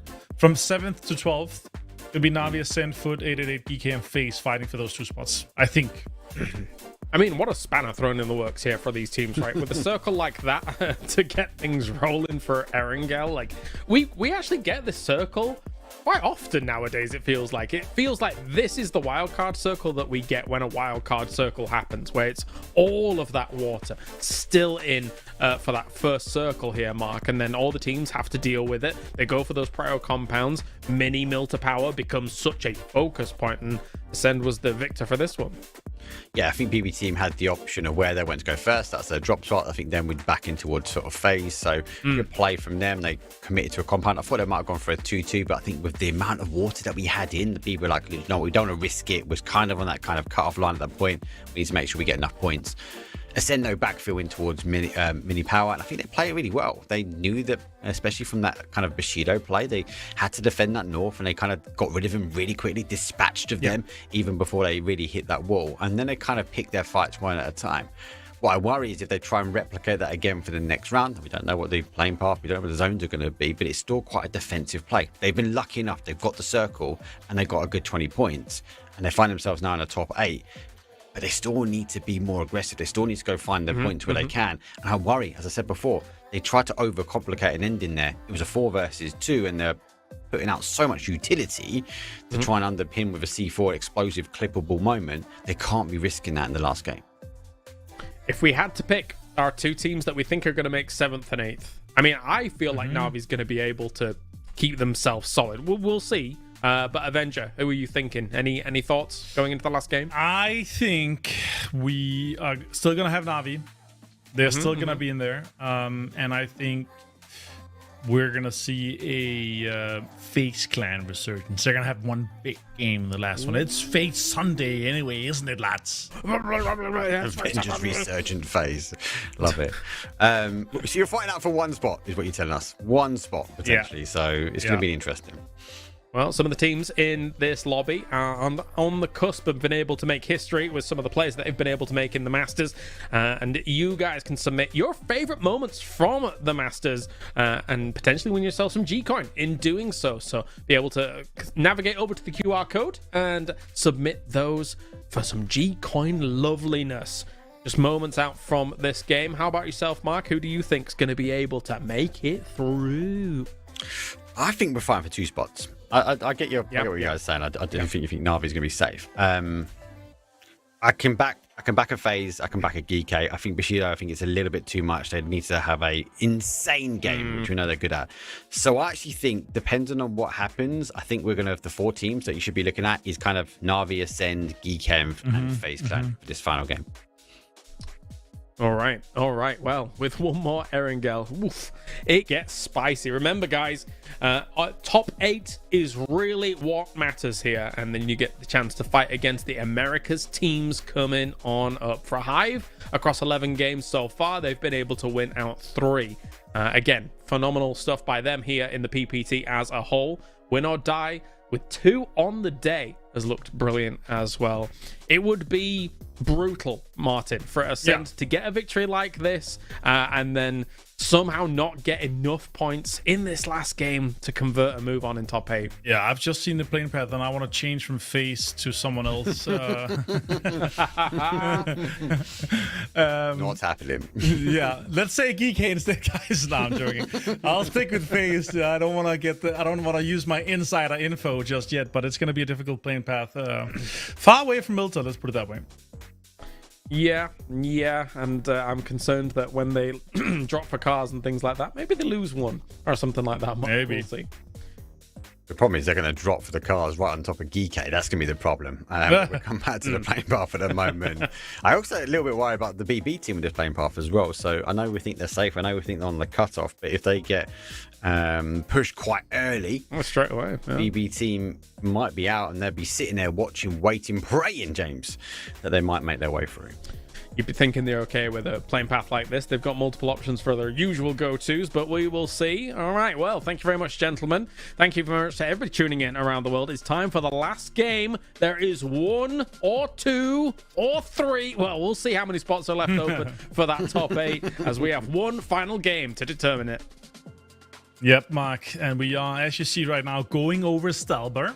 It's going to be a difficult one to get going, and the starting point, as you see, we're very diagonal southwest. It's going to be over on the western side, just over and all west of Primorsk, basically just straight up west of Quarry. A lot of teams are going to have difficulty getting into it. For me, the reason why I'm not worried for BB team is that there's no way they go out without a few kills, you know what I mean? Like, they're going to get 1, 2, 3 kills, they're going to get some quick knocks, and they're going to confirm and flush those kills immediately, and they actually drop out quite early on, taking that west coast, and with a plane path like this, it's like a west coast circle, maybe Everest circle. It could be a Stalber Yasnaya circle as well, but yeah, we'll see where we get going. We've been pretty accurate with our guesstimations of where the circle's been going today, though.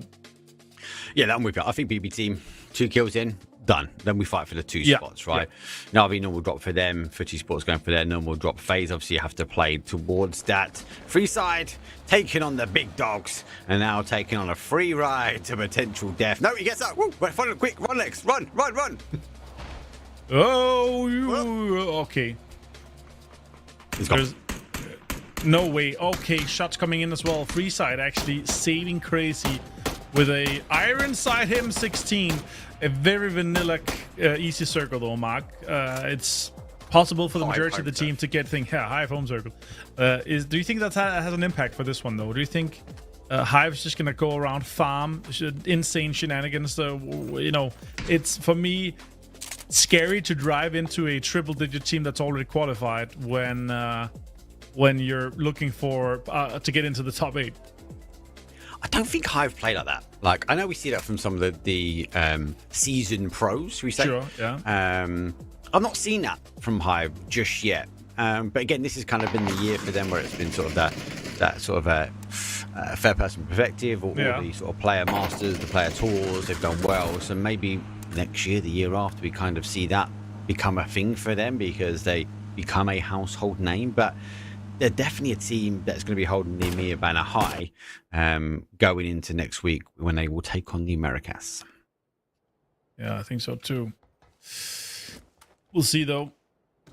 It's a crazy circle for our last game. It makes it so there's a lot of time for teams to fight early on before the circle closes, before they need to kind of worry about the next couple of circles already. And obviously there's going to be teams that's going to go early in, fight, get things going, and really take some impact here because they're safe. There's going to be other teams that's going to be very slow, very cautious to how they kind of approach the circle. Only play together as a full 4-man stack, kind of scout together, get information, and get deeper slowly into the circle. I see PP team potentially getting quite a lot of space early on here because they're going to go on that Harry Potter tower just east of Molodoc, and then they're going to see the entire fields. No cars are in the compound just yet.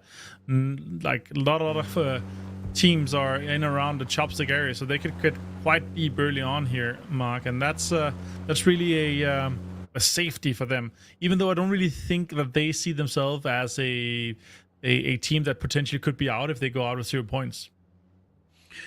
And see, I think 65 is a cutoff. Like, just as a BB team, you want to get a couple of points, right? Just to make sure you keep the average going, and having a 0 point game, especially on the last one, is not what you want to be doing. Nixie jumping in the fields like a bunny ready to pounce. Crexy finds himself on the other side of the compound, and VP, a team which has qualified and will be looking to have a bit of fun. I don't think the contestants can do much more to get in with 29 points, but with VP taking points off the board, we go back to the foot, we go back to the ascends at 888, all the way down to kind of a FaZe clan. There are opportunities that we've taken away from them. Yep, for sure. I will say this though, if I'm a team like on just right now, if I'm Skittles, Freeside, contestants, I'm just taking any fight, impacting anything, right? Doesn't matter for VP, they're already safe, they're already in, but any team that this is a high activity road, let's put it that way. There's a reason why the area just north of VP is called Highway. So especially for late on, if this becomes a bit of a stalemate, Mark, this could be, hurting teams that's going to be trying to coming through from VP or even from the contestants side here. Just see VP baiting some shots, trying to lure Conf out of the safety of his home. Not going to be the case. Crexy will drive by. Nixie still waiting, still watching, still listening. Contestants at the moment not opting to leave, not opting to take the bait just yet. Nixie has to be cautious though. He's only got another mag ready to go, and he has to pray that he's close enough for that shotgun to have an impact. But VP, they back away from the red zone, and Nixie, well, holds tight.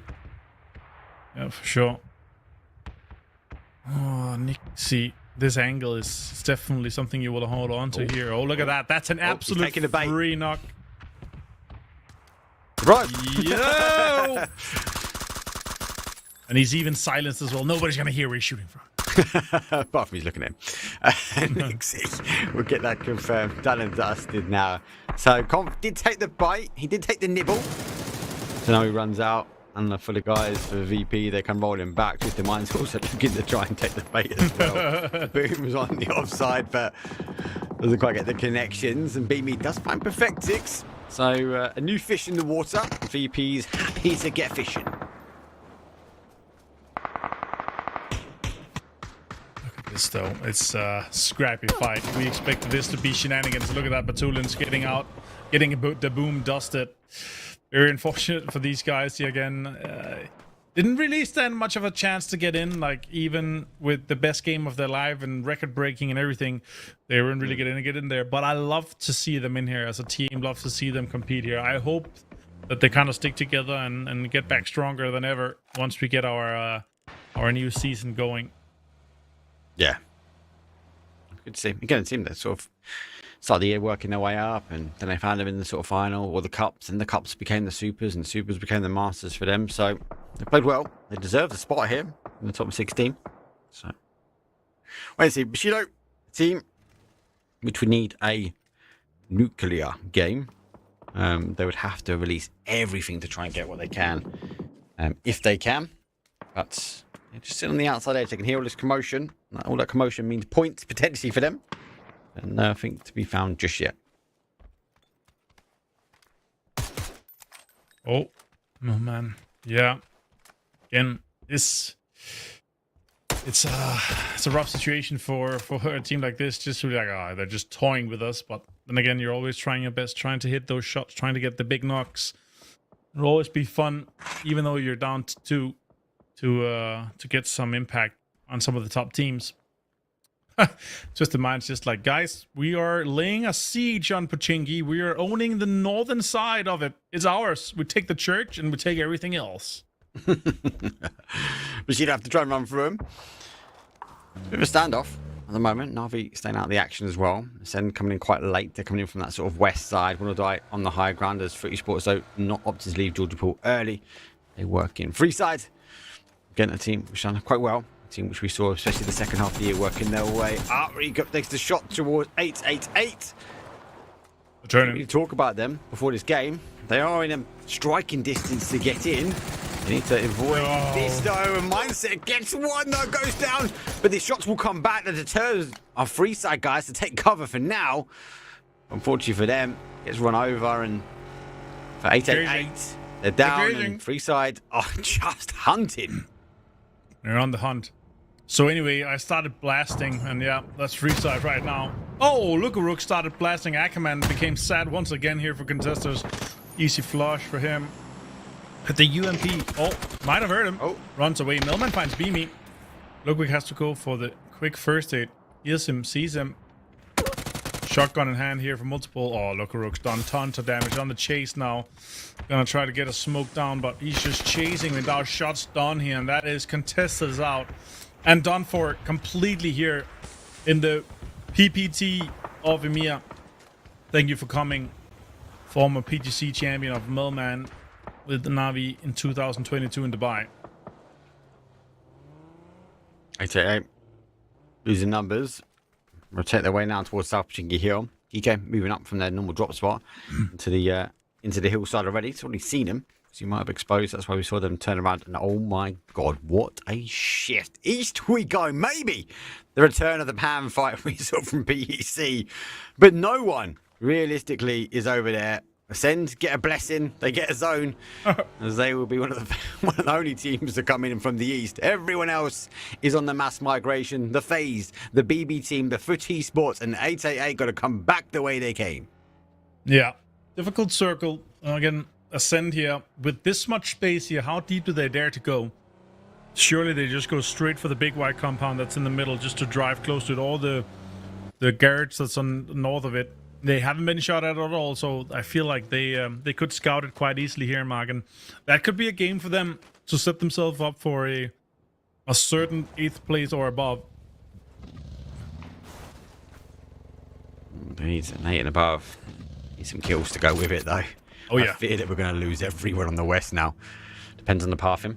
EK, looking on top of the hillside. FaZe taking the safer route now. Oh my god. Trenches, and the trenches have already been calculated and blocked up by Twisted Minds. Lou gets Gustav though as they come explosive action. It's 1, it's 2, it's 3 as FaZe are falling apart.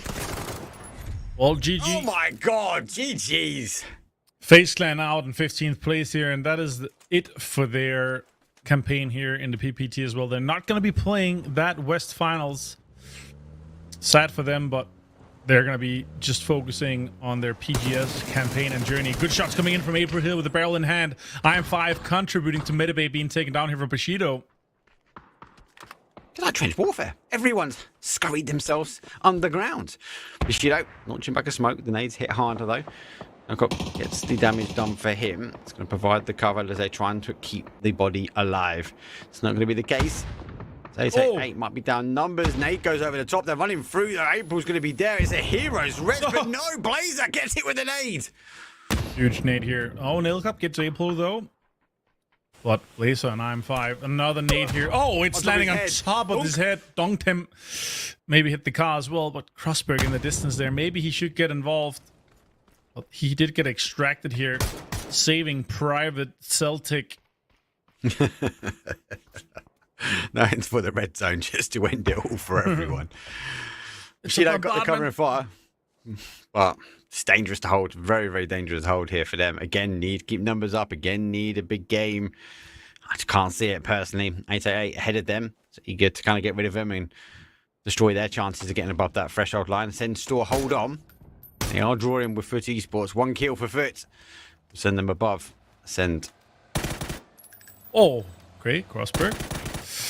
They're going close here. Oh, great shot from Sloy here. Hits the helmet straight onto Crossberg. That's a gas can defense angle here for him. But they took the other house. They took the other barn. Now Bushido. In this sandwich you don't want to be in. The patty and the burger, as you may had heard a reference before, and this is not where you want to be, even though it's the tastiest part. It's also the ones that usually gets ripped apart quickly. Yeah. What's the play here for these guys, man? They're deep center, like with this next circle being as it is right now, Mark. It's just like, okay, we're just gonna stale it a little bit. Skittles does not have too much of a chance to get in unless they have a huge game, and maybe that's what they're aiming for. But also remember, some of these teams are on the outside. We're still playing for 50k, right? Yes, we're looking at that top 8. Yes, we're looking at the opportunity for the best 8 teams from our region to go take on the Americas and win, clearly win. But they're also still playing for money. So these teams, if they can kind of, yes, maybe not reach that top 8, every other placement point, they can kind of work their way up. Every position kind of gets them out that default 500 section and potentially gets more money in their back pocket. So Bushido hunkering down to go back to the other side though, and Boosted though confirms that his own. Bit of friendly fire here as Na'Vi sit on the outside edge. Na'Vi getting 2 valuable and important 3 now. Valuable important kills here to defend that 7th place that they're currently sitting on here. But they're on the south side. Next circle needs to come their way if they needs to have a hope of not having to make a big move and potentially fighting other teams. Schengen goes down to Correxy. Beeman gets the confirmation on him with the explosion on the car. And now multiple teams fighting on this. This is looking good for Ascent. Looking good for Na'Vi so far. 2 teams sitting somewhat safe. Already the points garnered here, but Na'Vi's almost 10 points up in Ascent. It could be just one spot that's being left fought for here on that 8th place. 8 will go out from Bushido. Free side on the other side. Taking on Win or Die. They have the advantage. And you can see BB team who came in, remember, from the southwest all the way around the north. They've rotated now into a northeast. They're now applying the pressure on towards that third party. Bushido still hunkered down, still in the trenches as we speak. And as I said, though, for Win or Die, down to their final player. But Phil first now activates and starts to get involved. This is for Bushido. It's just about survival right now. Resart out in 14th here. Gone. He's got him. Win or Die, easy. Easy amount of points here for him. Slamgy out. 71 points also safe for him. EB team looking to get in and get together as a full 4-man. 3 kills for them now. I would say this is it. There's no way we don't see BB team in the top 8 now. Yeah, that's not happening. 15 points. There's no way Ascent gets 15 along another team, and now we're also getting 5 more. It's definitely safe and sound for them. It's not happening at all. No. GK though, 2 players alive. Sees VP, but the play for him is to stay alive as long as possible right now. The big thing is that all the rich are getting richer, as we say, right? They're still getting rich at the moment. GK. DVD needs to get the opportunity. Does get the opportunity. Put Krexy down. Don't forget, Sparrow is in the compound. VP now engaging with Foot Esports. Again, a team looking to try and get some kills and some steals on the board. Dixie does get PWD. So there should be no confirmation. BB goes back. Huge shift again. Wow. Towards Potato Hill. We're going for elevated endings here. Ascend on a big 2-2 split.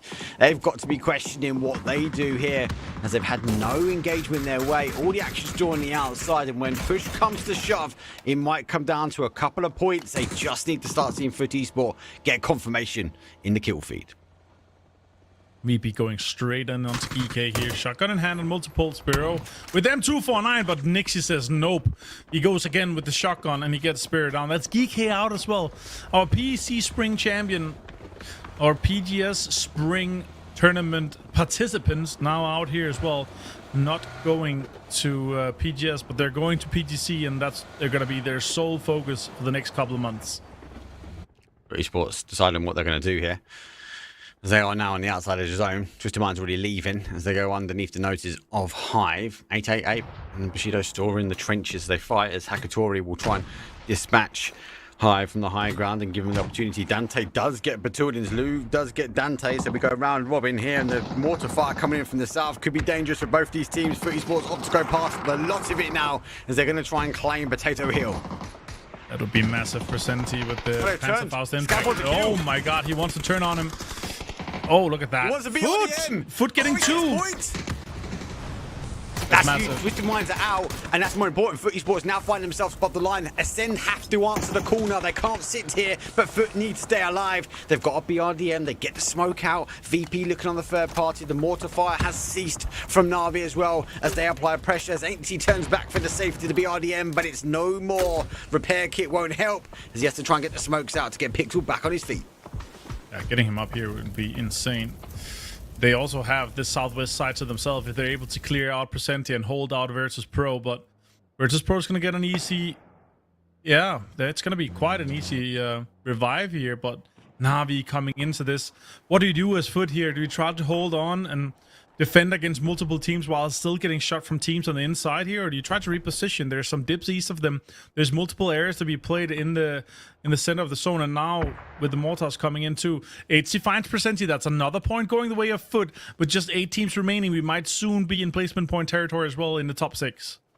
Yeah, I think they were trying to rotate past here, and they saw the opportunity. Scav turned in. He might have turned potential loss into hope for them. Did they stick? Did they twist? Did they rotate away? VP rotates away now. So with those cars getting picked up by the guys, they rotate on that west. Now they have to draw their attention back towards the south here. Nixie, MG out the window. The car will bunny hop through the fields. Do they turn? Do they crash into the top side? Will they get themselves passing up towards VP? It's not going to be the pace. As Hadouken will put Nixie down. And VP, already qualified though, getting picked apart in the fields. What a perfect circle for Foot here. Now Na'Vi is the only target for them. They have the riches to play with as well, but VP being safe, it's just about some fun play here. BB team, yeah, sure, they're going to maybe get a point or two here, but they are looking really good on this northern side here, Mark. They have the whole top ridge to play with, and with teams hurt and bruised, they're looking really strong from this position down.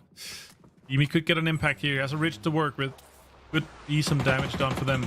Na'Vi slowly working in deeper. Hackatory finds copy here. They're taking all the angles against Foot. They could be falling apart here. They could be falling apart. The bait from Ferris, the car drew in the line of sight here.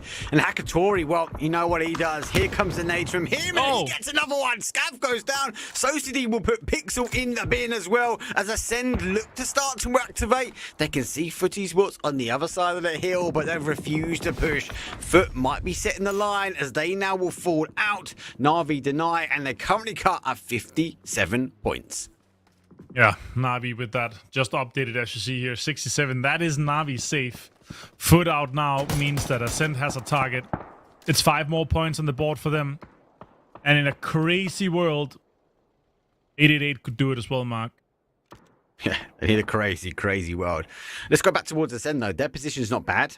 Like, yes, I know they haven't got the kills so much, but they just need to let these teams start fighting. If they can time a sweep here, Ascend, if they can get aggressive, they might be able to put enough points on the board. They're looking for 4. Now, they either get that from the placement, but they have to keep 888 at bay, or they look to try and get rid of a team, especially like Na'Vi that's on the south.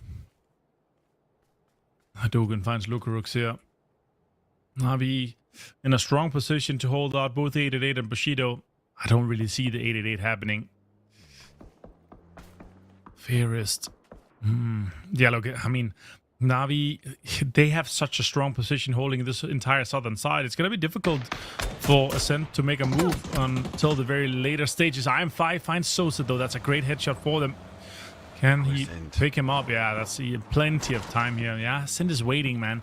They know there's enough teams left, and they control the entire eastern side here.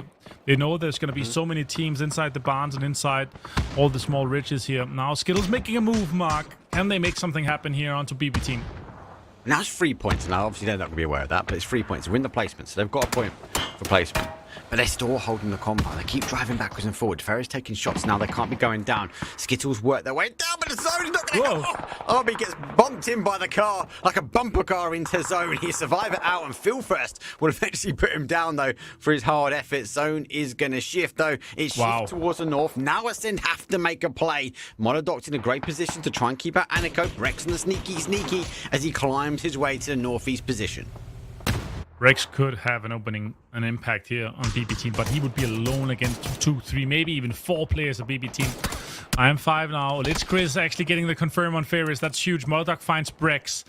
This is not the opening. He's going to get flushed for sure. I don't see him surviving this. And now Aniko, Kilika, and Chris trying to position this quite well. Vinky goes down. Skittles Extend stole that even. Skittles have some pressure onto BB team here, but it doesn't look like they're taking it. Rosberg. Top 4. Gets nailed up. Crossfoot gets Hadouken. It's a bit of a round robin here. Kings of the Hill are still BB team as it stands. Shido in the trenches. I don't think there's enough points on the battlegrounds for them to convert. Same with 888. They need to sweep everything that remains. Kidokai will find himself now in the southern position as it's Chris will reinforce. You would see him coming to sort of that picture shot as Na'Vi now still holds. Hakatori having to go for the send now in and find a position for them. So going to be able to pick up the cars, but the trench warfare has to come to an end, and a doozy finds a headshot again onto RB. It's massive. Hadouken flush as well. Good utility here from Celtic. Finds Blazer. An 888. And Bushido is under tons of pressure here. Good shots coming in. Connects both of them. Taking tons of damage. I'm 5-0. Celtic also low. Now utility coming out here trying to go for the rest surely. Yeah, it could happen here. 888 still with a good fight. Could be inside this next circle too. It's dangerous. This is dangerous. This is chaotic. 6 teams remain, 17 left. I suppose the argument now is this all eyes are on Ascend. They have to now try and engage, and this is the engagement they needed to do. They're going to try and pick up. That's Na'Vi. Reposition. No, Hakatori repositions himself, but as Lloyd finds Hosties, they get a bit of help from the outside edge here, but they need to get the kills. And Hakatori with the nade opens up Aniko, and then Extend goes down with a doozy. So is Ascend getting a bit of a bypass as Hakatori launches out double blue zone here to try and get that confirmation. Is Chris going to sweep his way around as he moves to a new position into the car, and Na'Vi will fall. A couple of kills go on the way for Ascend, and it's the points that are going to be mattering because 888 drop out as well. So Ascend with the placement and the kills will now find themselves in a top 8 position. And Bushido, they've left it a little bit too late. There's not enough on the board for them. Oh man, that'll be insane. Oh, actually, if they kill everyone, they would have to kill everyone and win. That could happen. That could be the way here for Bushido. If we see BB team and Ascend in a big fight here and this next circle goes west, that could be the open door, the chance for Bushido, but I don't see it happening here, Mark. I don't really see it happening. So there's 6 more placement points available if you take the win. And the kills, that'll be 56. They would need, and Ascend not to get anyone, they would need 4 more kills. Yeah, they would need 4 more kills along with the win, with Ascend going out first. So that'll be huge. That could happen. Which fight they need to take first, but the BB team going to try and hold them out. BB team Kingmaker here, Mark. Yeah. They can make it happen. Ascend now back against the wall. They won't know exactly. And they've potentially made the opportunity to qualify at the moment. Doozy repositioning his car, coming off the Kings of the Hill that so far has been BB team. Qualifying now. Potential lockout. Oh, Ilikai has info. Ilikai has info. 67 damage done here. More BB team pressure putting on a Bushido. That's not good for them. They would need all 3 to make this happen. There's no way you as a solo or duo player get 4 more kills and the win against a full 4-man stack of BB team and 3 guys from Ascent. And what do you make of this, man? Ascent getting in there. We're talking about it. The 60 to 65 points cut off. And looks like it's going to be very, very close to exactly that. But what's going to happen here? It's Chris. Oh, damage done onto him. He lost his helmet too. I'm not sure they know. Do you think they are fully aware of the exact points needed here? I don't think so. I think they're desperate to get absolutely every scrap available. I think the call for Ascend at the moment is get second. Get second. No matter what happens, get second. Let these guys fight out. Monodrock can try and work his way out. Doozy though, but Celtic down. That spray with the orb was disgusting now. Bushido down to a 2. Doozy has to get moving, but they've got the ridgeline. They can run the gauntlet and they can apply the pressure. Aniko waiting, watching. Now sees the head. There's Monodok does the little bunny hop though.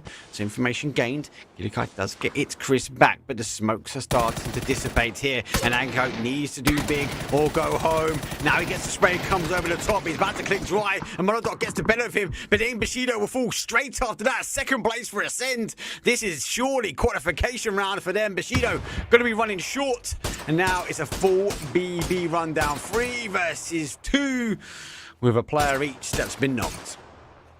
Yeah, this is a full send Tavai for sure, but could they get another confirmation? They did, and I think now Ascend realizes what exactly happens here. This could be crazy. Ascend could still make this happen. They could win this last game too. Wouldn't it be amazing to see them lock this in? Adusi finds him though. Aniko gets the bleed out, and now we're down to just Kilyakai on a 1 versus 3. Kilyakai.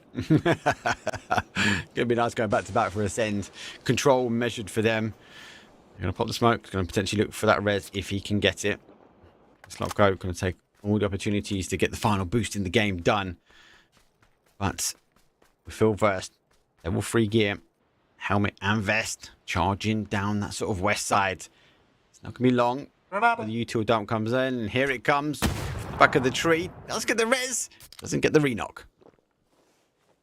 MG3 in hand of Phil first here. He's just going to spray down this smoke when he gets close enough. And now, oh, that's a great nade. Could connect. That's 38 damage done to Besto. Hands on hand for it's Chris. Phil first with the 3 gear and the MG3 in hand here. Look at that. That's a straight rundown. That's 1. It's Chris finds Besto though, but 50 HP, and that's not going to be enough. And BB Team says no. But that's enough for Ascend to get that last spot we were talking about. But 12 kills and a win for BB Team here. Jeez Louise. What a last game though, James. Ascend sneak their way in the northeast corner, and they find themselves a placement into that top 8. Ascend has painted Erangel purple from wall to wall today, and it has meant that they've considered themselves top 8 getting on to Masters West, and even Avenger with the cheeky Kilyakai song that was born in like 2019 backstage, but he did it slightly wrong because he has to do the pitch. He has to go Kilyakai. That's true. But anyway, but regardless, BB Team gets that win there, Martin. A very impressive holdout from that high ground here with 22 points on the board. My jokes goes for the least people laughing, but they laugh the most, and that's the big one here. But 22 points for BB Team and 11 for Na'Vi to ensure themselves here, and yeah, the 9 for Ascend to lock things down. What a game to finish things off with. I mean, the previous game obviously full of shenanigans here, but teams locking in at the right time, at the last moment in the last game here on Erangel. Definitely very impressive stuff here, Mark. It's so impressive. It's so impressive. But it goes down to the last game. Unfortunately, last game antics always unfold. That shift back towards the east.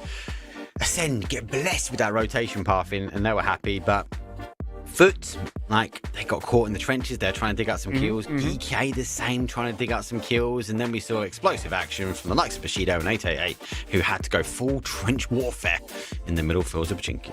And these are our confirmed 8 teams moving on to Masters West to fight off against the Americas. Hive versus Pro Twisted Minds, BB Team, Win or Die, Slam G, Na'Vi, and Ascend manages to eke out that 8th place position. What do you make of the lineup here, Avenger? It's a stacked lineup, man. It's, you know, if you look at it, this is going to be giving the absolute craziest fights possible to our brethren friends from across the Atlantic here, where it's going to be a real showdown, if you may. Oh, yes, it is. I think it's cool, Mark, because we don't really get this that often, right? We don't get 8 America's teams going up against 8 Europe's team or EMEA's teams. So definitely a treat to look forward to for the next weekend. Yeah, and it's some of these teams obviously do go land, so they get to duke it out sometimes, right? But for those that don't make it, it's interesting for them to kind of learn the dynamic of different game styles and game plans, because the Americas do play kind of different to us. So I'd be intrigued to see actually who qualifies for them. They've had a good day number 1, Falcons topping the table, Rockwell and Kandi Elkadia and Team Liquid all in the mix as well. So again, it looks like it's going to be an all-star lineup potentially for both regions. I hate to say it, Martin. The foot curse continues. 9th place. We were laughing about it, unfortunately, throughout the days, but it's a real thing. Even though they had to, of course, bring in Pixel as the super sub, not enough for them to be able to eke it out. Yeah, I'm sad, man, because the players in this roster here is great players. Sure, Pixel maybe didn't play as much as he used to, but he had an insane impact. Look at the games we saw throughout, right? Multiple 1 versus 2s, 2 knocks, 3 knocks here and there, like getting tons of impact. But remember what we talked about, guys. Remember it, right? The game that they could have won where Levante clutched, the 6 points that they could have had would have been 63 points. You're right. It was 1 kill. It was on 1 kill on Levante, and the 5 more points for the win that would have given them the 6 points. So that game they did not win effectively. The easiest points to kind of gotten close to. If they committed all 3 guys to that smoke run, 3 versus 2, they should have won that, but they didn't, man. And those 6 points, remembering it now, remembering it forever, did not put them into West. And that is, I'm sorry to say, that would have won them the 63 points. That would have been just enough. Oh, true. Well, tough stuff. Of course, tough stuff for all the other teams that have not qualified. Commiserations to them. But now we know our 8 teams. We're sending to the Battleground next weekend, which is going to be exciting stuff. Don't forget that the show is not done just yet, because we now have the post-show podcast to answer 3 of your community questions coming at you as we turn the lights down low to get things going for our questions. So let's take a look-see at our first question. I've selected some questions to get things going, and I selected some interestingly different ones relative to just game specific. And I was very interested to hear your guys' opinion on this one. So, from Boss One Rune, I want to be a tournament commentator, or just, I suppose, an esports commentator in general. Any advice from you guys? And I'm going to start with Mark Power. No advice from me, mate. Just I'm not here to lead these pros answer. Advice from me, just do it. You do it. Like, there's so many people that I've spoken to, like, let me do some commentating. I can do some commentating. Just do a scrim. Do some scrims. See if you like it. It might not be for you, but the fact to just go and do some scrims and support your local community in whatever game, it might not be PUBG Pacific, but I'd just say start and then just work out the kinks after that. And I'll leave you 2 pros to answer because you've got more knowledge and depth than me. How about you, Avenger? What do you think? I think the best way, and obviously this is, if you're not a pro player, you would have to be extremely strong in your acing, in your insights. Obviously, you need to have thousands of hours in the game. You need to be very passionate. I'm actually surprised you didn't say that, Mark. I think that's something that's one of your very strong sides. You're extremely passionate. Jiggling a full-time job, 10 kids, 10 wives, whatever, you got all this jazz, right? But still being in here with the scrim, still doing all this stuff, right? So the passion is really something that's important. But to get really easily started, get some good equipment, sure, SM7B or some of the other good stuff, and then start watching tournaments, recording yourself, watching a tournament on mute, recording yourself, commenting over it, and listen to it yourself. Already there, you're going to have a huge amount of insights to what your own self-criticism is going to be. And when you think you're good enough, start sharing that with peers or people that you look up to or mentors, because they will also have a lot of good insights. And then, start yourself working with scrims. It's going to be a lot of grind, a lot of free work to begin with, to kind of put yourself out there. Yes, it is. That's normally how it ends up being. I guess my advice from way back when will just mirror the advice I got from some strong minds in the esports scene way back when I am an esports dinosaur. So I started off like with the path of like trying to be very analytical when it came to like StarCraft 2 and stuff like that. And I thought to myself, my casting's awesome. Like I'm really good at this. I can do this. And I got advice from a guy called DJ Wheat, who is also, well, if I'm an esports dinosaur, he's an esports fossil. He's very old. You need to find someone who's going to give you unbiased advice in terms, or like listen to your stuff and not just say, yeah, that was really good. Yeah, that was awesome. No, you're great. Because what you need to do is you need to find the person who is doesn't have any connection to you will just listen to it and say, yeah, you've got all this knowledge, but you're not exciting enough. You're not, varied in your tone. You're not varied in how you're presenting things and stuff like that. And that's what DJ Wheat said to me now 15 years ago. And that allowed me to remove my limiter. This is how I always phrase it, which is, there's a time when every commentator starts out and they're like a little bit scared to go really excited or really excitable about a moment and lose themselves in a moment. And that's one of the hurdles that a lot of commentators or a lot of presenters have to overcome in esports. So that's my piece of advice, alongside what these guys have said. All right, well, that's a free lesson for everybody. If you're interested in getting involved in esports broadcasting, I suppose. Next question. Let's see what we've got coming up. Which one is this one? When you're okay. From Retro Moo. If you had to replace the blue zone with a different hazard, what would be the funniest or scariest option, and why? Martin's brain ticking away. Yeah, we'll start with Martin first. A wall of death.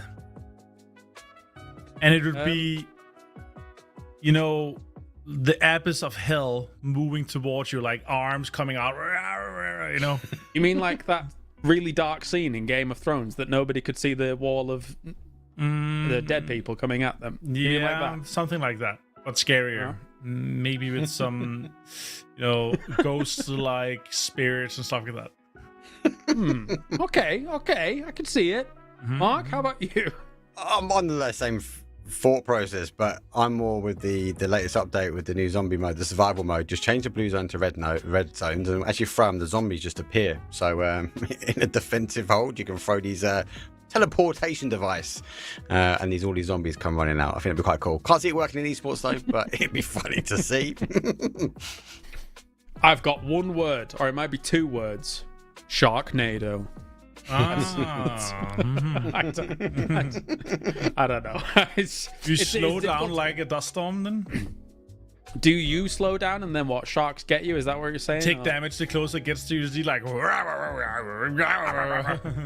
I need that noise, yes. Anytime you're close to the edge as well, it's an overwhelmingly loud noise of sharks chomping away.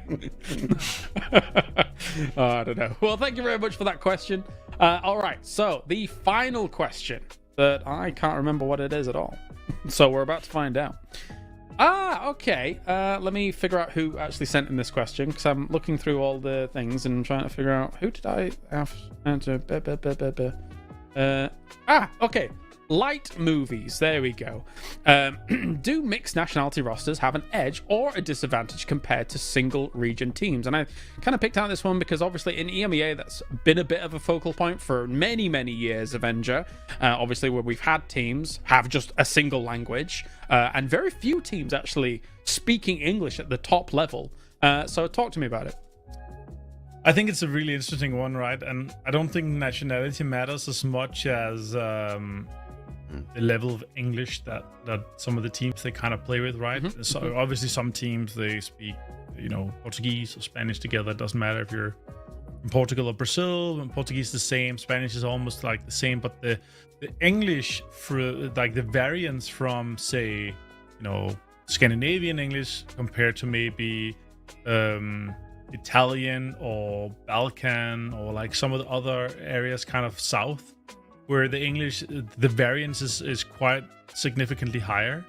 That could paint a little bit of difficulty, and that's where like you often say like, oh, this team needs more synergy, but it comes down to like clearing down communication, because even though you speak like your same national language, like even you say that 4 Germans play together, they're fully understand each other, communication will often get very fluttered, right? You will get too many words, getting too descriptive, getting like all these things like we're like, oh, you're going like Myiramar, there's gonna be 2 guys, like you need to be very precise. And even if English is not your first language, then like blue 2 guys running east, running left, running right, all these, it needs to be extremely simple, descriptive, and that's where it becomes hard for this mixed nationality where English is not their first tongue.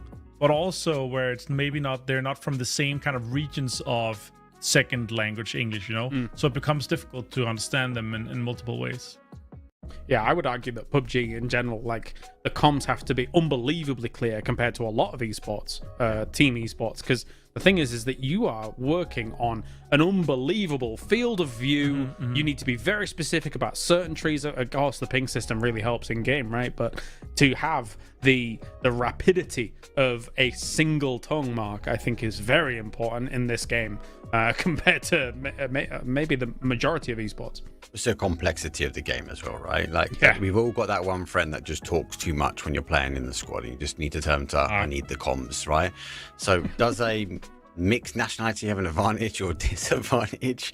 I don't know. Just, again, it comes back to how that synergy of the team, because arguably that maybe English is not the first language, but if they can get that clear communication out, it will outweigh a team that has 4 German speaking or 4 English speaking. It's just how effective that communication is with the team. So I don't think it has an advantage or disadvantage. I think communication, as you guys say, is such a key part to PUBG Esports. I think if EMEA is anything to take away from it, we have seen errors of the Finns being great. It was an all-Finn roster. We have our CIS teams being great, who are all speaking the same language, be it Russian or whatever they may speak for their particular team as a whole. So there's definitely been great examples in this region of Avenger that show that tongue has been super important. Yeah, communication is definitely key, but if eventually, I think once we're a little bit further down, I don't think it'll matter. Like, we're gonna see, as we've seen other tier 1 esports, tier 2 esports, like nationalities doesn't matter. Eventually, even the teams that have players that struggle with English, the players are just too good to ignore, and you're gonna see an absolute crazy mix of players where it just fits the role, it fits the team, the synergy is great, and yeah, it's just gonna be practicing very, very simple and accurate to the point communication. And if it doesn't work, I got 2 words for them. Sharknado. We're sending them into the Sharknado. They're going to have a bad time. It's going to be rough. All right. Well, ladies and gentlemen, thank you very much for tuning in to the Post Show podcast. That's going to be doing it for EMEA here for the last chance. Now we know our 8 teams going into Masters West in a week's time. However, we're not done with the PUBG action today at all, because we are going to get ourselves 8 teams from the Americas, where some of the very best from that region are going to try and battle it out to get to top 8, as Falcons currently leads the charge, but South America's is rivaling them, battling back strong. Go and tune into that in just a few hours' time. We'll see you for Masters West, as well as that, very soon.